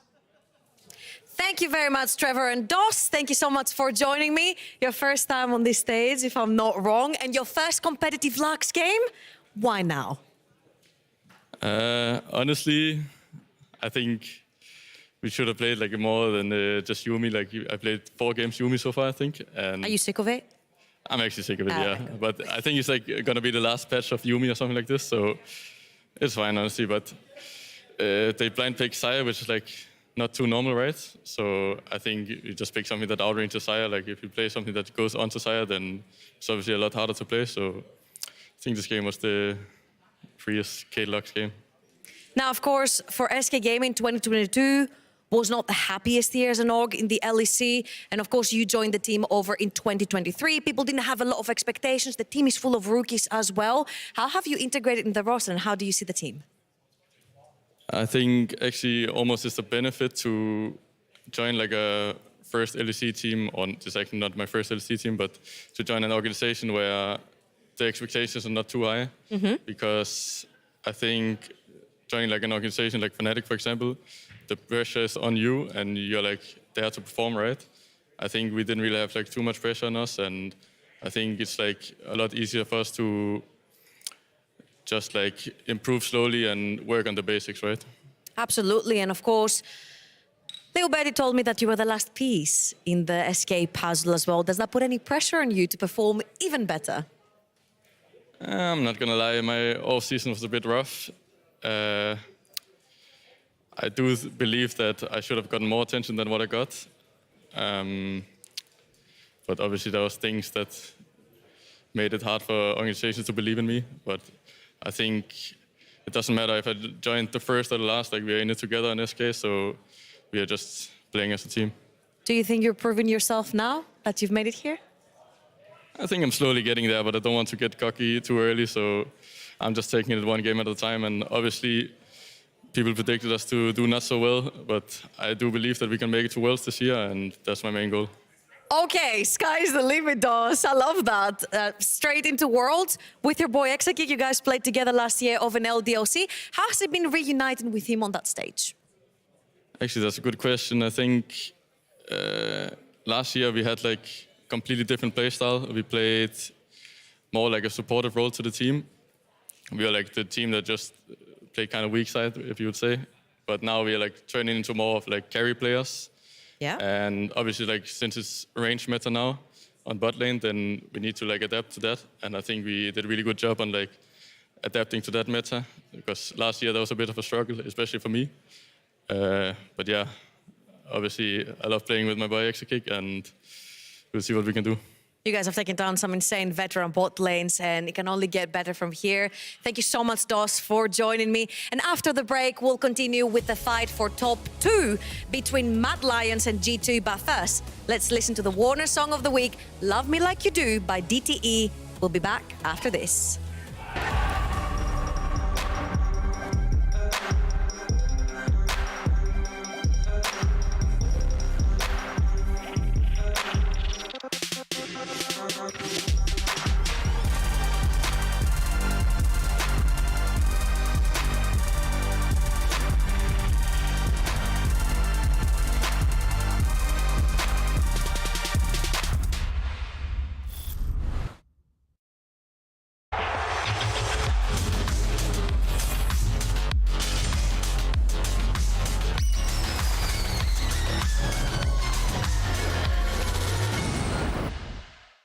conclude, the data proves that Lawson is a way better player than Caps.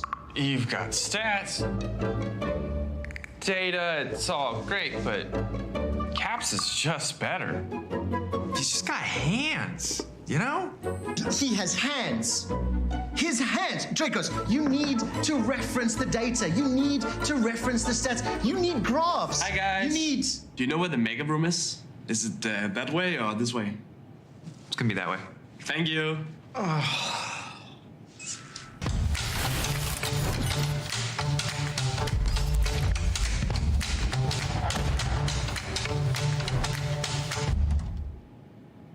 It's okay. Things don't always have to make sense.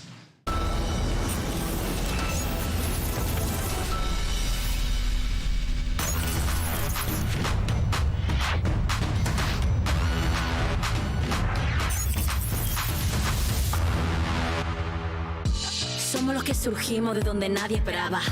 Los que vimos que algo nuevo empezaba. Somos el grito que atraviesa tu pantalla. Locos, frikis, ídolos y haters. Nada nos define, nada nos detiene. Bienvenidos todos los que llegan. Aquí nadie queda fuera. El camino que nos queda es tu inicio, tu carrera. Sube el nivel de lo que llega. Porque cada día un progreso nos espera. Level up your dreams.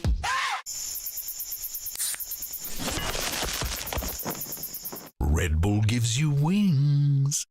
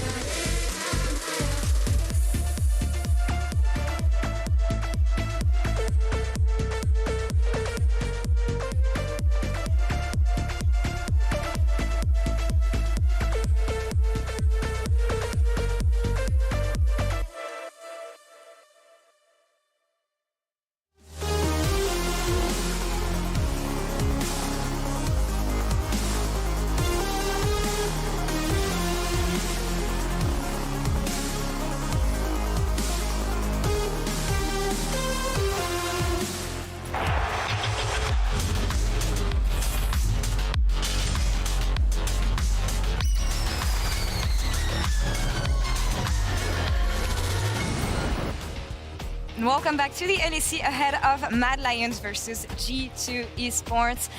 And as we saw during the previous game, we now have all the teams that are going to compete in the group stage next week. And let's check on the standings for a quick update, because as we said, Fnatic and Excel are now eliminated, and the 5 to 8 teams are now locked for the group stage, and the 2 remaining games will decide the rest of the standings. Any reactions to what happened in this game and the teams that are we're gonna keep on seeing them? Yeah, because XL, you see them at the bottom of the standings. They made playoffs the first time in their org's history. They're not going to make that again. Fnatic never missed them. Suddenly they're down there too. There's not enough time to really cover all of the implications of this. It's absolutely absurd. Astralis Miracle Run happened. We did it. Okay, the real Wyverns. Let's go. And I'm really hyped about this and to see how this team is going to transform in the group stage. But for now, let's focus a bit more on the upcoming game, Mad Lions versus G2. And here, guys, I want to focus on Mad Lions. Niski yesterday got his very first competitive pentakill on Sylas. We got to listen to the comms actually, and the team cheering him up. But yeah, that was a beautiful play from the Mad Lions, in a very messy game from them. Yeah, it was a little bit back and forth both sides there, as he trying to end there against Niski on the respawn. He's able to pick up all of these kills at the very end. Importantly, Niski and the rest of the team made the decision when they were in their opponent's base not to push and overextend for the win. They went ahead and got a reset for themselves, but I'm sure Niski, his first pentakill, is going to be real happy with that. And I think that starts to show something of what we see in a commonality between our bunch of top teams now, is this clutch factor, where it's not necessarily about always having a perfect game, but it's about understanding when the opening is shown, the big play you can have to... that was not the right one. Yay, thanks. But yeah, in this one, it was very much about seeing the opening in a game which should have been lost and still being able to win it. I think that's the commonality between our top teams. What happened there at the end of that gold graph? Because it was blue for a long time, and then just a little sliver of orange. I mean, we've been talking about this, right? Like Team Heretics and their weird games and how they mysteriously lose games. But I want to talk about how Mad Lions mysteriously win games. I remember that the players themselves were like, it's not going well at all in scrims and trainings. We don't even know why and how we keep on winning games on stage. And for me, the one yesterday was a specific example of this. Yeah, I mean, that was like the craziest. I don't know why we're winning at all to begin with all the throws. But I do think in general, like Mad Lions, their bot lane has looked fantastic throughout the split. And for me as well, I don't know, like Niski on a lot of these like team fighting champions is always going to be a reliable carry later on. I actually have to take a bit of an L here, because in preseason, I was looking at this team and I was saying they have to play towards top lane. Chasey is a top lane carry. Kazi's not had the best year. He'll be playing facilitators, and you'll also have Hilly roaming. They have completely shifted the way that they played away from what I expected. And as you were saying, Ender, this bot lane has stepped up. Niski has been a big factor. It's actually very different to how I thought it would go. Let's take a closer look at the jungle here, though. And here I want to look at the side of G2, because Yike coming into the league as one of the best junglers maybe within the first 3 weeks. And he reminds me a bit of Yoya in a way, and how explosive Yoya could be when he arrived to the league. And I feel like Yike here is the successor maybe of Yoya and what we've been used to seeing from him. If you're going to have a comparison of players of similar styles, I think there's something to draw between these two players. When you think of Elyoya and Mad Lions as a team, particularly over last year and when they were on their championship runs as well, you think of them setting Elyoya up for success, giving him individual advantages. Yike, as the newcomer to G2, has actually been given a very similar scenario on G2, being given a lot of resources, being drafted towards, and now we get to see that same style of play between two generations of players. Yeah, I don't know. I just feel like Yike fits this G2 roster perfectly at the moment. Like when you compare him and Elyoya, their champion pools could not be more different, right? Like Elyoya most played Sejuani through this split. Yike 0 games on Sejuani. It's all these like more carry-oriented champions. The Graves, Viego, Kindred, just goes down this long list of different options for him. And it's because Mickey is still playing a lot of those engaged supports down on the bot side of the map. So Yike is allowed to play that style, then go for the invades, take all these champions that can really punish the enemy jungler when he has lanes with priority. Elyoya has found a lot of success playing a different style, that gank style with the Sejuani. Yeah, absolutely. And I think you can understand with that draft there as well, the kind of the roles that they have. However, it does come down to this focal point of they are very much the driving force when things start going, when they start snowballing. Goldborg and I were talking about when it came to the G2 BDS game that they had, where it was very much about, can you shut down Yike? Can you shut down their mid jungle before they snowball something like bot, where Mickey starts getting into the fray and they start really snowballing everything on the map. It feels like Elioya is in a similar situation, but he's the one initiating from the jungle. Any expectations for this game? Because we've been used to G2 having some messy Fighting. games. Yeah, lots of fights. That's what I want to see. But yeah, under Nymera, any expectations for this one? Fighting for top 2, it's an important one. And yeah. Yeah, you know what? For all the European teams out there, Mickey likes to look for a hook at level 1, so avoid it. Just don't get hit. Just don't get hit. Don't get hit. Or, I don't know, walk 5 people down into lane. Make sure he can't hide in a bush early. Hey, look, there's a lot of different options you can throw around there, but don't get hooked by him level 1 because your game is doomed when that happens. Simple advice. Let's see if they follow it now. Before we get into the next game, following this morning's series of earthquakes in Turkey and Syria and neighboring countries, the LEC began checking in with our pro players and crew who come from or have family and friends in the impacted regions. In checking in with our players, 113, Niski and Broken Blade asked to share a few words. Let's check it out. Hello guys, we're here to raise some awareness to the incident that happened yesterday in Turkey and Syria. Prayers go out to all the people that got affected by this incident, and you guys want to say something to that? Enkazda hayatını kaybeden ailelere başsağlığı diliyorum ve yaralılara geçmiş olsun dileklerimi iletiyorum. Herkese geçmiş olsun. Herkese geçmiş olsun. Thank you so much to the players. It is a difficult situation to be in. And unfortunately, it means the players will have to push those thoughts aside, focus on the game. The stakes are very, very high. Welcome back to the caster desk. I'm Quickshot, joined by Dagda. The Mad Lions are taking on G2 with the winner guaranteeing a top 2. Yeah, now we'll have to see exactly what the plan is coming into this. Draven could be immediately taken away from Hans Samba, so definitely don't want him getting his hands on that one. He has looked an absolute menace every time we've seen him on that pick.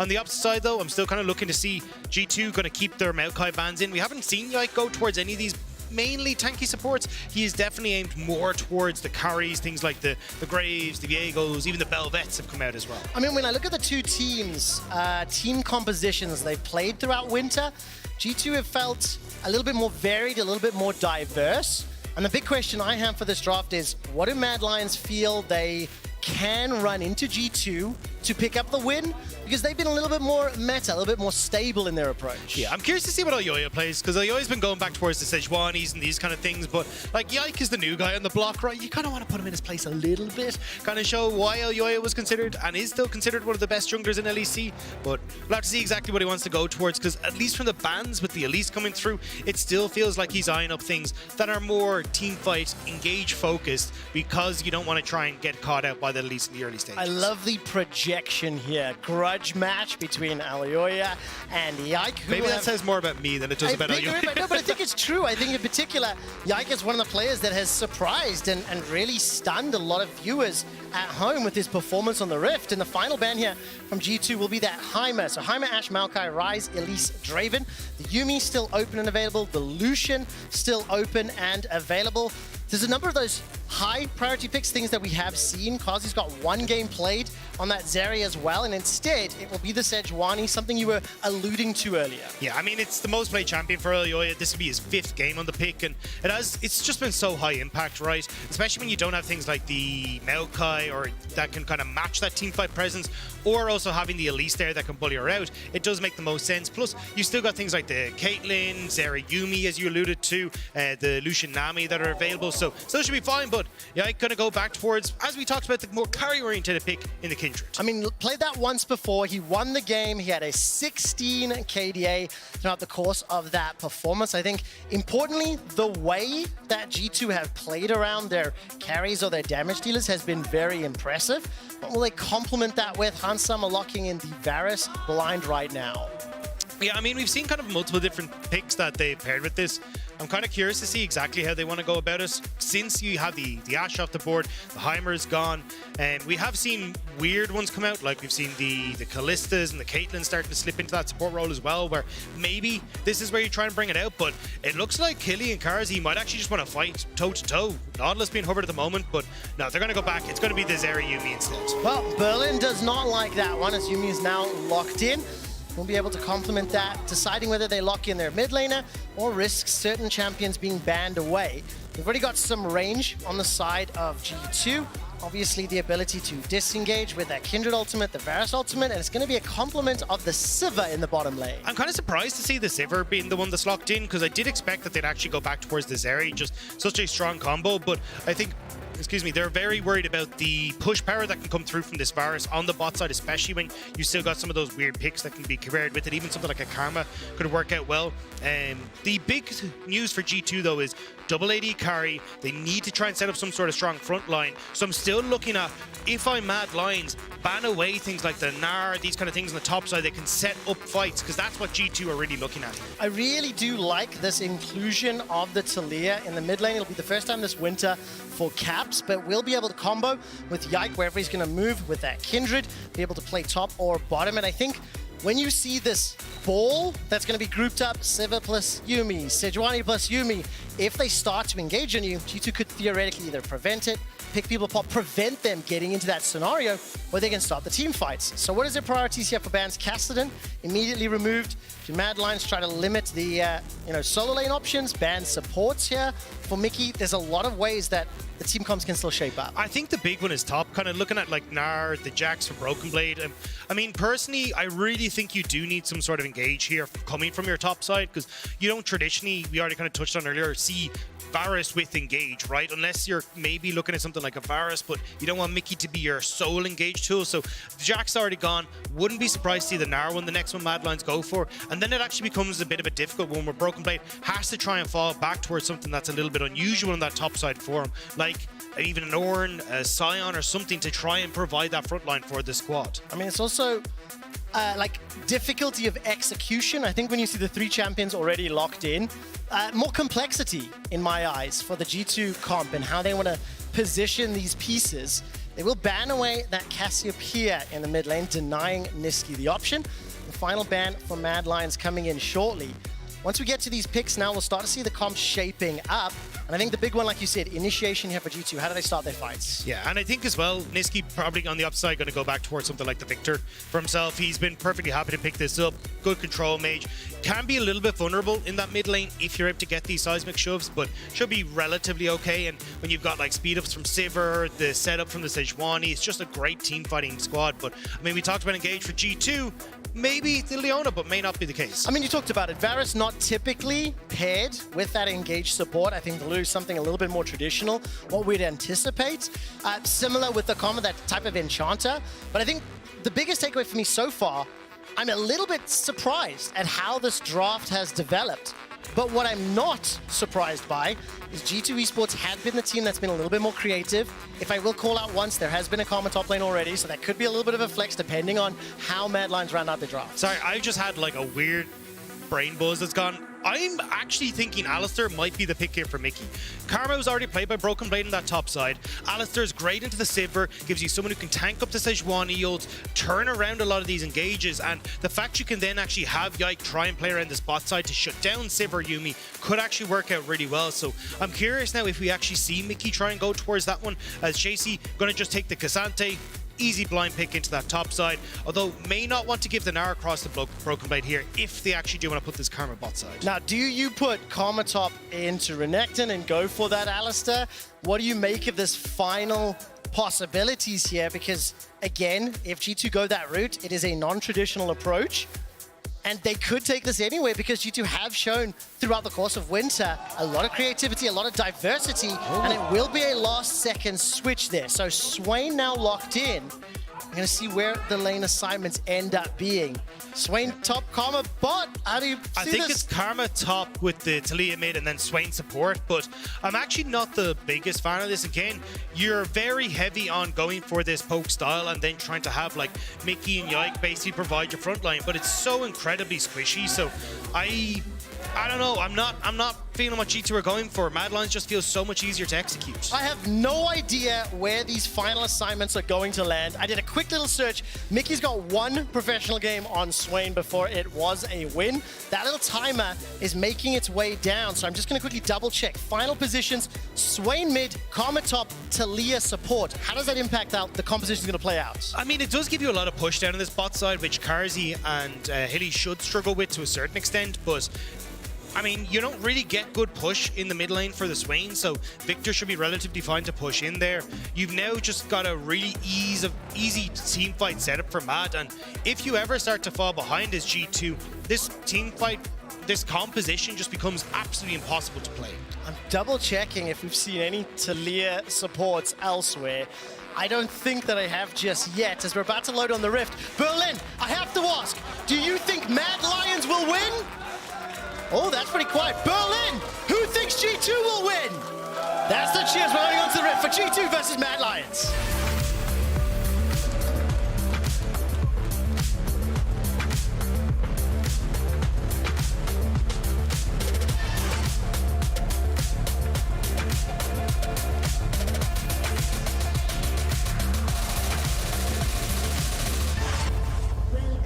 So welcome to Summoner's Rift as Caps pulls out the first Swain of the winter split here in the LEC. We're double checking around the world for that Talia support. Not at all what I was anticipating. And again, when I look at the two teams, when I think about them, the creativity from G2, the stability from Mad Lions, and I think more importantly for me, execution. This is a challenging team composition to pull off for G2. A nice job from G2 though to kind of start off well. They managed to get the Q star from Elyoya as he has to hop over the wall, so his clear will be a little bit, actually quite sizably slower, because you generally want to start off with your E into the W, so at least getting something of an early start here where Elyoya will have a bit of trouble. But again, I think G2, they really need to get off the bat swinging. Like, I'm trying to look at a if Yike goes to a lane and Elyoya matches, I don't know if there's a single one that they actually come out on top of, just because of how strong Elyoya is, how easy it is to set up and like burst one person down. So I'm curious to see how Yike wants to try and play this, especially when he doesn't really have, push across the board to just continuously invade.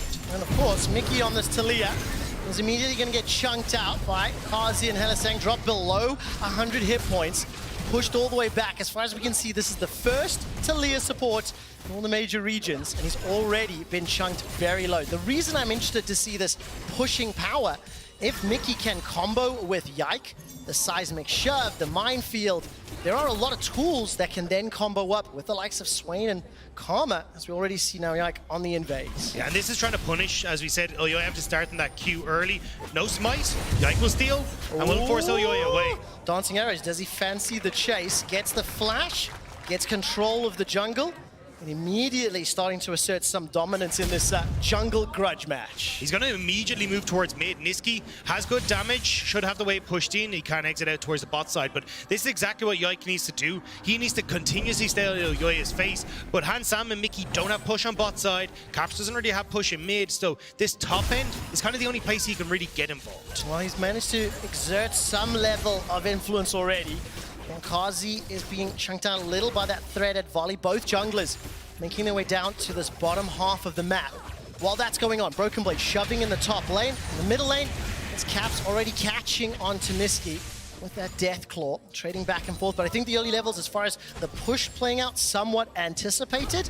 Yike may have some juicy targets to jump on if Kazi sticks around. And I was actually curious to see what Yike's pathing would be, because there was an argument that you could look at where instead of moving back towards his bot side, he actually moves in, does his own jungle, and then immediately moves up towards top side to catch that wave that just crashed from Broken Blade. But instead, you're going to try and match Elyoya to make sure that nothing funky happens on this bottom side, because Mickey had gone so low, thanks to the poke from Mad Lions. Yeah, you can see the duo from Mad Lions pushing all the way under the turret. Both junglers about to pass one another's vision. Mad Lions got a couple extra wards in the river, so Yike decides to step back, not going to run the risk of being engaged on, and obviously his bot lane really desperate to try to catch some farm. They're down a small number of CS because of that pressure, and Niski doing a great job shoving into Caps. Big win for Elyoya as well, but hang on. Does he go for it? No, he's going to back away. But big win for Elyoya. Actually guessed the Scuttle Crab that Yike's mark had spawned on. So denying that first mark, despite the good start going through from Yike, is pretty crucial as well. So at least at the moment, even though you end up with this little advantage for Yike, it's actually these small goal leads with mid, in bot as well, that are adding up for Mad Lions. And I want to also keep looking at the passive stacks for Yike. How quickly is he able to build them up? How much power can he garner from that? Because of course that was a very early lock-in. That Kindred pick was something that was cornerstone to the comp once again.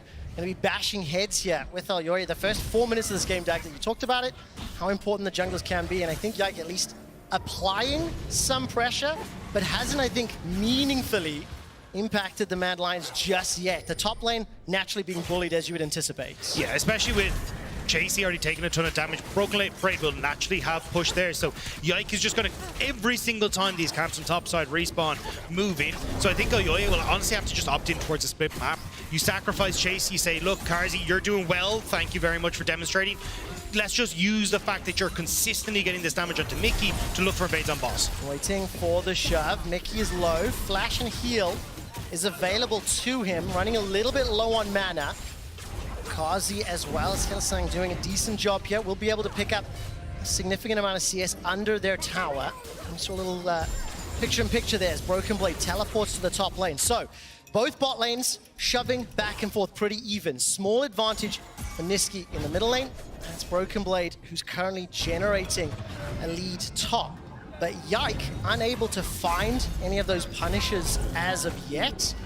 May be able to, you know, look for those opportunities as we're getting closer to those level 6s. Yeah, I mean, I think a large portion of this is just how well Carzzy and Hilly have played this bot side. Like, there are ways that Hansan and Mickey could get the push here, but Carzzy and Hilly have been standout performers for Mad Lions pretty much across the board, and they're about to get some pressure in this bot side to try and right those wrongs, but we'll have to see if it goes through. I mean, look at the statistics there. Carzzy, as far as damage percent, gold difference, jungle proximity, the team is working around their duo lane.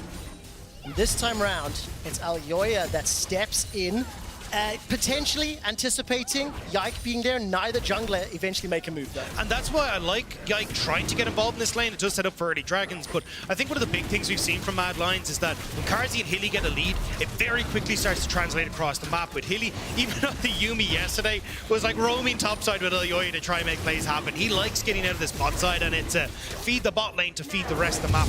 So I like that at the moment G2 trying to help out Hans and Mickey and make sure they're going to be okay. Well, right now, Carzzy's going to get slowed down by the hail of arrows. Some of the heal used as well. Seismic shove just dodged there. Spell shield working out for Carzzy. Dragon secured by G2. And I'll take a quick moment here just to remind everyone of the all-time head-to-head between these teams, because it surprised me. 17 wins to G2, 16 to Mad Lions. You can see the regular season and playoffs win-loss. It is a much more competitive head-to-head than I actually was anticipating. And both of these teams, if they win here, whoever wins locks in that top 2 for groups.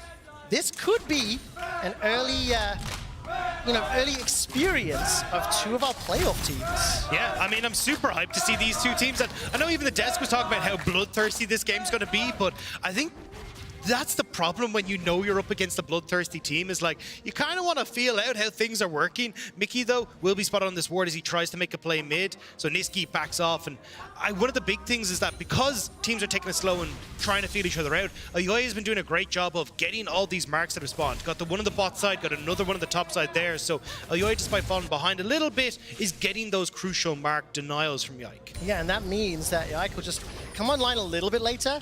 It's felt to me like both junglers are sort of on the same playbook in terms of where they're moving around the map, how they're sort of shadowing one another. And ultimately, neither team's laners has been in a position to be punished. So we're dead even at the 8-minute mark. CS across the board is very, very close. And this time round, Yike will be the first to move on the Rift Herald and will have Caps stepping into the river to back him up. Yeah, but this is what I love about when you get 2 really high-level junglers. It's just like, I know that you know that you're going to do this, so I know that you know that I know that you... And it just keeps going down the rabbit hole. I think that's why we've seen both these junglers match up so often.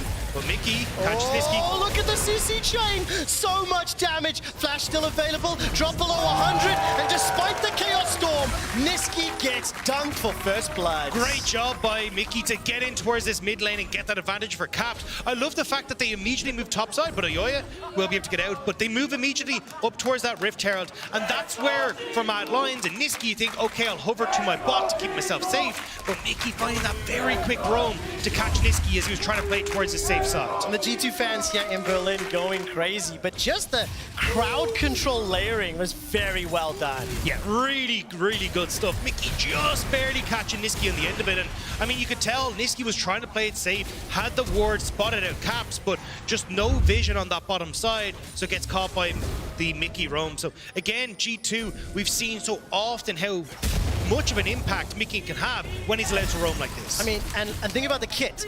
With that rock surfing, the seismic shove, the wall, tools are plenty. As the Chain of Corruption will hold just Aoya in place.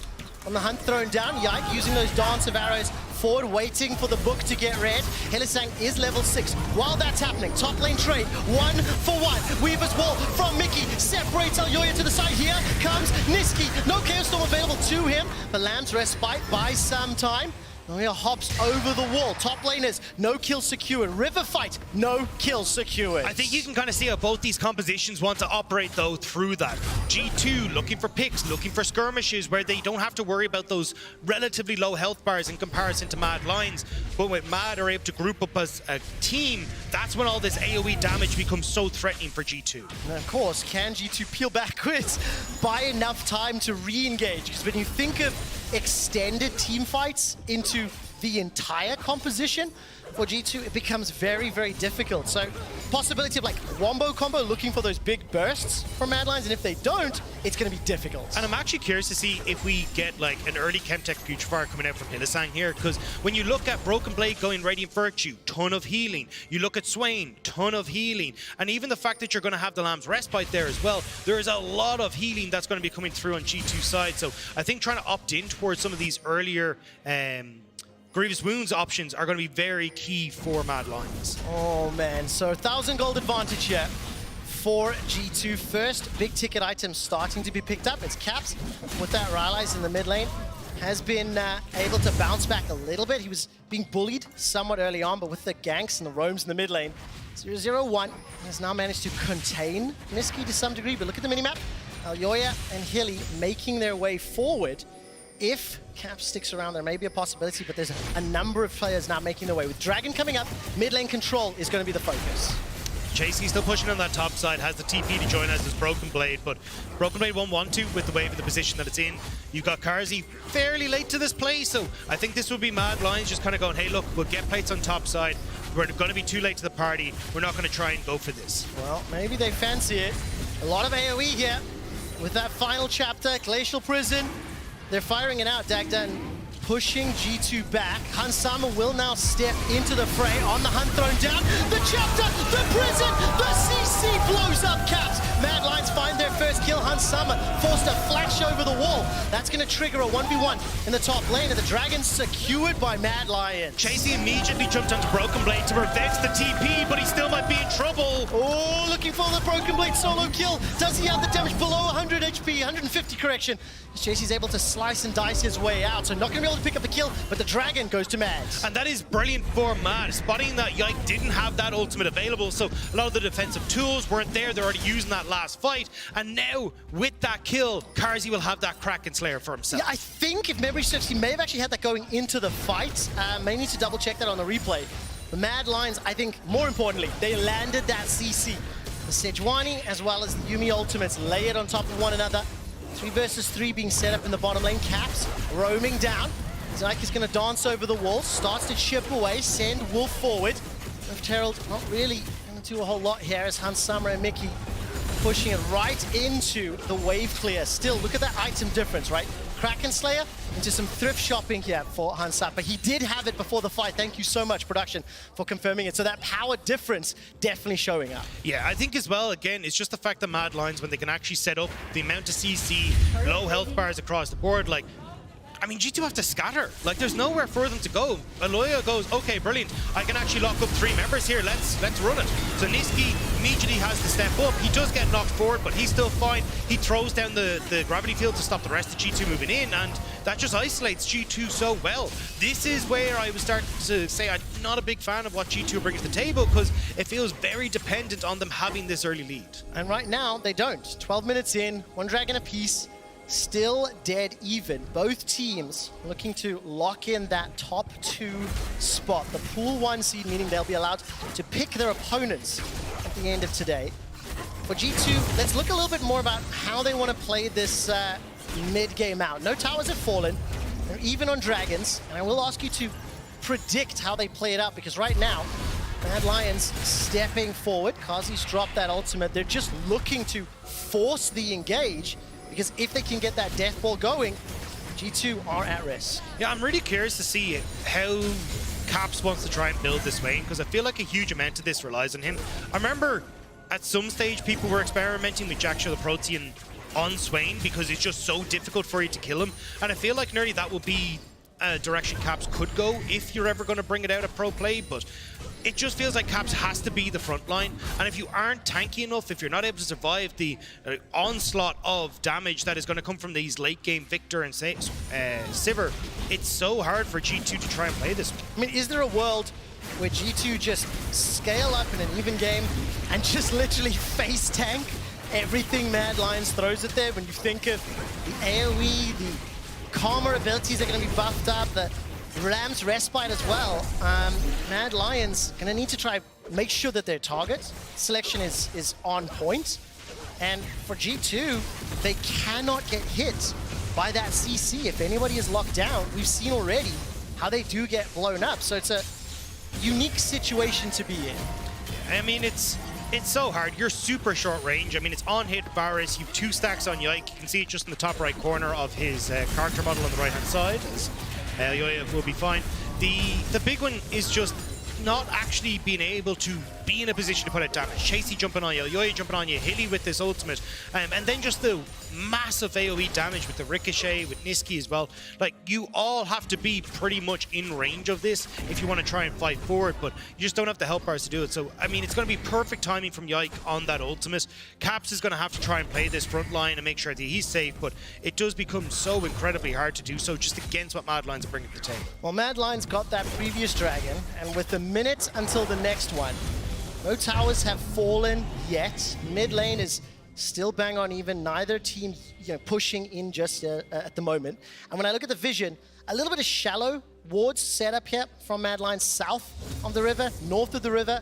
As the observers are highlighting, G2 have got some information available to them. But we saw a very big skirmish around the previous dragon fight, and ultimately it was that crowd control that allowed Mad Lions to win it. So I want to see G2's positioning. They've got themselves a little bit of vision now stepping forward and trying to contest control. I think G2, they are being jumped on. Nicky gets at least caught up from the assault. Alyoya takes a lot of burst damage. Hans Sama forced to flash over the wall, and Kazi is chasing with the help of Hylissang's Yumi. The final chapter thrown out. Mickey's running for his life as Niski and Alyoya being forced away in the mid lane. Here comes Chasey, takes down Mickey in the middle lane. All of a sudden, Broken Blade is next on the list. Yike, as well as Kazi standing on top of the Lamb's Respite. The heal, managing to keep Kazi alive long enough to trade 1-for-1. Niski's got backup from the cat, the you and me, as Chasey stepping forward with that dominance. There's fights and flamage everywhere, flying back and forth. Hylissang's doing what he can, but it's Caps. It's Caps so far in the Demonic Ascension, keeping Mad Lions back. Nobody can get in range, as Dacta was talking about. And finally, Mad forced to run. I mean, that's the power of the healing. Caps having that on the Swain. The Radiant Virtue coming in for Broken Blade as well, guaranteeing he's getting all that healing as well. Caps needs to provide that front line, and you can see it right there when Niski and Karzi can't really do anything. Man, Hansama and Mickey were forced out so early on. But because they managed to survive as the skirmish was drawn out, they managed to back up the rest of G2 and literally face tank the damage. And I actually think this is a mistake from Mad Lions. You want the front to back. You want to make sure that you're able to go into this as a 5v5. G2 are the ones that want these skirmishes, and G2 do a great job of coaxing Mad Lions into that position. Karzi off to one side, Alyoya and Niski trying to run away on the opposite side. Chasey, he's in the bot lane, so it's all over the place. Round 2 though, as we move into Dragon. This time round though, significantly fewer flashes available. Reaver's wall dropped by Mickey to buy some time. Glacial Prism holds Broken Blade in place, and there's the AoE flying across G2. As soon as they group up, they get deleted. Mad Lions pushing into the jungle. Dragon is available for them. This time they back out, and again we see how the composition, when it is grouped up as 5, can control G2. Also how ult dependent G2 are. No ult on Caps, no ult on Yike, no ult on Hans Sama. There was no way to try and contain Mad as they went forward, and I mean Riptar gets thrown down, but it's really not going to get much. The thing is, this is another game where Mad Lions need to ensure they set up these fights correctly. They need to ensure that they don't get run around the map, as right now Broken Blade is under some pressure. There's only one tower fallen in that middle, top lane. But I am loving this battle for top 2. The fact that now we're getting the blood, now we're getting the fighting. This is exactly what I wanted to see out of these two teams. And I mean, with Baron coming up now, you're going to start to see the teams fighting over vision on this top side more and more. You're starting to get later into the items for the likes of Carzzy and Niski, and we'll have to see exactly how G2 will respond. It's not going to be the Jack Show build. It's actually going to be a second Radiant Virtue that Caps is going for. So this is going to be a disgusting amount of healing that's coming in from both solo lanes. There has to be some grievous wounds put in place. Yike for the moment only has 2 of those stacks available, but look at this, as soon as G2 group up, the Lost Chapter and the Glacial Prison do so much for zoning and keeping them at bay. Also, fantastic positioning from Carzzy, right? Ends up being able to dodge away from so much that G2's throwing at him. He's constantly setting up Hilly to get that CC down as well. Really great fight from just the entirety of Mad Lions there.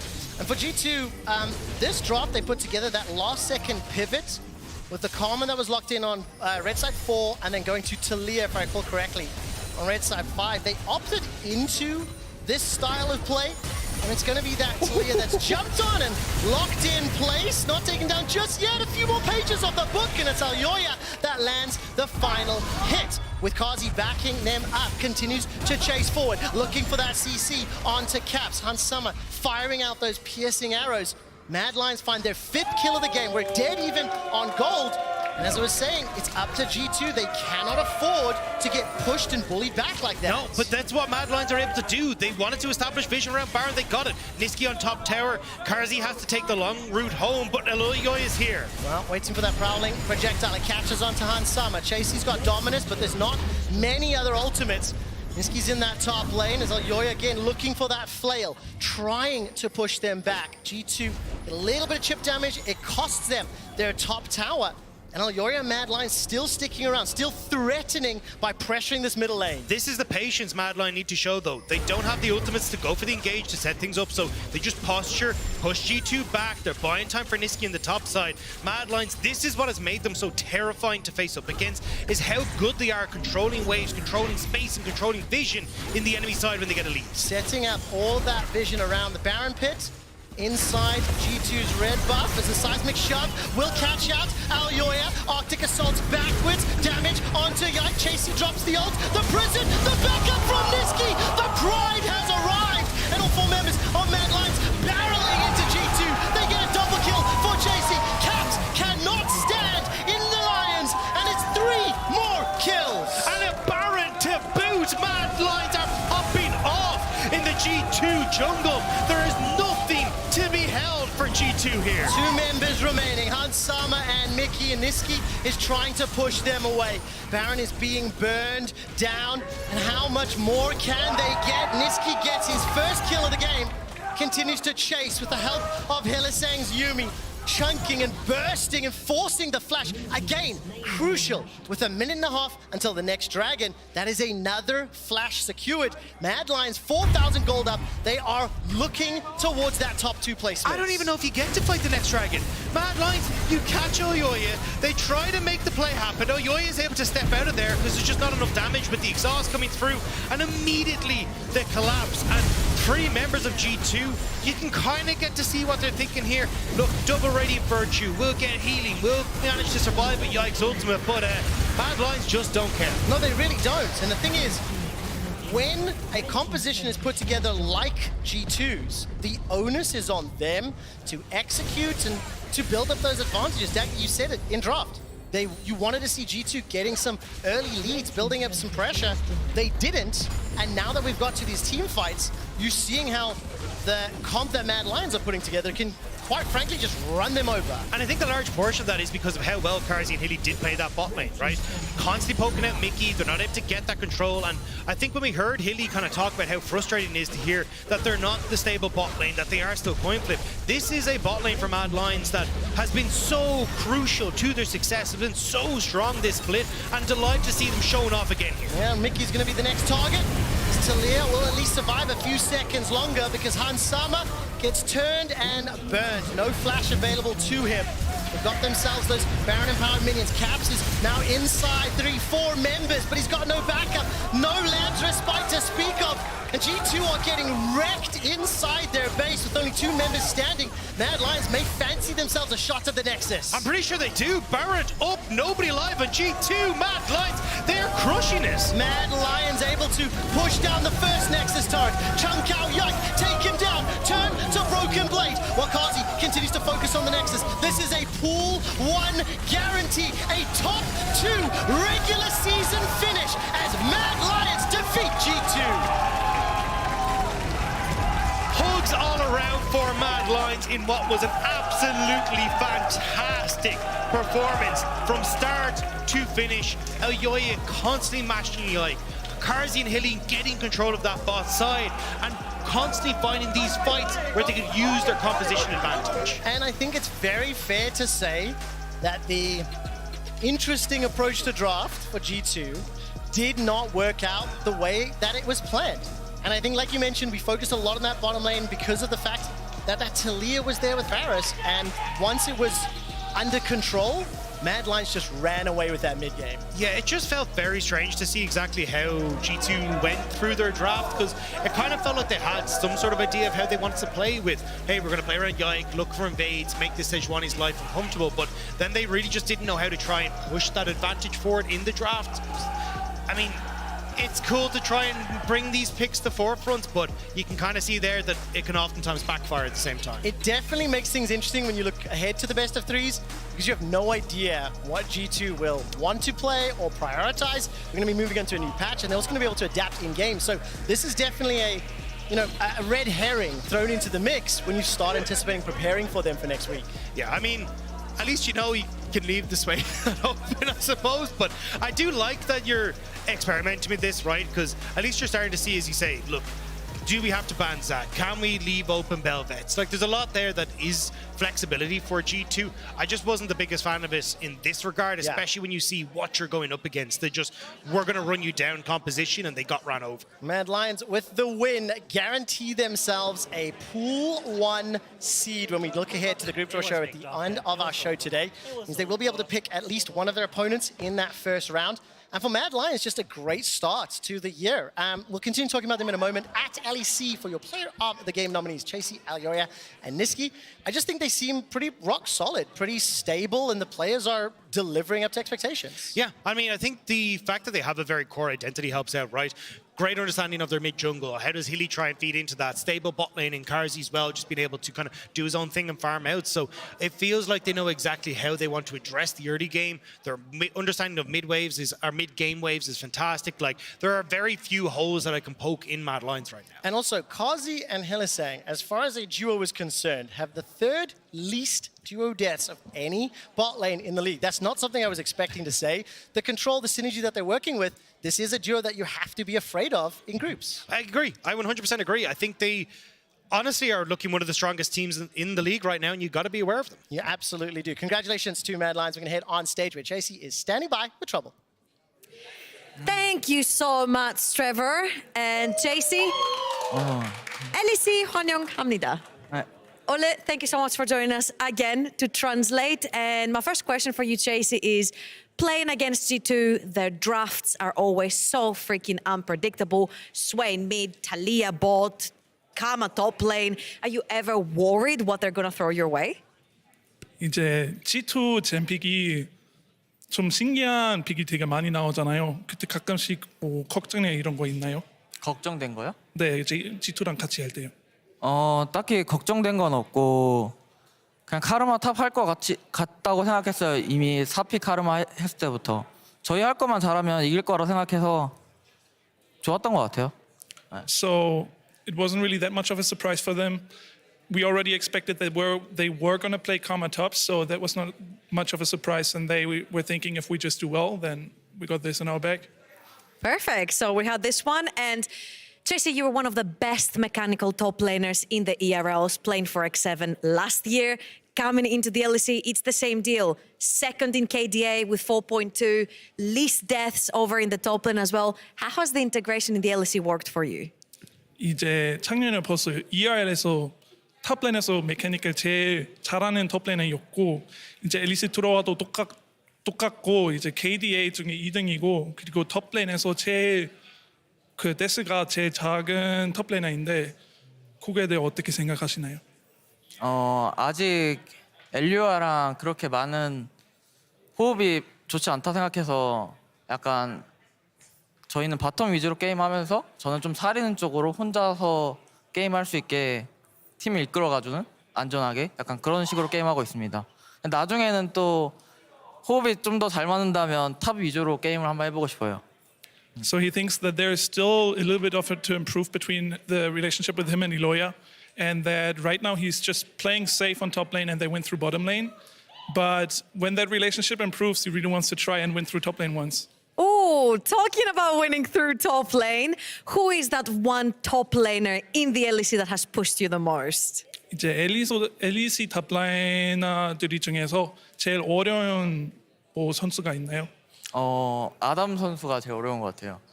아담 선수가 약간 챔피언 폭이 특이해서 약간 많이 상대해보지 못해가지고 좀 대처하기 어려웠던 것 같아요. So he thinks that Adam is the most difficult top laner to lane against. The reason for that being, on one hand, his champion pool is very unique, and on the other hand, also that he doesn't really have that much experience with him yet. So for that reason, it's Adam. All right, great. Adam is also an aggressive top laner, so maybe we'll see what happens when he does evolve to the top laner that he wants to be. Now, one last question. How are you enjoying playing in Mad Lions? Because there's a lot of intricate personalities in the team. 이제 매드라이언스에서는 되게 선수들이 되게 재미있는 성격 있잖아요. 네. 그래서 재미나요? 네, 약간 다들 성격 좋고 다 좀 재미있는 사람들이어서 그냥 재밌었던 것 같아요 지금까지. So he's enjoying it with them. He says everybody is really nice and kind, and they're also fun to be around with. So he's having a good time. Well, Elyoya is waiting over on the other side on the telestrator. So is there anything you want to say to your jungler after this game? 엘리오야한테 하고 싶은 말 있나요? 탑갱 좀 와라. Please gang top next time. JC, 감사합니다. Thank you. Thank you very much, Ule, Thank for the you. translation. Over to you now, Mera, with Elyoya on the telestrator. Thank you so much, Trouble. I'm here, Elioy is here, and Chasey has something to say to you. He says, gank top more. Anything more to say to that? No, useless role. I'm not coming Useless top. role. I'm not Okay. coming top. So, obviously, that might be a useless role. It seemed like you were pretty useful in this game, though. Coming off that victory, how do you feel you did? I think we did okay, but I wouldn't say we did especially good. I think our draft was better, and they didn't execute their draft well, so we just took the win. Yeah. Okay. So we have a play, which we're going to put up here as well, where we can kind of see maybe some of the way that they didn't execute the way that they wanted to. There was a fight around kind of top jungle into that red buff where it felt like things started to really fall apart. So before we start playing this, we can obviously see that you're kind of starting to look into the enemy jungle. At this point in the game, it feels like you've got a pretty healthy lead. You've got, Yuumi kind of hanging around with you as well. What are your thoughts at this point in the game when you're looking into the enemy jungle? Yeah, at this point, we are already looking for a catch. Here in this, right now, Victory is not doesn't have the top way push, so we cannot extend the fight. But since we knew Kindred was bot side, right? Yeah, Kindred is bot side. I see a ping, so yeah. We could look for a quick play here. We could just one-shot Talia and then back away since she had no flash. So that's what we were looking for here. Okay, so you're looking for the pick, looking for the one-shot. If we could just play the clip, let's see how this goes on there. You've got the Yuumi attached to you, you're kind of sweeping through this vision, and then of course you spot the Talia. Things start coming off, and you say that you don't want the fight to go that long. So now, if we can just pause right here, just pause here. So you were just talking about how Victor didn't have the top wave pushed out yet, but you have found the pick. You've got a Yuumi on top of you, and it's also a Radiant Virtue on the Swain as well, so not huge damage. Does this change the way that you're approaching this now? Are you still looking for a short fight, or are you committing harder? I think at this point, we should already back off and get top tower from this. We can get some deep vision and then defend mid lane. And right now, standing display is not good because we are never going to get a kill. As you said, this Swain is not dealing damage, but we are not dealing damage to him. We are a pig and a cat, literally. Like, we don't deal any damage to this crow. So right now, we so just want to get vision. We have like a full animal farm. We've got a pig, we've got a cat, we've got a crow. bit of a weird farm, but if we keep playing the clip then, so you're saying, okay, we're still looking to back off, but you're starting to catch some stuff. Kazi comes in. Okay, if we could pause again right now. So you're kind of still in the enemy jungle. Have your thoughts changed at this point? You're pushing in the top lane. What's happening? My thoughts were the same, but Kazi had a different idea, which was to fight. I don't know what he wanted to fight because they were already out, they were in their turret. So he pressed ult and he was like, guys, we have to use this somehow. Okay. Either we run at them or we do something, but we have to use it. But here now we know they're grouping us 4 men into mid, so we want to make sure we can defend this tower. So let's keep going then. So Kazi says, all right, we're going for this. So I assume that you kind of come down, you're responding to this. And this is where things get a little bit crazy after this point too. Taliyah's come back out onto the map, but you're still up with this top wave. Things kind of going around. You're still kind of hovering between these waves. At what point is it really just, we're actually fighting now? Because it feels like you're hanging around this raptor pit, and as soon as Yikes goes here, this is where it feels like it goes like really crazy. We'll kind of let it play out a little bit, because obviously things start kicking off. This combo hits, pause the clip here. It feels like right now, once you've pulled the Yuumi ult, that's where things get a bit crazy. What are you thinking after this last phase of play? You've taken some vision out, you've seen this player start to build. What are your thoughts? So now we know we have top prio because we just hovered for him so he can push the top wave. So we know our victory is always going to come here first. And we also have like 5 men on the mid lane because we were going for mid turret. I was a bit of having like a funny moment there. I shouldn't even like get this low HP because now if they back off, I'm just low HP for fun. But they are going to make the mistake of committing when their Swain is stuck on their turret. And I think someone else was... Yeah, the Varus just based. So they shouldn't really take a fight. And this is the mistake they do, that they didn't have good map awareness here. They were not aware of where their members were, and they went a bit deeper than they should have. So I think that's really important to note in terms of, actually, you've taken a lot of damage, but that means your carries aren't either. And that means that it feels like the damage isn't there to continue the fight. If we could keep playing the clip, we'll see how this kind of plays out. Because at this point, it feels like, you know, the Kindred's not in things. There's not that much threat onto the backline. Do you think the fight is just won at this point? It is, yeah. It's always... Like, at this point, this is super won. Like, they went through a choke point. Their carries are not there. We have Renekton with Fury. It's really over. Like, absolutely over. And really of course, over. The play ends with this too. So really good to get your thoughts on how the map kind of changed, looking at the map movements between the two teams. I'm going to say goodbye to you now, but I think there are some people on the desk that would love to say some more to you. So Alira, enjoy the rest of the postgame. Thank you. Thank you, Naomi, Raj, and Yuya. Come and join us. We have a lot to talk about. When it comes to this game, first off, thanks for joining us. Congrats on taking down G2 here. I want to follow up on what Chasey was saying during the interview, because he said that you guys expected the Karma to play, but I want to talk about the draft itself and everything and how difficult it is to prep against G2 when you don't know what they're going to throw at you. The Taliyah pick, for instance. I don't know if it's something you saw coming or not, but yeah, enlighten here. I mean, we kind of saw it coming. Okay. I even said in the while they were drafting, this Taliyah might be support because maybe the E is good into Yuumi, but we were like, no way, this can't work. This cannot be good. So they got us, I guess, but didn't really go well for them. I think they were a bit optimistic in this draft. Maybe it worked for them in scrims, and yeah, they had like... I just don't think this is a good draft from them. Yeah, it seems like it's maybe a little hard too, because like I do see there being like damage there when you get items on the Varus and the Kindred, but like with double Radiant Virtue on both solo lanes, like they tried to fight in the top jungle against you, and Varus wasn't there. So I just don't know how they're ever supposed to kill a Sejuani with a cat sort of hiding on her shoulder. It's not only a Sejuani, I think it's also Victor, because Victor just like presses ultimate, like storm on them, bye-bye, they cannot hit. Like, their Varus is shorter range, and same for the Kindred. I think they have to snowball. They need to snowball through the early game, which they kind of got Drake, they got Rift. They got some lead at the beginning, but then they made some mistakes. We got some picks, and at that point, we already know we were going to win. Yeah, it seemed like too, like when you're sort of like entering into a lot of fights, if the initial engage like worked out, like there was a fight around Drake where like Kindred didn't have ult available, so it was just like an easy kill. You just sort of like run in a straight line at them. They have to like dodge that first engage, like bait you in with a Kindred ult, and then maybe they can turn around a fight and win. But yeah, if you guys are getting the initial engage to work out, it's just completely lost for them. Yeah, they have no one to tank our ultimate. They really rely on Kindred ultimate to tank Sejuani ult, but what then? Like then they have like a Victor W, a boomerang spinning on all of them. I don't think didn't work. Yeah, so well for them. Yeah, before the game we were talking about the matchup between you and Yike, and we talked about how Yike, maybe the most explosive and promising jungler since you entered the league. What's your take on him as a jungler and how useful he's been for G2? I think Yike actually fits G2 really well. Yeah. He's a really aggressive jungler and he's always looking to invade enemy jungle to create that jungle advantage, which I believe, even though right now it's not the best meta for it, I think he's making a pretty good job of it. I think it suits them really well and he's playing really well.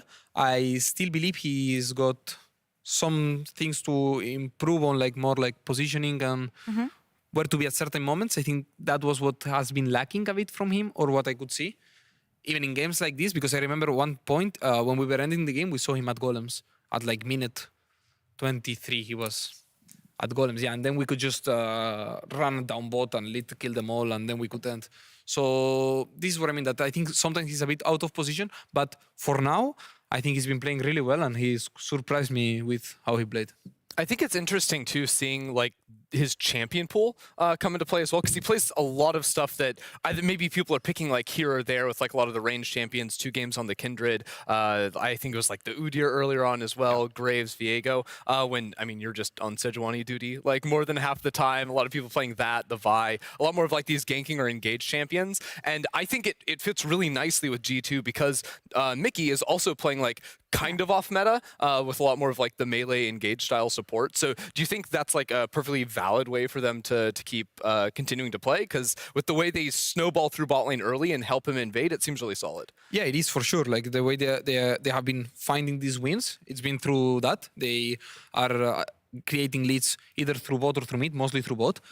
But at the same time, it can backfire to them if they don't get to snowball, which is hard and you can't always do. You just get outscaled. And this game, they got outscaled at minute 12, minute 13. That's the reality. It's bad when you get outscaled that early. Yeah, like when you get outscaled that early, something might be off. You never know what you're going to find when you open the G2 box anyway. But for today, Mad Lions come out successful. Yuya, thank you so much for joining us. Congrats on making top 2. Also, we'll see how far you guys can go in the group stage. Top 2. Is now a game? Vitality against... I mean, depending on the results of the last game, but at least you're guaranteed top 2 here. But maybe top 1. Maybe top 1. Maybe top 1. We'll see with the last game. You think Excel are taking this one? I would bet my life Excel is taking this one. I'm optimistic. All right. We'll see this after the break. Actually, last game of Winter Split regular season will be Vitality versus Excel. Stay tuned. That was such a great game. It was amazing. I can't wait to see what happens in Picks and Bans in the next one.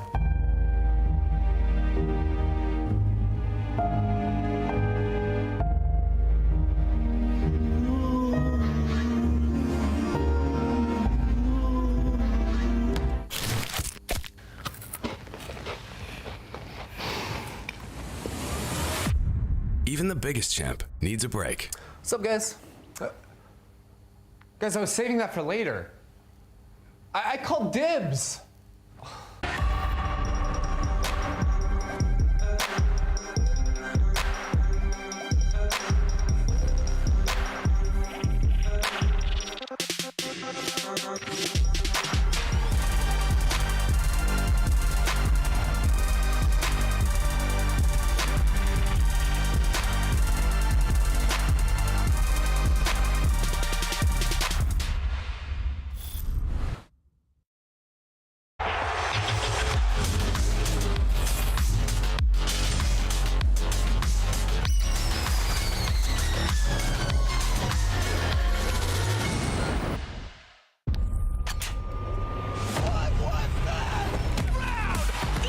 The legends have walked, and even bigger legends will continue to make their name.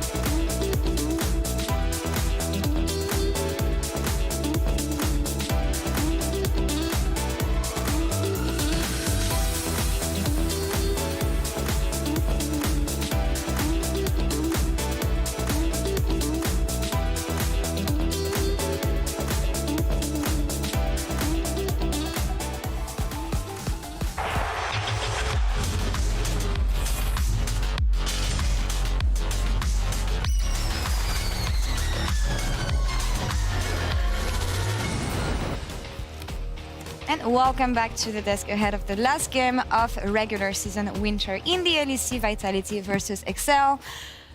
Nothing at stake here except locking top 1 or top 2 for G2 medallion And for spot, Excel, and it's for- locking 1 win or it's locking 2 wins, okay? This is everything. I'm kind of wondering what kind of preparation they have coming in today. Is it the kind of the game where you want to have fun, or it's a statement game for sure? You want to end the season on a good note, They right? haven't really had much chance to have fun this split so far. It's been a tough one. We talked about it for Fnatic being kind of like lots of good players, but they're not really working together, which is such a shadow of what this specific matchup was last year. This time last year, it was the first round matchup in spring playoffs. It was a 5-game series. It was crazy. I was casting that. I enjoyed that. It was one of my first casts in the LEC. I've got fond memories of it. This is not going to be a fun memory for XL because obviously they're crashing out of the regular season. But you know, just thinking of how things have come, how far they've come from then to now in the negative direction, puts things in perspective. Okay, but hear me out. Silver linings. We've been used in the history of League of Legends, LEC, and everything to see teams thriving and actually putting out win when we expect them the least, because when they play with no pressure, usually this is when stuff happens. So is that going to be the case here? Look, Elyoya Could it just be the came case? on the desk and said with the certified Elyoya guarantee, Excel are going to take this one. Who am I to argue with a championship jungler? I don't know. I could see it happening. Hopes? No hopes?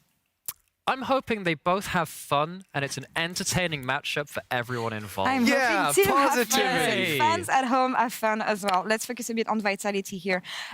Huge improvements when you think of the team last year. They came in with the super team memes, didn't come out so well for them. Bo was a big question mark because we knew how successful the player was in solo queue mostly, but he had this reputation of solo queue jungler in the playstyle that he has. But Vitality has been one of the strongest teams so far. Because if we're going to talk about, you know, the whole from then to now kind of narrative for XL has kind of trended down, holy heck, you know, Vitality in a potential top 2 position. They haven't done that for a great many years. Talked about that a number of times this weekend. And one of the things for me is, you know, look, we've mentioned the super team thing a lot last year. We're not going to do that again. But one of the big downfallings of the Vitality roster of last year was particularly their jungle support and kind of like connections between those two was basically non-existent. They changed junglers throughout the year, which helped somewhat, but it didn't really recover things for the team. I think Bo and Kaiser, they've really come together in really, really good form. And that is that's good backbone for any roster. I think when you're looking at top tier teams, normally does start with jungle support. And this is what I think when you think of the side of Excel, also maybe what has been missing. We knew what XSA was able to do with Astralis. We knew what did I miss something on stage here? No, there was just a little microphone assistance there from player to player. It's like, hey, how can I freak you out? I'm going to look at the screen and just see if you react. Well, I did. Got baited here. But yeah, maybe that's what's been missing on the side of Excel. Not seeing the synergy that I was hoping to see between Targamas and Xerxes.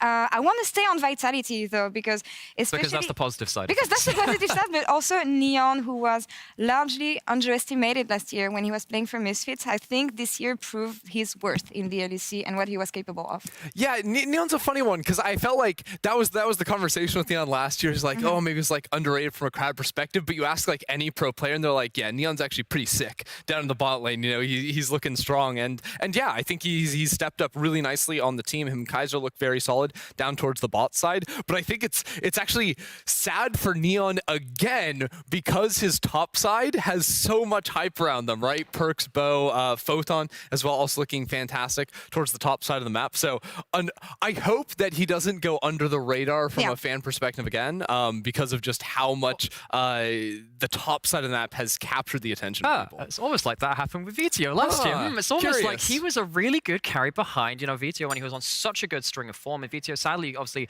hasn't really been able to replicate that here, but it does mean that someone like Neon can kind of step out onto their own a little bit more. And of course, you know, as you were saying, pro players, analysts, we all rated him very highly. But on like a fan perspective now, this is now like over a year's worth of actually very consistent performances outside of just a Jinx of Aphelios meta. Neon has consistently put up good numbers. Small information for the viewers at home. No one heard that, Ender. It's fine.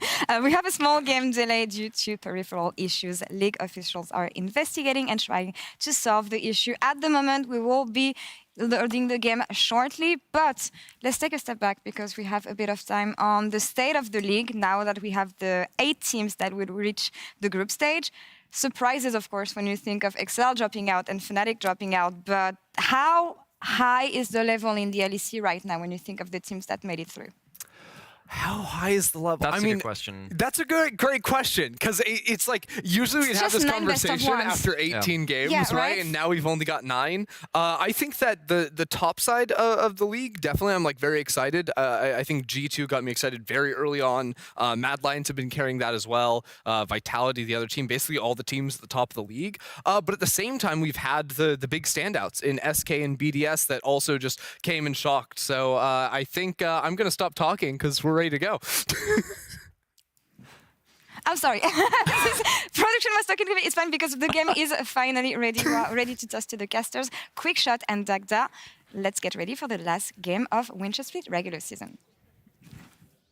Thank you so much, Law. Welcome back to the caster desk for the last regularly scheduled game of the winter season. Team Vitality looking to lock in that #1 seed with a win. If they do that, Mad Lions take second, SK drop to third.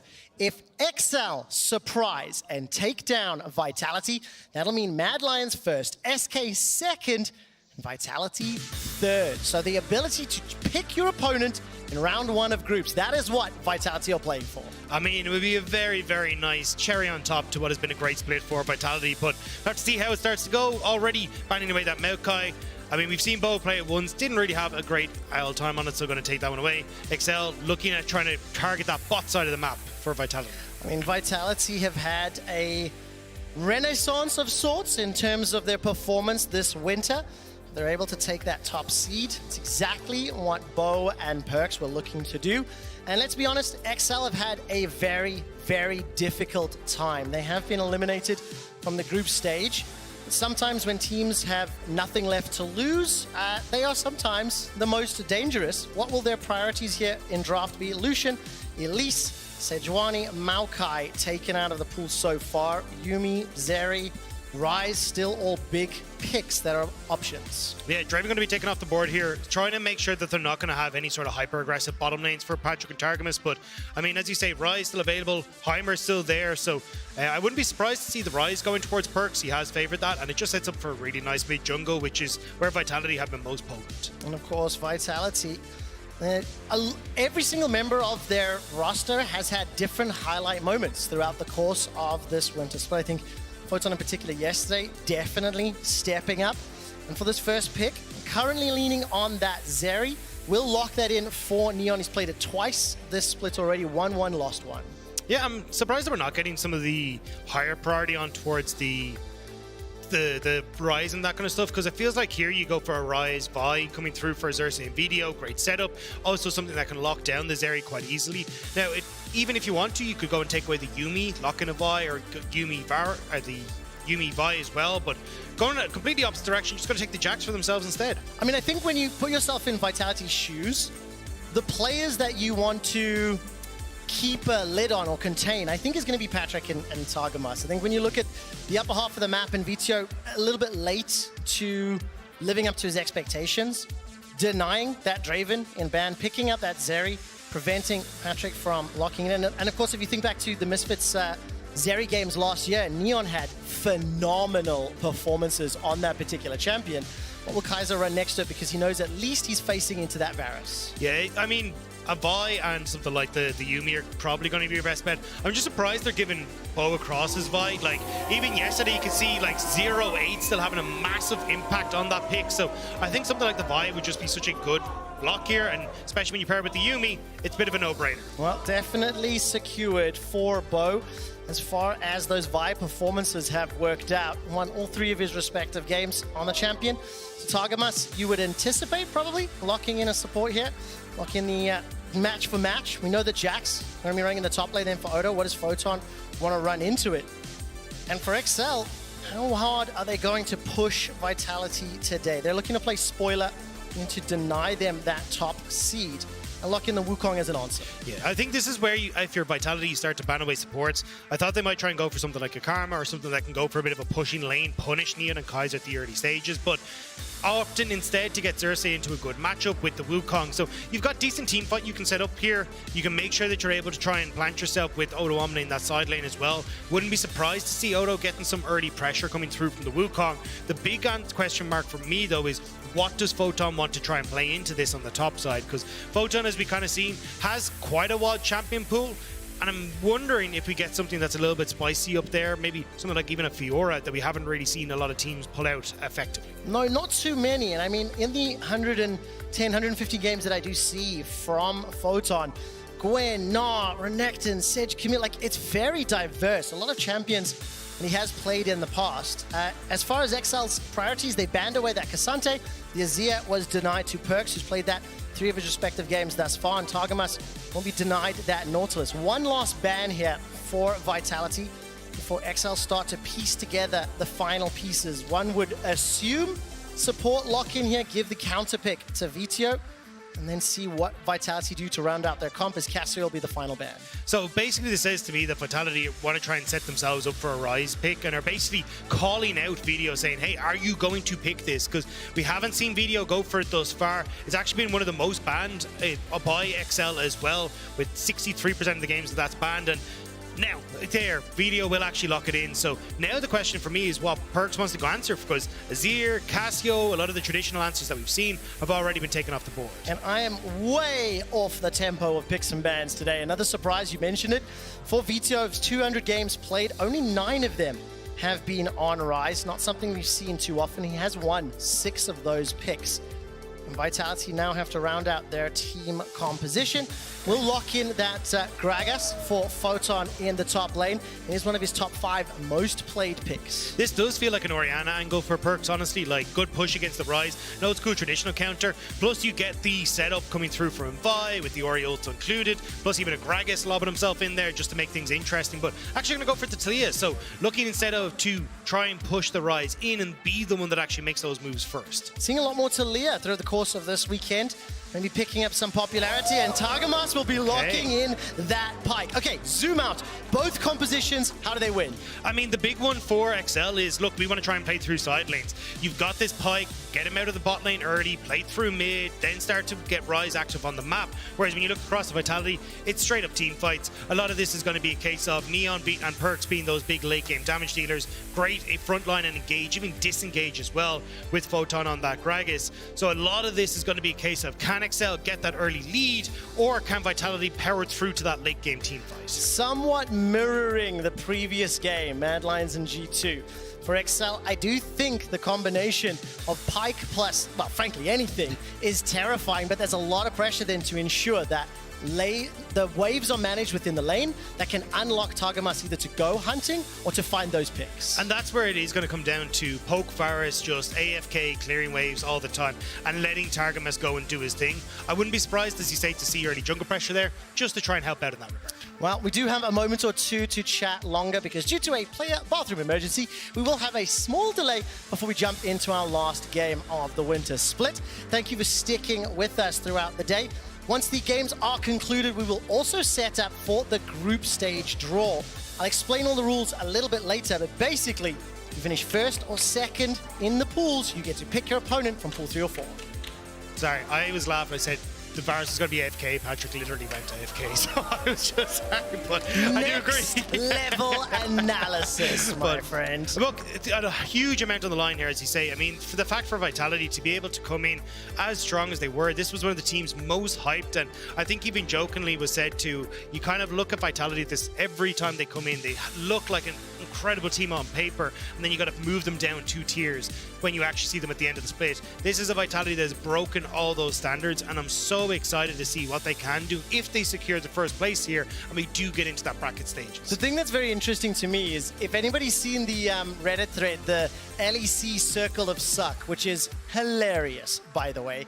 So many of our top tier teams have conceded games in either surprising or shocking manners. We've seen the middle of the table teams really stepping up. I think BDS, Astralis, SK surprising. I think SK in particular, the standout star here in Winter.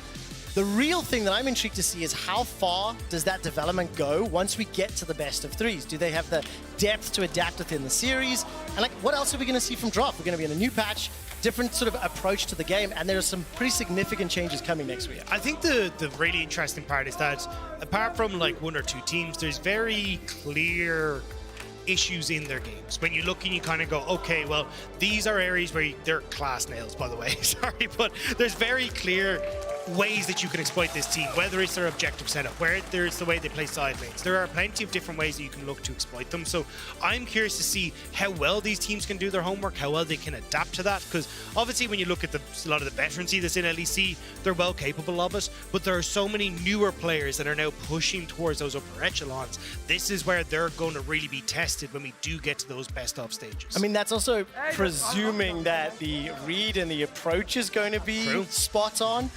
If you are just joining us, we do have a brief pause as we had a player just stepping off stage to run to the loo. We'll get into game in a moment, but I think, Dagda, I do want to highlight and praise that, like, during the week 1 to week 2 transition, we were looking at the likes of SK and BDS, looking at how they approached some of the early game, looking at how they were anti-stratting, as you might say in different games, their opponents.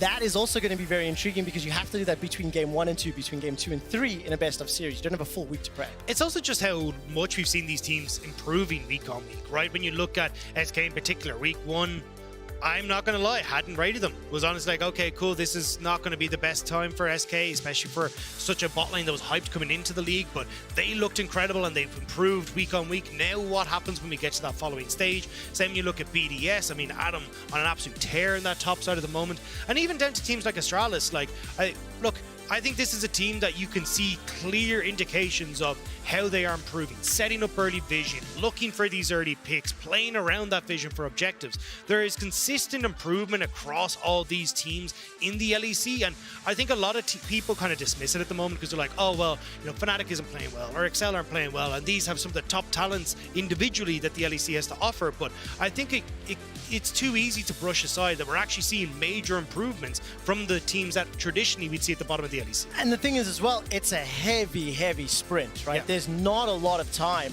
So if you are just joining us, the players are all on stage. They are quickly rerunning the picks and bans.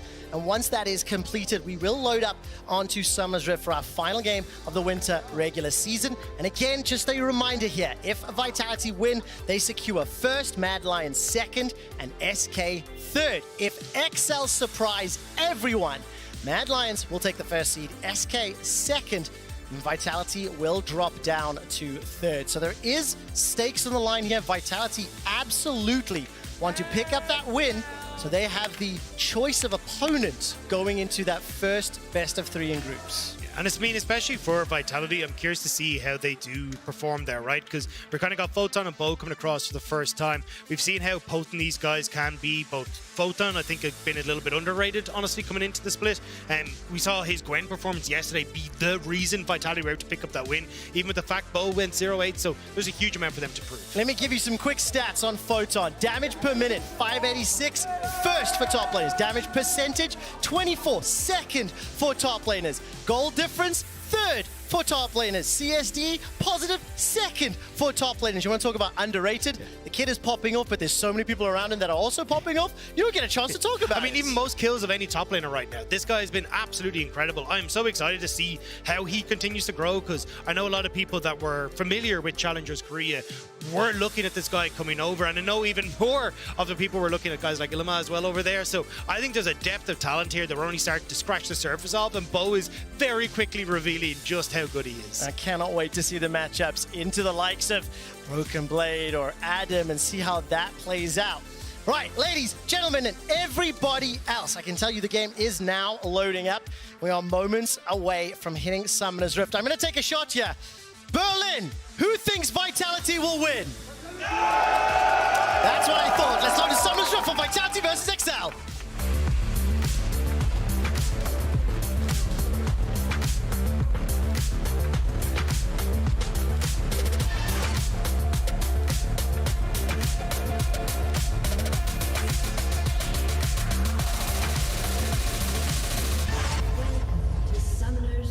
Welcome to Summoner's Rift. Dagda, I'm going to ask you just to quickly give a refresher on how you anticipate these drafts to play out and who you want to see making the first moves in the lane phase. So I think a huge amount of this for XL is a case of, can we get the ball rolling early? Because your team fighting is just comparatively so much weaker to Vitality. You want to be trying to play through 1-3-1, and Targamas will be spotted as he's trying to get that vision down so they have a better idea of what Bo's up to. Because you want to play around boss, get Xerxes involved, unlock Targamas, and then start becoming a menace on the map with this jungle support duo. That means the vision and also the timing on when to push and move from those lanes will be very important. Neon, as well as Kaiser, have been able to have a huge impact this winter. And they've got the duo that can definitely take over the game. I'm also intrigued to see how Perkz decides to play this Taliyah in the mid lane. We were kind of anticipating or expecting potentially an Orianna if they're playing for team fights. Instead, another Taliyah pick. He's got himself the spell book, so we'll be able to swap that out for TP as well as use that Weaver's Wall. Maybe try to match either the Realm Warp or try to push one of these side lanes ahead. Yeah, I think that's exactly where you kind of need to... It's almost like you scratch my back, I'll scratch yours, right? Get Targamas into play, then Video can start to kind of answer back by playing around Patrick. Now, I did think it would be the poke virus on this bottom side, but Patrick actually opting in for the on-hit version here again, so won't be able to clear the waves as easily, but makes you more effective here. Well, that Bone Skewer, as well as the Hell of Blades trade onto Neon is gigantic. Potions being burned through as both Patrick and Neon chunked out. And Targamas stepping forward again and again and again, looking for those opportunities. And the fact as well that you got the longsword 3-pot for Patrick means he just gets to out-sustain Neon in these scenarios as well. Now, obviously, having the Yuumi will help out as she'll be able to proc you back up, but just in these initial few levels, will give Patrick that push as Odo, having push on topside as well, will Xerxes start to look for these invades, look to try and get into the face of Bo because he's got both these pushing side lanes. I mean, I do think some pressure there on this Wukong. Try to unlock the lanes that you have. Xerxes waiting for the cooldowns. W 10 seconds away.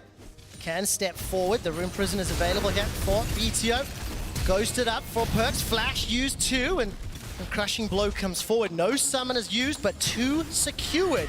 And all of a sudden here comes Bo looking for those denting blows. Decoy has been used. Crushing out as well. Down below, 200, flashed away. Support coming from Targamas. Dashing, flashing, getting the kill. I mean, that was just overstepping from Bo massively there. You know that Perkz can help you out. He's not able to have the health bar, the mana bar to do anything.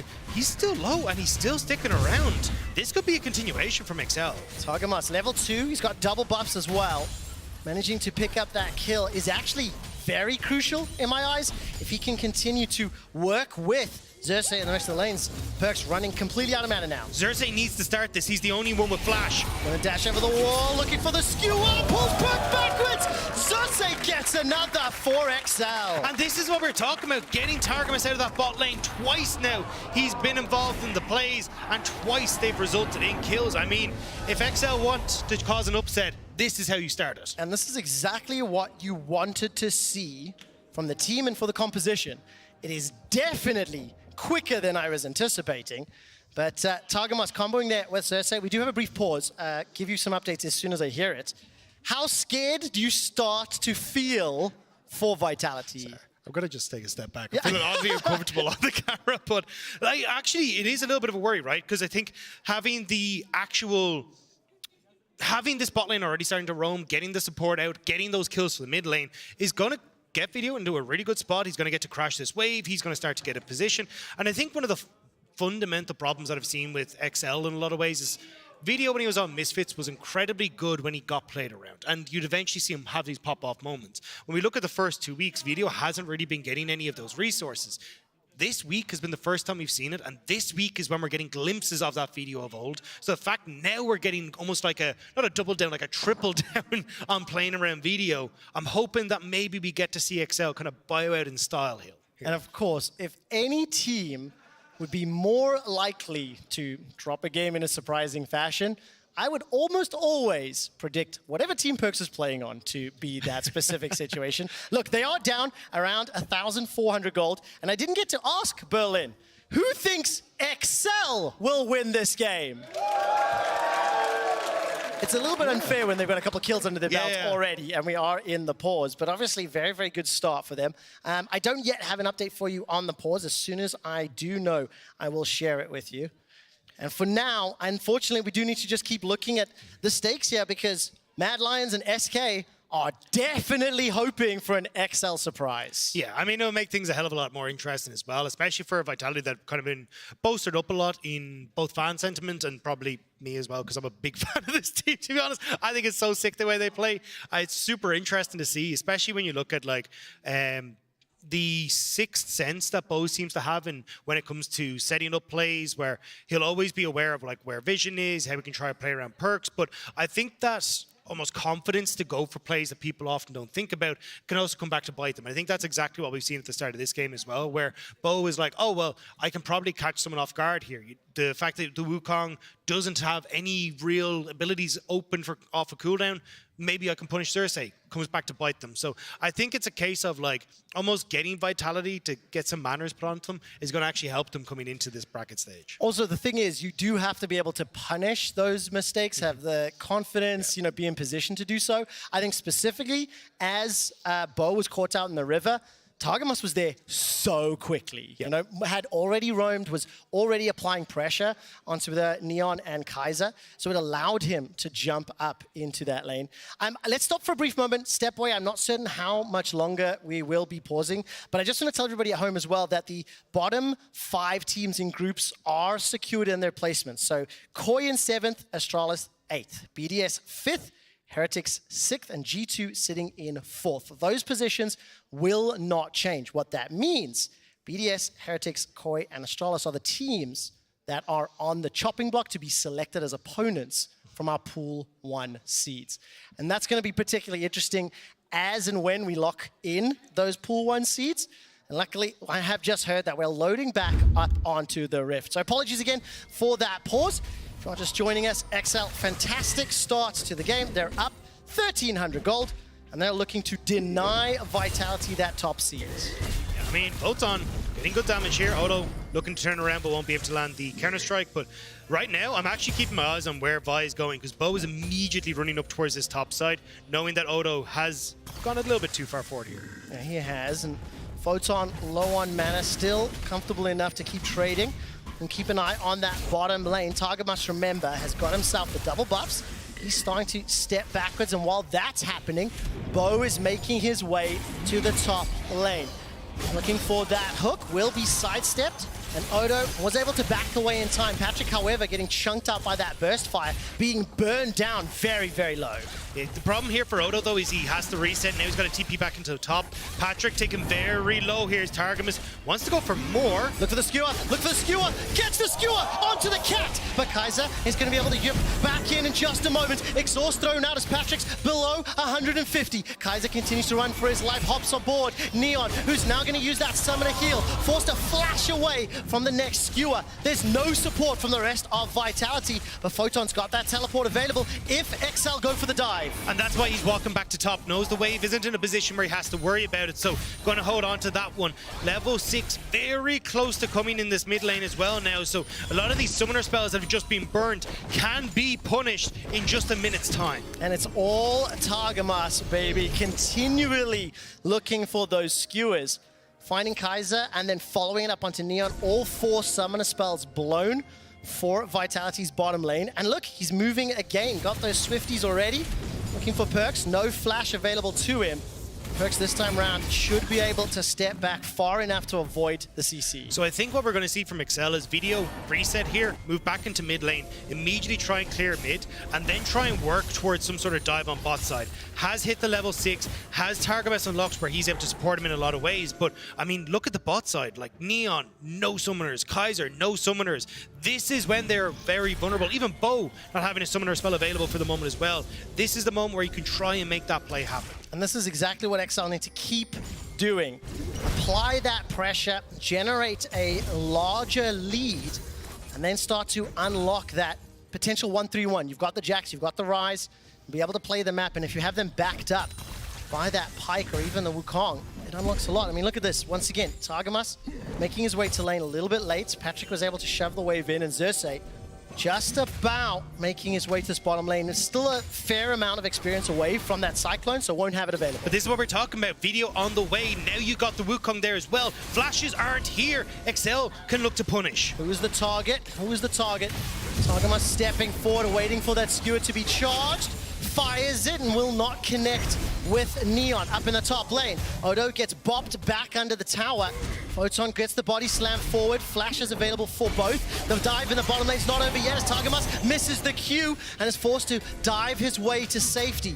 The minions are starting to be cleared out underneath the tower, and XL cannot find themselves another kill. Do they stick around longer as once again the skewer goes wide? Perkz is trying to answer. He's trying to look for the cross map though. Massive wave loss for Vitality's bot side and a plate. They need to get something back on that top side, but Odo has reset. Photon should just be able to get a tower and a bit of that CS back in his own favor. Pick up that plate, close that gold difference. Marginally ahead, I think, because of that plate. The Dragon will be secured by XL, however. So despite the kills not being picked up, they get themselves the neutral objective. Targamas, Q, sidestepped once again. Neon and Yuumi doing work to avoid those, and the Dragon is now finally picked up. So XL, still ahead in gold. They've got that neutral objective. But Targamas not being able to find those bone skewers means they don't get more kills. Perkz has push in mid as well, so Bo is trying to see if he can set up for this Rift Herald on the opposite side, but I don't really know if they can do this, especially as Odo has shove in top, so need to be very quick off the mark, but Xerxes has gone back down towards his bot side, so looks like it will be a trade on opposite sides, and this is kind of where Vitality have set a lot of their pacing, is getting these early Rift Heralds and then trying to use them in towards the top side for Photon, or trying to unlock Perkz in the mid lane, and I think in this scenario with Photon being on a, I mean, he's going AP Gragas, but still kind of your front line, I think trying to unlock Perkz is going to be the better call. Yeah, and of course, for Photon is going to be integral to buying time once the XL members start to collapse in the skirmishes. I think Jax, Wukong, Ryze, even the Pike, they really do want to kind of death ball into you. We're a while away from that. 9 minutes in, and the tower being chunked away as Patrick. He took a lot of damage once Targamas backed a few moments ago. Right now, Targamas is setting up wards inside Vitality's jungle, stepping to chase down Perkz once more. Fires out the Bone Skewer, and once again, it is easily sidestepped. So not being able to find those hooks, but the pressure that's being applied keeps Vitality on the defensive, keeps them on the back foot. Just get the ghosts, which is pretty nice as well, making sure that Perkz can't roam towards those side lanes as quickly as you'd like. But I think, I mean, Perkz has been struggling at times when he gets a lot of pressure towards the mid lane, so I like how he is playing this very safe and not allowing targets kills. Yeah, Neon's going to be able to use that spark, hop over the wall. He's just hit himself level 6. Patrick with a small advantage. Xerxes this time around looking in the top lane. 1-0-1. Photon's got the flash. He's already used the ulti. Now will be the target of Xerxes. Look at the mini-map. VTO's making his way up as well. Flash as well as body slam. How far do they chase? The Realm Warp should deliver. VTO, fire out. EQ, W, and easily secured. Third kill for XL.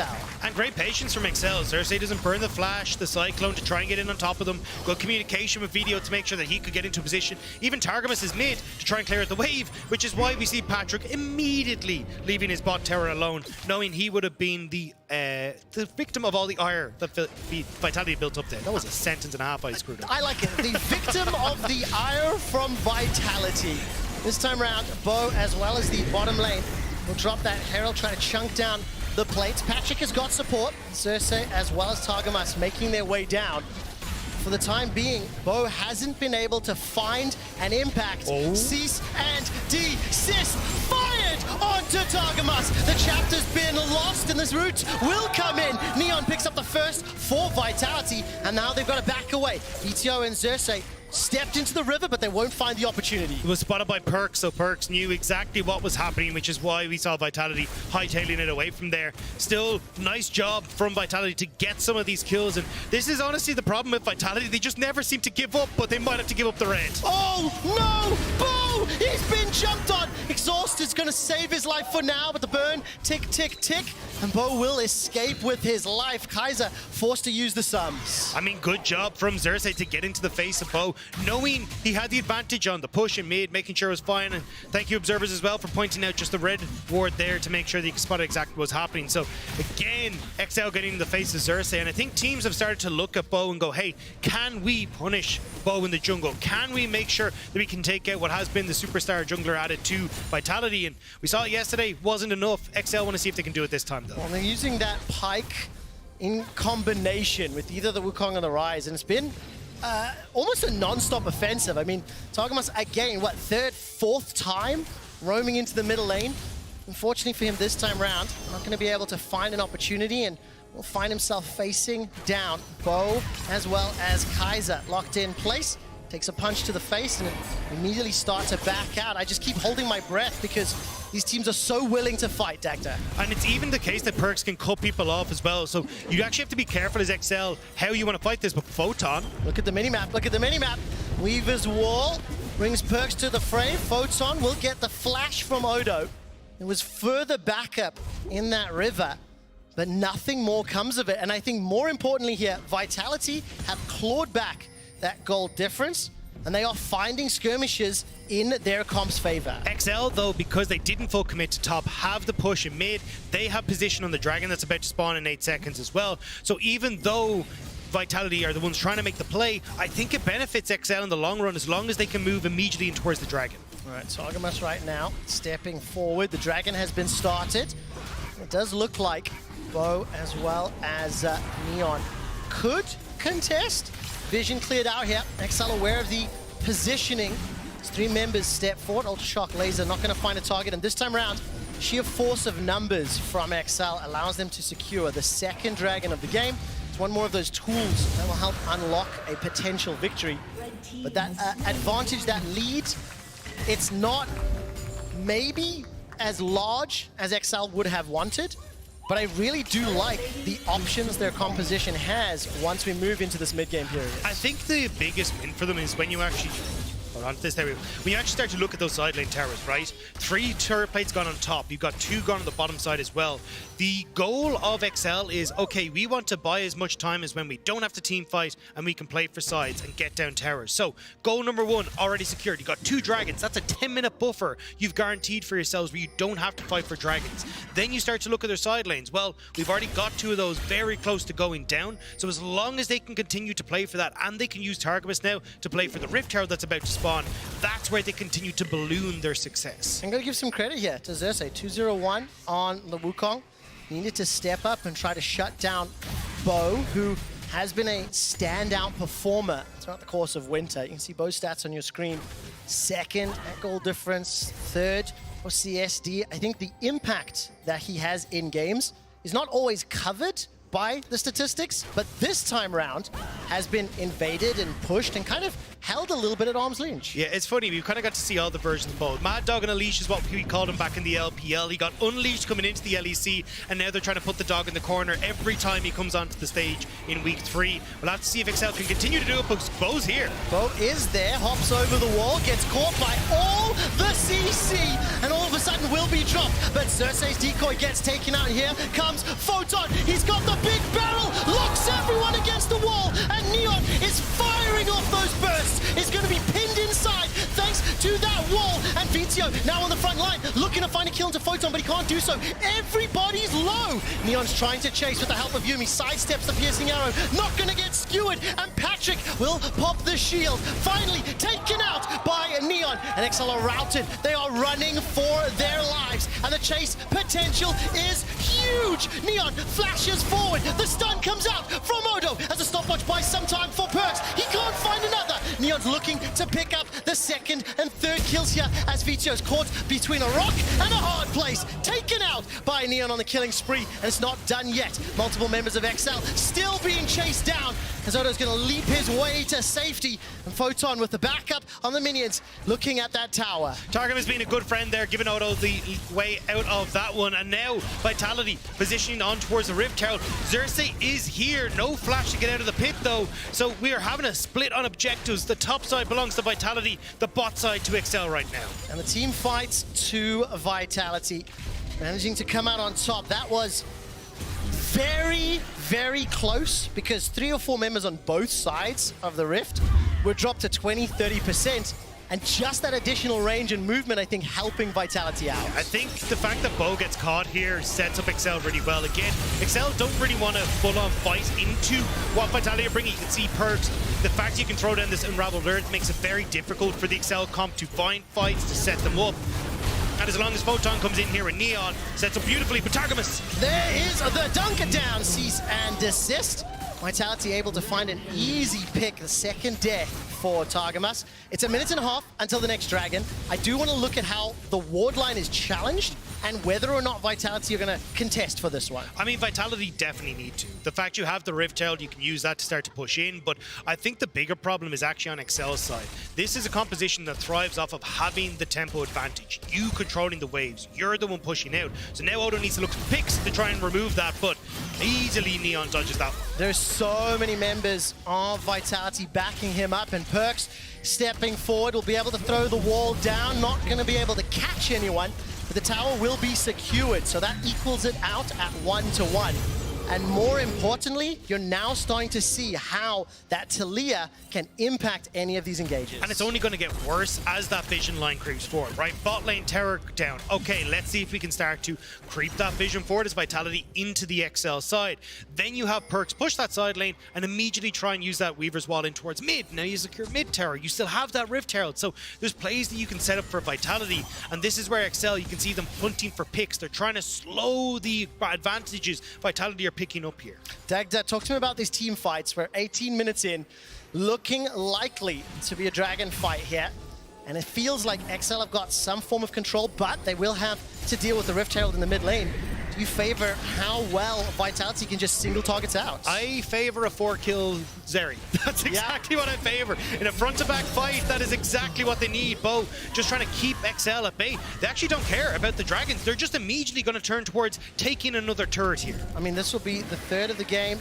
Shelly's going to get charged up and will take out this inner turret.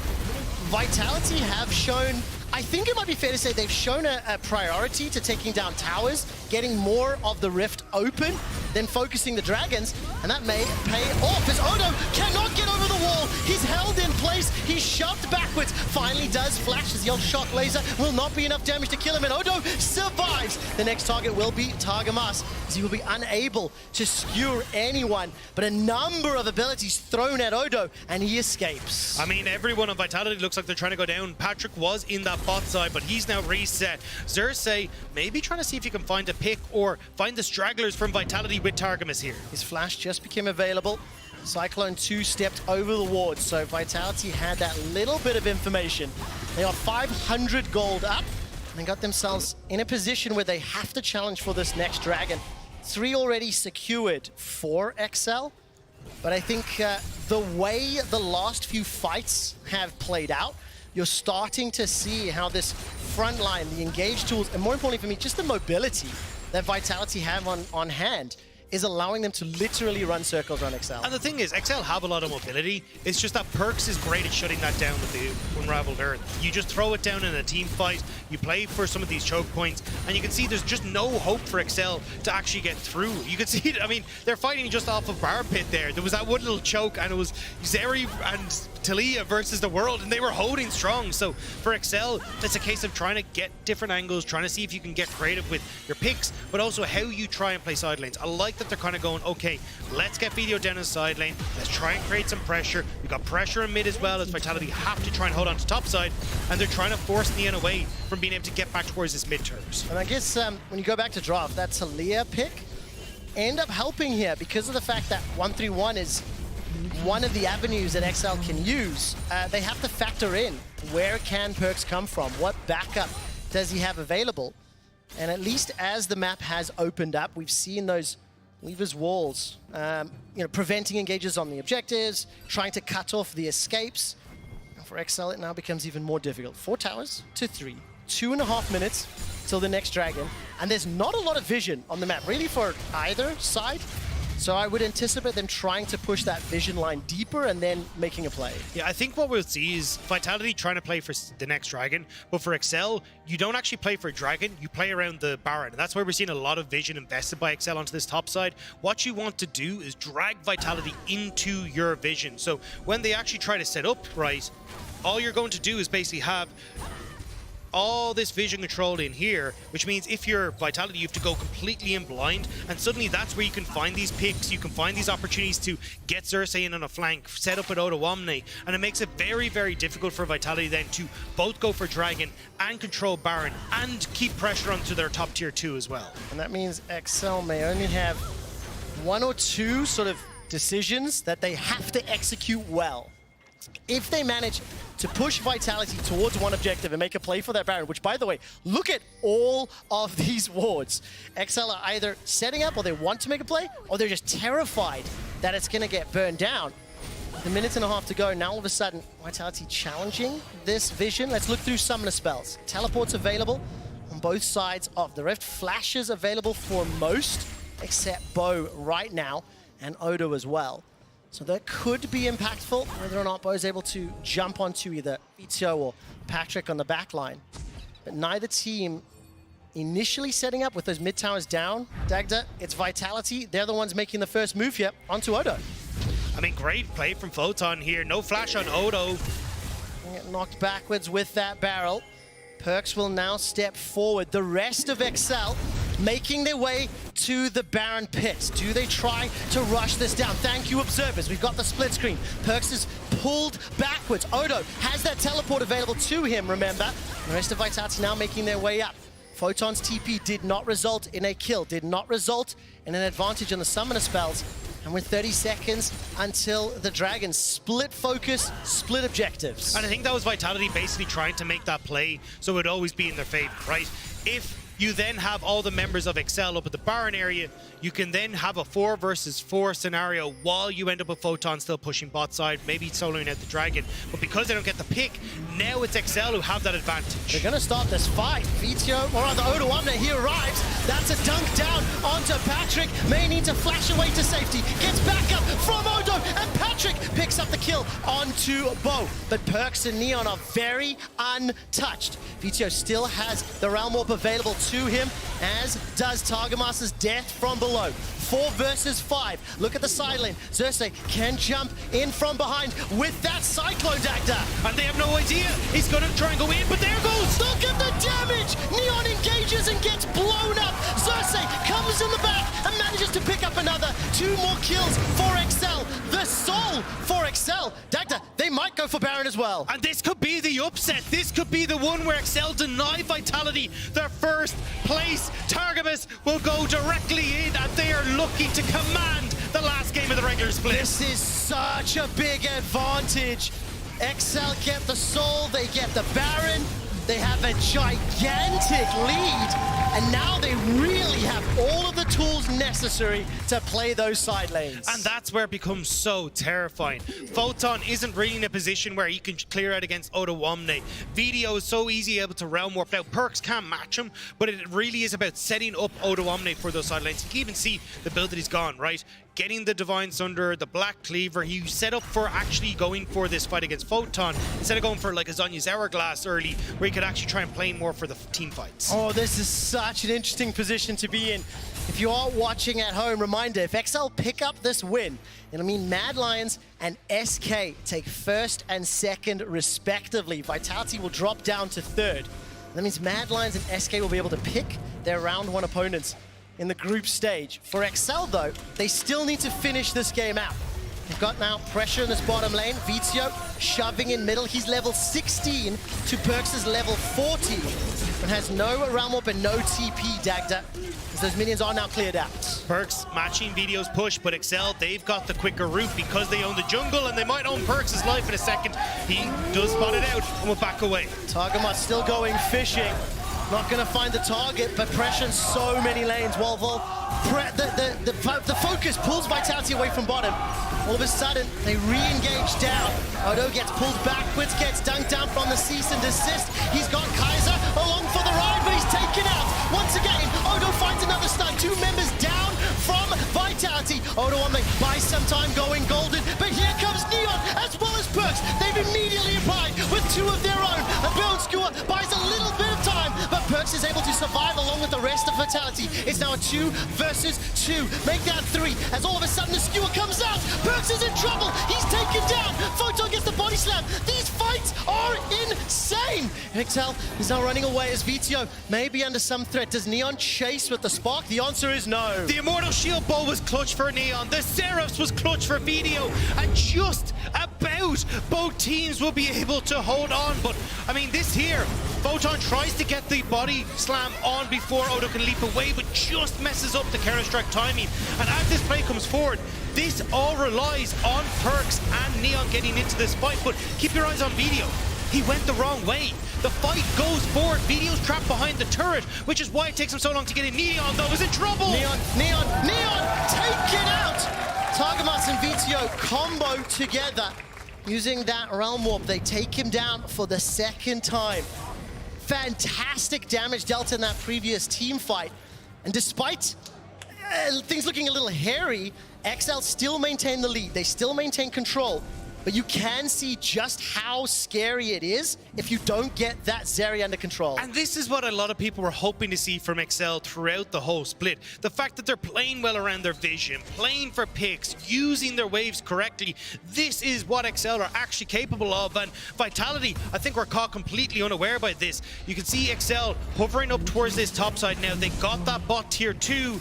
Now it's the top tier 2 that's on the cards. And also establishing vision for that Baron in 2.5 minutes. 2.7k ahead of his opposition. That's Targamas on the pike. 2.5 items completed already. Started great. Mid-game could have landed a few more hooks, but ultimately, him and the rest of XL are now in a position to pull off a gigantic upset. Odoamne will be the target of that cease and desist. Is going to leap away as the teleport is being channeled. VTO has arrived and the rest of Vitality now inside their jungle. What is there to play for?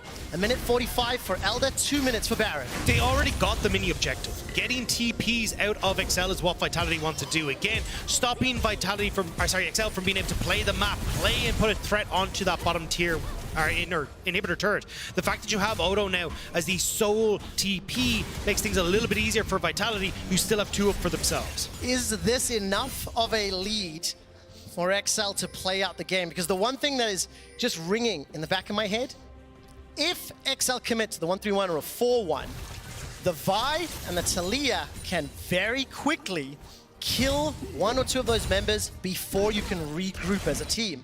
So you've got to be very, very careful with how you move around the rift. Yeah, I think for XL, you have to make sure that you're finding picks that are always in your favor. Because even look at the items that are completed, right? Perks now on 3 items, the Void Staff. Neon has managed to finish that Infinity Edge. The late game carries for Vitality are now online. So for XL, this is the most dangerous part of the game. Yes, you've got an advantage for Patrick, and he's got that GA, he's got his 4 items, but in a straight up fight, you will lose unless you're setting it up favorably. And at the moment, with the vision being cleared out, Vitality pushing back XL, they now need to reset up that vision for the Elder Dragon at 30 seconds. Can I ask observers to take a look at XL's vision for now, starting to push forward that line.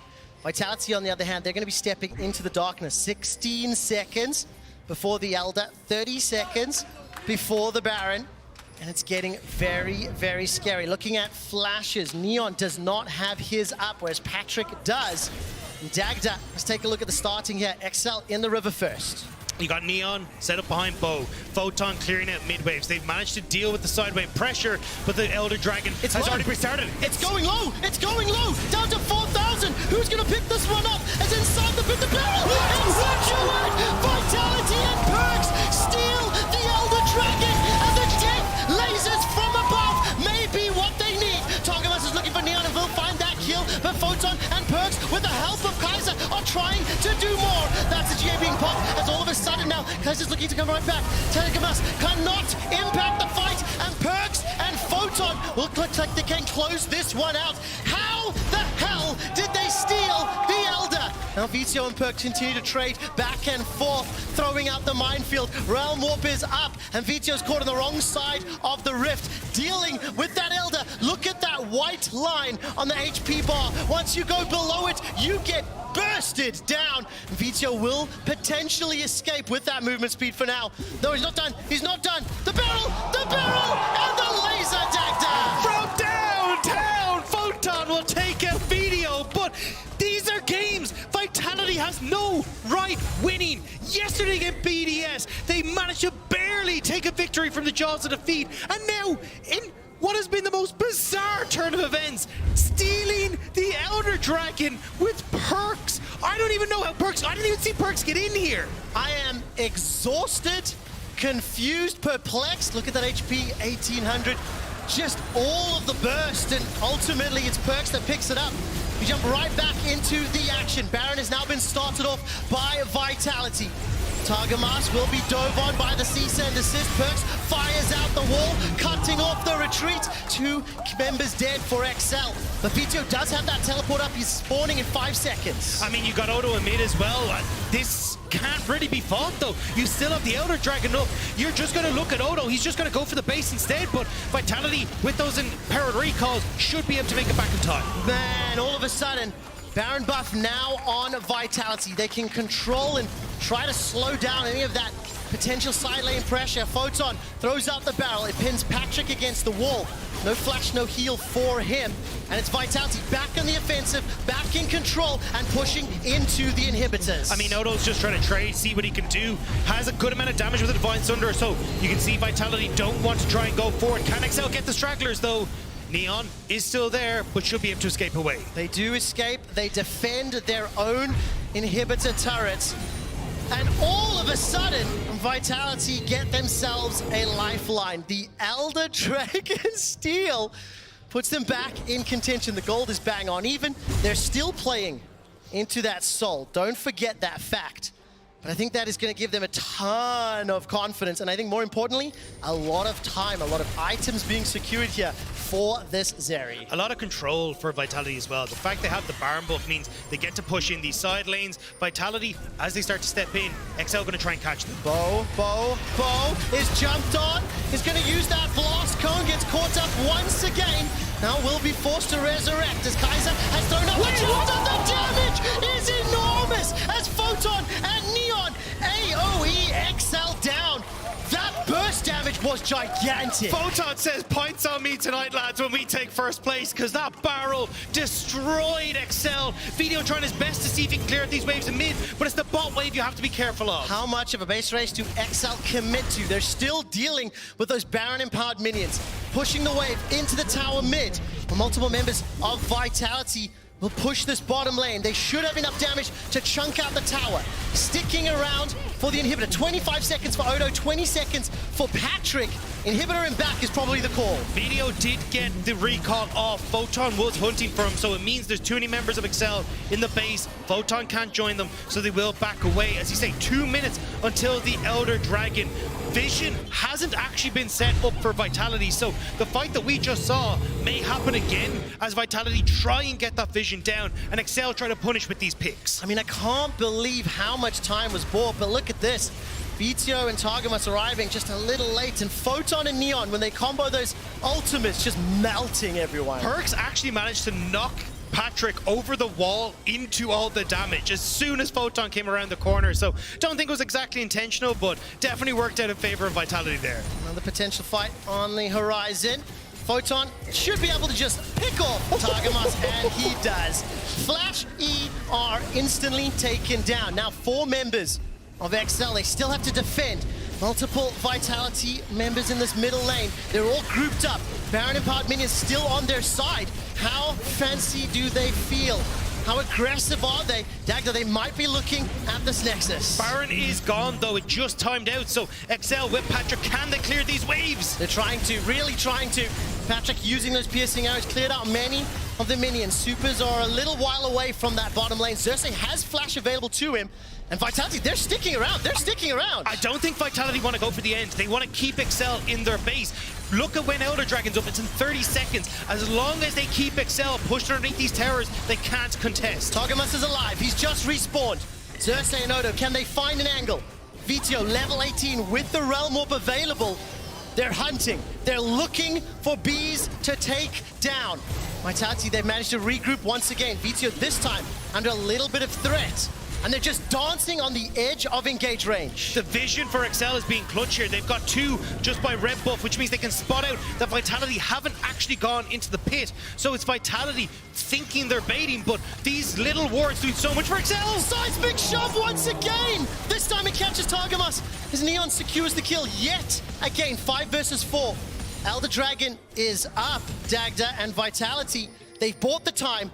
They did not concede any deaths. And now they are looking to set up for the objective. Photon's got the ult. Photon's got the ult. Photon, where is the ult? He's holding on to it for now. Finally throws it backwards into the waiting arms of Bo. Patrick stays alive just a few seconds longer thanks to the shield bomb. And the re-engage from Xerxes. It forces Neon to buy some time in the stopwatch. Flashes away, using the ultimate, stays alive. Neon is now looking to close things out here for Vitality. Looking to shut down Excel. Looking to take the #1 seed. The creeps are in the base. Video, you need to get away or they'll end the game. Realm Warp again. Video is trying his best to be an escape artist, and maybe, just maybe, he can hold on with Targamas, but I mean, there's so little left. Vitality will turn towards the Elder. What is this game? Excel and Vitality trading back and forth. We have a very brief moment, and it does look like Vitality are in a position to finish this one off. I want to highlight some of their positions. The first time in a long time in a place to secure the #1 seed. Elder Dragon picked up once more. Teleports thrown in. It might be too little. It might be too late. What? Video! How? Video! That was insane! Where did that damage come from? All of a sudden, Vito destroys Vitality. What can they do with this? I don't know if they can push far enough in the next 50 seconds. Video, that was the play! 3 members gone with the Elder. Perks and Neon, the 2 carries, don't have that buff anymore. That is huge for Excel, and that could actually define us. Look at the times. Look at the times. 30 seconds for 3 members. Excel turn their attention to the Baron. Photon and Bo starting to clear out some of this vision. And it is not over yet. Excel are trying to deny a Vitality that first seed, trying to do it in the most dramatic and entertaining way possible. And trying to do themselves proud as well. This is an Excel that has been pushed back, has been told that they're not able to stand toe-to-toe with what the LEC has to offer this split, but this game is telling a very different story.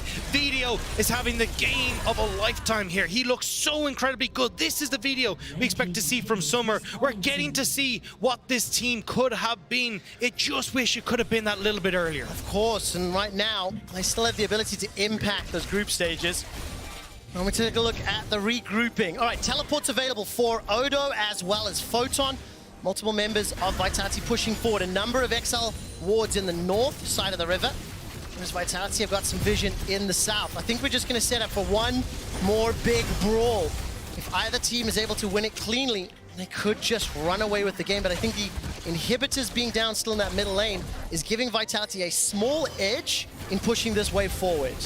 Yeah, they're still just going to try and play this safe, though. XL can't really engage, though, because you still have some members with the Elder buff on Vitality, and even just Photon's AoE damage is very tough to deal with. So XL just trying to buy time now, starting to push out as a 5-man unit, trying to keep Vitality out of their base. Dagda, let's take a look at the potential setup here. XL barreling forward. Chain of Corruption is available there for Patrick. I keep my eyes on him. He still has flash up.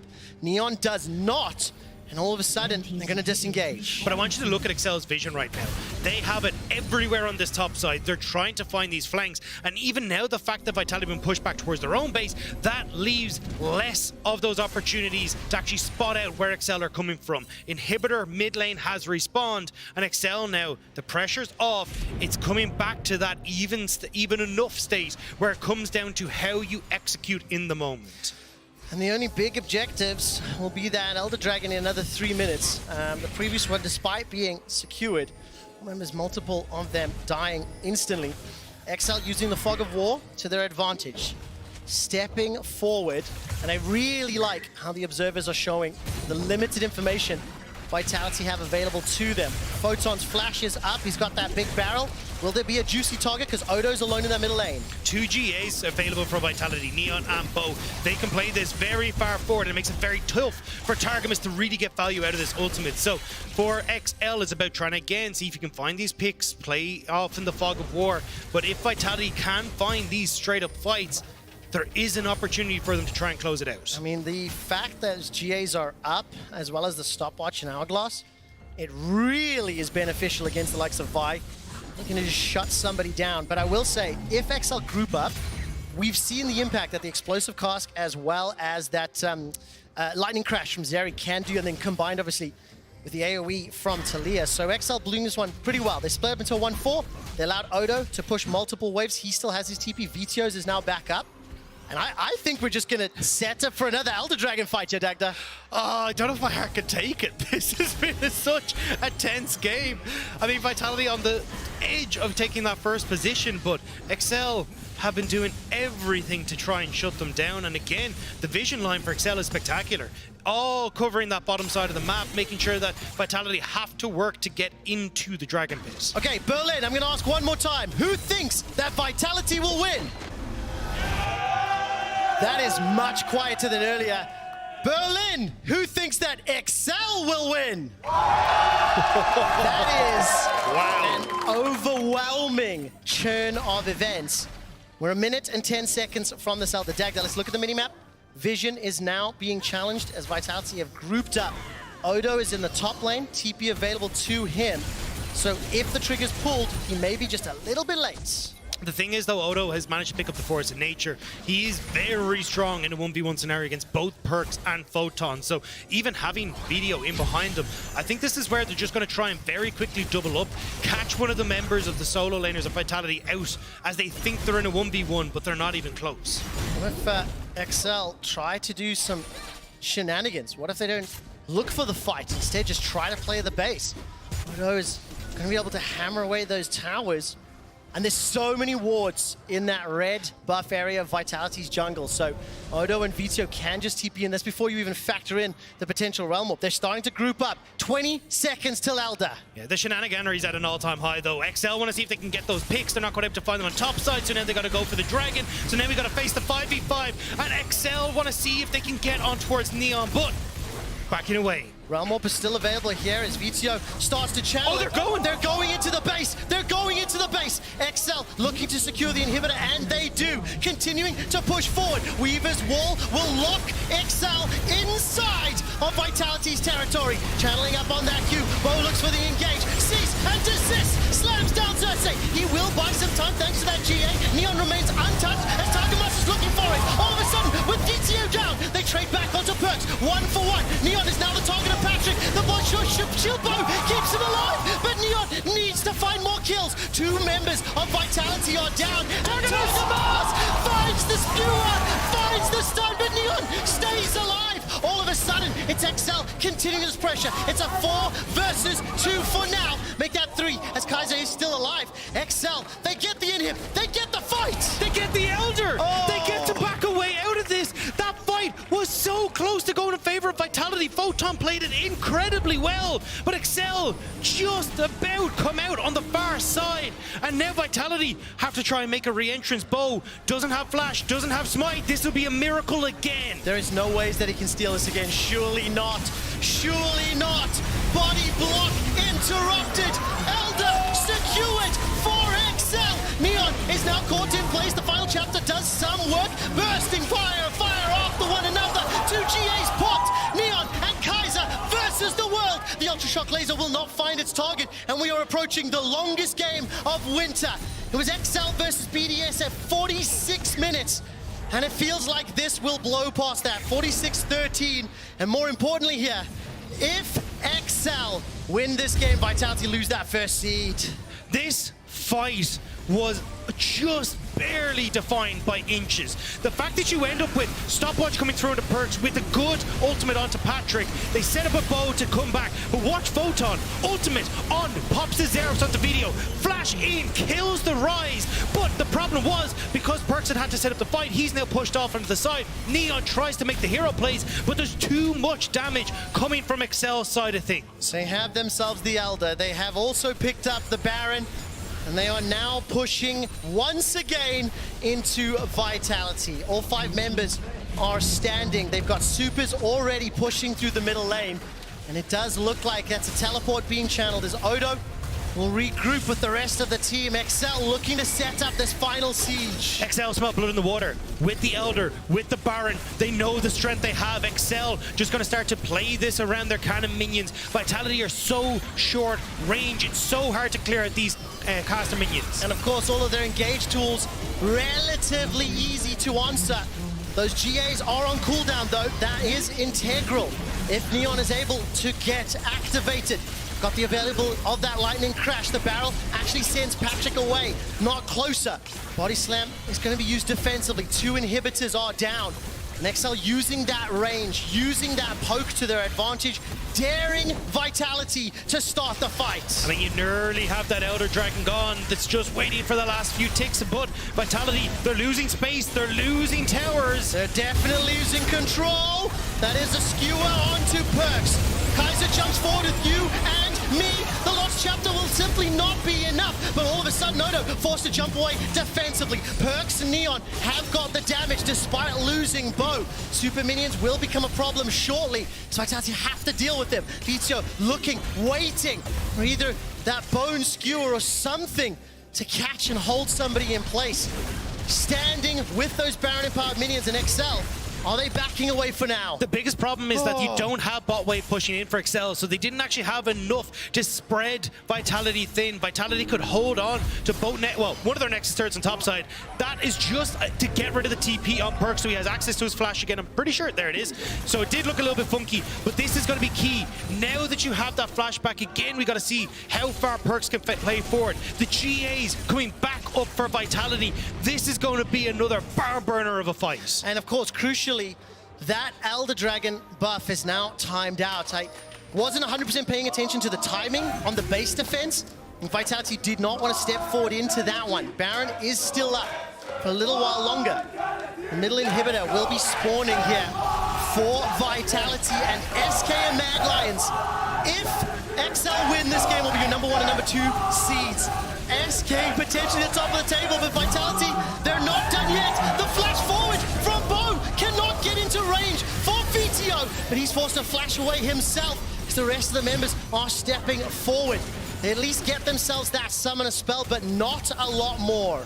Oh, hold me, Trevor. I'm not ready for this. Vitality are just barely holding on. Video almost has a TP up when available. If Vitality are going to find a moment, this is the one before Video can come out, but they have no vision. They have no idea where anyone is, and they also have Neon who has to clear these waves on top side. 10 seconds, 8 seconds for that teleport from Vito. Patrick's flash has just become available. Vito will be guiding those minions in the middle lane. 1 minute 40 until the next Elder. And you know what? Give me another Elder fight. That's what I want from these teams. So does Berlin, apparently, and XL. Looking for picks, looking for that opportunistic kill.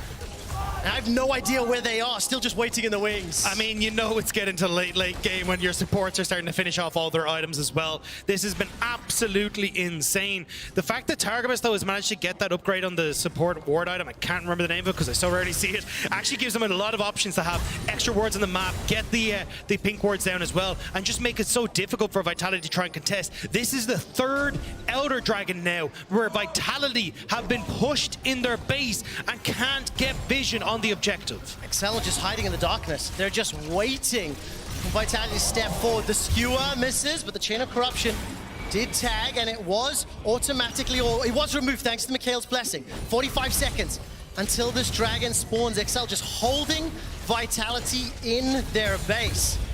And frankly, I think we're gonna have that fight, but can Vitality navigate through the darkness without being picked off? Where is XL setting up for the fight? I mean, that's why Vitality taking the slow. Photon moving forward. He has the stop, or the Stanyas if he needs to, but Vitality just trying to group. They're trying to make sure they can't lose out. Perks clearing bot side because he has the Weaver's Wall to quickly separate these fights. And I'm going to ask the observers to stay on full vision for the next few moments. The surprises are great, but we need to see how this fight starts. XL are trying to look for some creative angles. They've split up multiple times. Targum is south, VTO north, but Vitality may want to pull the trigger. Weaver's wall is down, hopped off. Patrick is the target. Cease and desist forward. Base race may be on the cards here, as all of a sudden VTO is teleported to the top lane. Patrick may be left for dead as Vitality step all the way forward into the face. But XL have got the damage. Cersei has got the time. Neon stays alive. The shield comes up. VTO's inside the base and Neon stays alive. Neon finally gets taken. It's going to be Bo as well as Kaiser trying to interrupt. And thanks to the GA, Neon comes back up. Vito has taken out the inhibitors and the base is still alive. Patrick flashed into Odo's TP. He brought Bo with him. Both TPs were being used in the top wave, but it got denied. Photon matches video. The fight lives on, and the dragon is still here. This is the longest game of the year in Europe. And right now, the Elder Dragon is being stepped forward. VTO is going to continue to apply pressure. The top lane inhibitor is his focus. Cersei's decoy will take a couple of shots there from Neon. But here comes Kaiser. The chapter's available and looking for that CC.